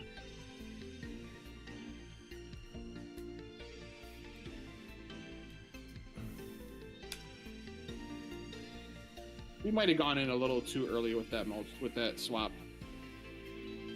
Yeah, it's hard to know what he's cooking up here. Yeah, I mean, if you had let the Moltres, if we had let the Moltres just die, you would have been able to go crunch. Yeah, I do see the allure though. I get it, like the idea that it's like, you know what, we can get it here right now. We're going for it. All of us have seen Blood in the Water and go for it. Oh, absolutely.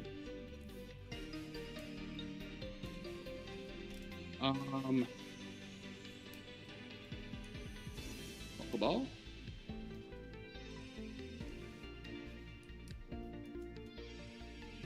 Comes. I think he's digging for another Moltres, right? You gotta think that that's what's gonna happen. He doesn't have the energy. He didn't even get this. That's it's hard. The timers in general are hard to deal with. Yeah. But yes, this will knock down. This Giratina's gonna knock down this Moltres. You got Charizard with no energy. It's nowhere near anything. But when you see, as we just said, if you see Blood in the Water, you're gonna go after it, and there should have been just a little extra control. I wouldn't necessarily say crumbling under the pressure. I definitely think a little bit of a misthought on the math on where things sat in terms of the turns. But that's the beauty of being the winner. You're sitting in, like, you can let this game go. You could let this match go. Yeah. And then just reset your brain and crush it again. So there is a whole other factor too. Being cold. Double elimination. We've just watched PY essentially play 3 back-to-back games. We've over here, Oak, Tobias hasn't played for 2 hours on stream, hour and a half at least. So at least. So him, for all we know, is relaxing. There's a part about being calm and collected, and I think that's what we're seeing right now is just the digestion of the loss. Just not conceding right away. Just we'll just take my time, get back into the groove, fully focused. But yeah, I think that whatever it takes, trying to stay in for one more turn. But yeah, being cold, not being fresh, whereas PY, that adrenaline's going, clearly PY's made more good decisions today than bad decisions. That's why he's made it all the way back here into the grand finals. And the disconnect could have not been anything related to players' behaviors. They could be playing on opposite sides of the world and like they're just having bad connection. I mean, you're seeing the timers and everything just kind of kick into play on the side of Oak. That could also be playing an issue here. But Yeah. we got the concession for the first game. It's going to PY.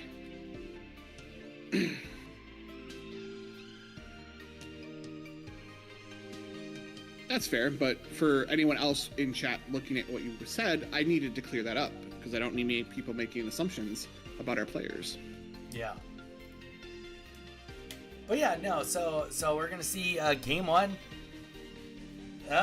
Does Mage know best? What's going on here? What's going on here? I mean, a reset would be awesome to see today. We didn't have that last time. Yeah.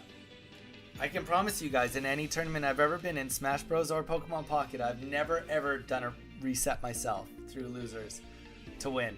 I've won one tournament in Smash Ultimate through winners, but never through losers. Also, the best like 3 players didn't show up that week to our weekly, so it was a lot easier.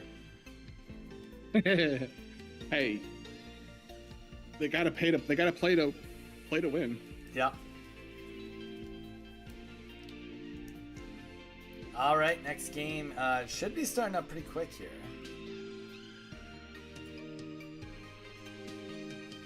Ask and you receive. All right, game number 2.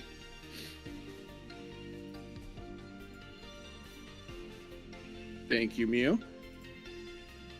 Plug in the Discord.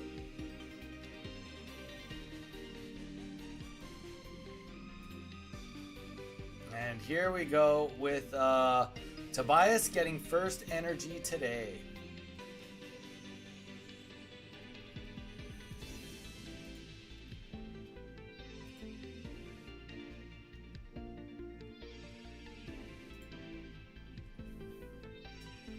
Charmander opener. We saw it. We saw them wiggle their way out of it last time. Can they do it again this time? Starts with the Pokeball. Proud of them.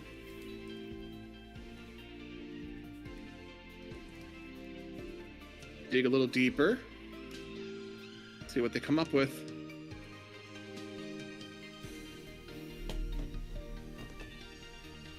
X speed? I'm no fortune teller. I just have seen. I know enough to know enough.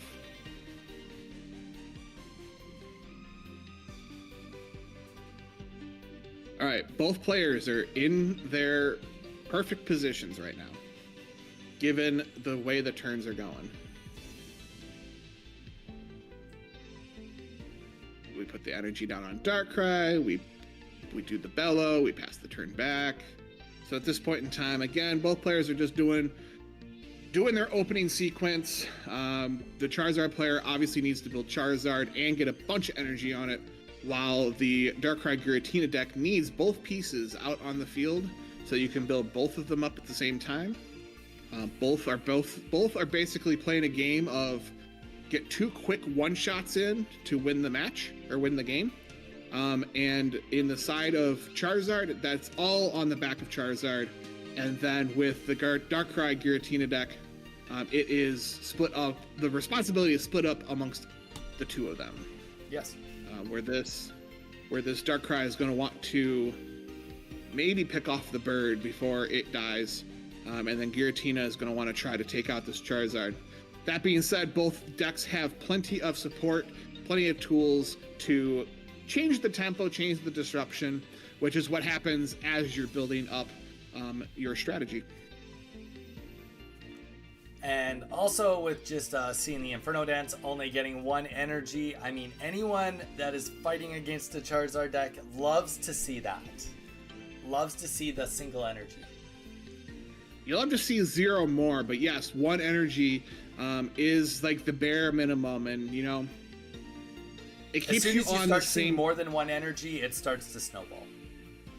Yes, it starts to get very scary. But at the same time, Giratina is doing its own little dance for its one psychic energy, so they're both doing the same thing. Moltres is dancing to put an energy on Charizard. Giratina just shakes its big booty for its own. That's what the Space Bellow is. That's what the Space Bellow really is. That's just a polite way of saying that Giratina's twerking for that psychic energy.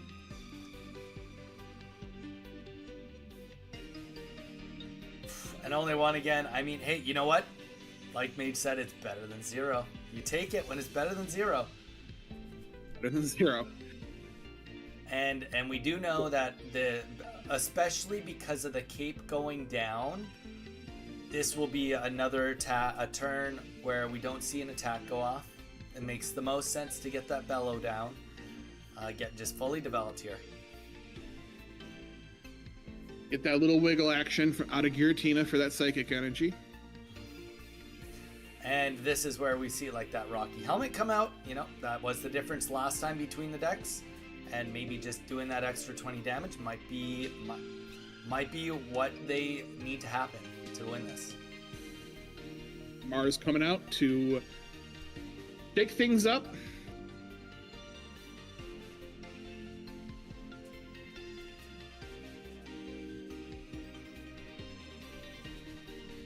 We shaking it for Charizard? I would think so. Yeah, I think we learned our lesson. 5 is the number. We learned right? our lesson from game 1. We saw what happened when you went in with 4. Yep. And you know what? You know what's better than 1? 2. 2 energy. This allows you to put 1 on. This allows you to put 1 under the Charizard and 1 on the Moltres. That could play a role in the future. But we stand corrected. It's all on Charizard. All in. That's fine. That guarantees, certain things, but I personally, as the Charizard player, I'm not in the tournament, but I would have split it up. I think so, especially with how many Sabrinas. You see the deck list, we know there's a Sabrina. Sabrina happens, you're like, oh, do I let him hit Charizard right now, or do I let him kill Moltres? Because that's what would happen. Okay, so opting to go in right now with Giratina EX. Get that energy. We obviously we know that it's gonna kill this Moltres. If I'm the Charizard player, I'm actually really okay with this because I would rather take out this Giratina first than try to scrum up something against this against the Darkrai. Or scrum up something against the Giratina afterwards. So I'm actually quite okay with this.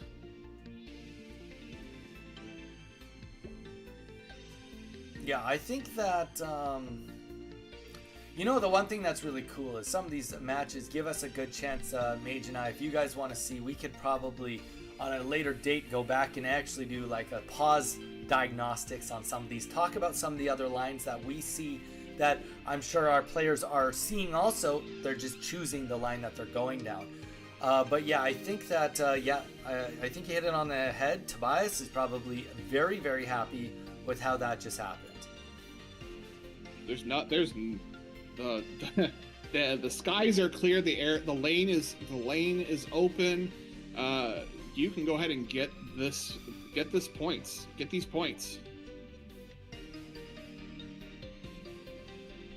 Rocket Grunt, just in case the time, I don't want anyone to think that this is bad manners. This is in case the timer does something stupid, where they're not able to attack. They could at least make sure that there's no energy on their Darkrai.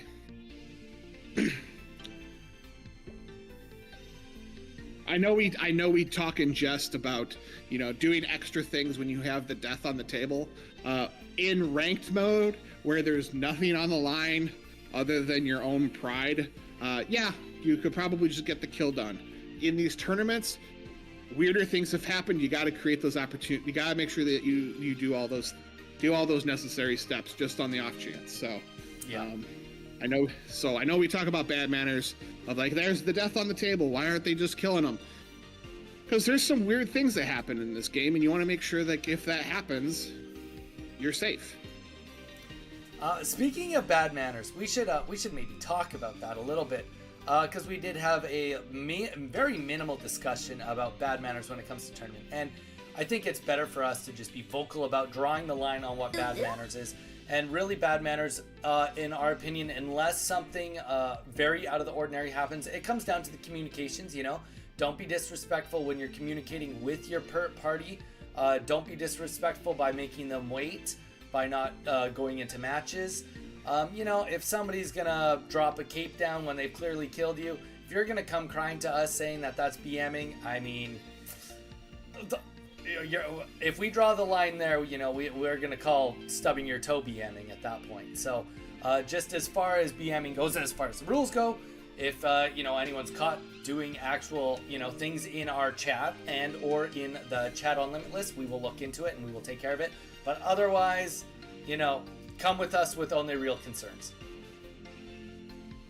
Exactly.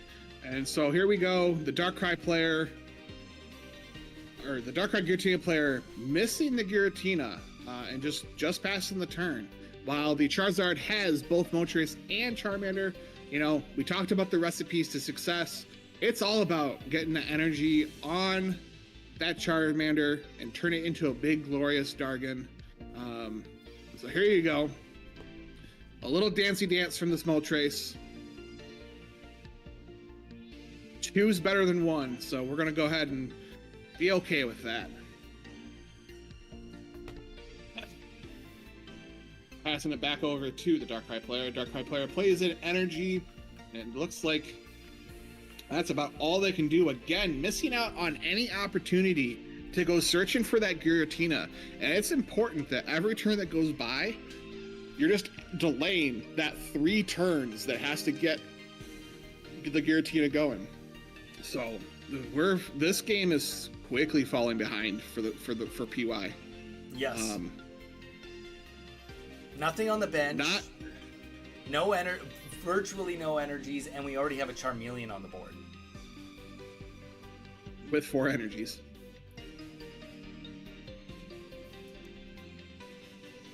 And you hate to see it, but the whole tournament could be over next turn. We see. But that could help. We see that can help. We see. That can help. That does shift things up. You need exactly a Charizard in these 4 cards, and the whole tournament could come to a close. We see the energy on Moltres. That's step 1. The swap, you've got to think it's there. And there's Charizard. And that's not only the game, that's not only the match, that is the tournament. There we go. The Rocket Grunt, just to end it off, just, put it into the reality. To be fair, that's only the second Rocket Grunt that worked this whole tournament, and that Rocket Grunt meant nothing. Yep, exactly. Again, you're just doing what you need to do on the off chance that something happens with your connection and the timers, and you're not able to attack. That was not going to cost Oak anything. So, game, set, match, tournament. We have ourselves a winner, chat. Both Twitch and YouTube. Give it up for Oak. Tobias. For Professor Oak. That's what I'm calling them. Tobias Oak, but Professor Oak, because I think that's kind of fun.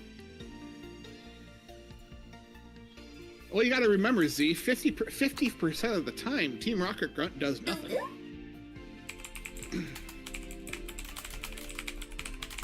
Just like 50% of the time, Misty does nothing. So, GG's all around.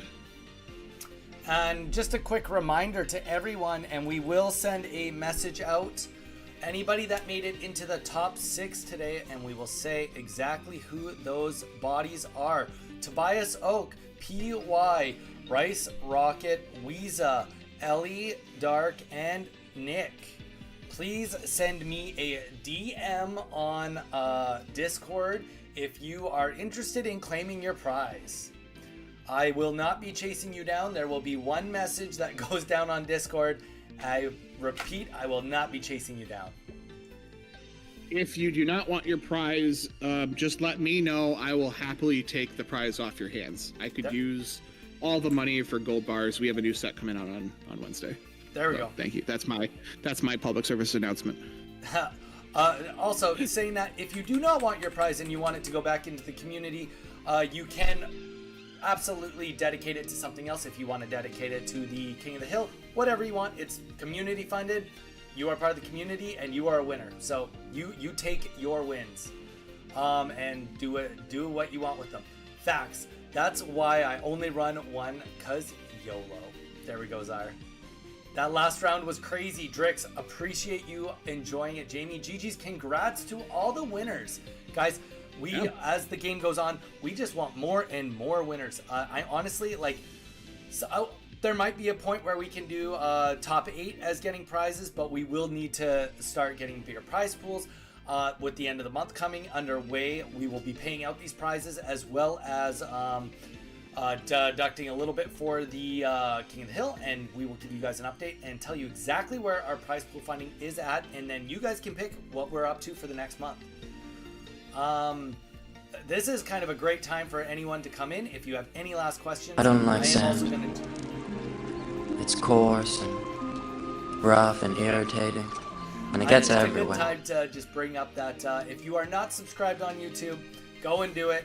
If you're not following on Twitch, go and do it. It's free to do, and it's the best way to support your creators. Thanks again to Mage for being here to co-cast with us today. He helps us out with a lot of our events. He moderates every single stream we've ever had, pretty much, maybe except for one on vacation. But he's always here. He's always helping out. He's in the back line on these tournaments, helping out on Saturdays, as well as helping me stay organized and making sure I keep my shit together. So everybody give Mage a special thank you and a reminder that you can catch Mage on Instagram and on Threads. Those are the main ones. He's on everything else also, but it is PKMNMAGE on all social media. I'm going to type it into the chats right now for everybody that wants to go and find him. Appreciate you, Donnie. Appreciate you, chat. PY, I see you in chat. Congratulations on the tournament was made. Congratulations on your finish. Thank you for doing some streaming duties for us, so that we could watch all the exciting action unfold. Well played, GG's. You hate to see that's how that last game goes, but you did what you needed to do to get yourself to where you were at. So absolutely hold that head high. You did such a good job, and come back and be part of the community. Donnie streams every day except for Sunday usually, and I stream Wednesday nights, Saturday nights, and Sunday afternoons. Obviously today was replaced by this tournament. I am not streaming later. So thank you, Donnie. Thank you, chat. Thank you, everyone. That's my sign off. I don't got anything else. And that is going to take us, to the end of the stream, guys. Takes us to the end of the stream. Thank you, everyone, for being here. We had a great showing today. For most of the stream, we had over 30 people watching that, which is crazy to think that that's where we're at this point. On a Sunday, doing tournaments, having people come in and out, getting lots of views, and that you guys like this. So stay tuned. More polls will be going up in Discord. And a final reminder, PY, in case you missed this, please send me a message with your in-game name, and we will get those prizes out to you guys as soon as possible. Thanks again, guys. Have a great Sunday, and we will be back on stream tomorrow at what time do I normally stream? 12? Or is it 1? I don't know. You keep flip-flopping between the two of them. We'll call it 1 p.m. PDT, 1 p.m. Pacific. We will be back on tomorrow, doing some pocket screwing around. Maybe we'll hit some of the Zelda up again. But for the end of today, that is it. Thank you, everyone, for being here. Stay safe, and we will see you all tomorrow.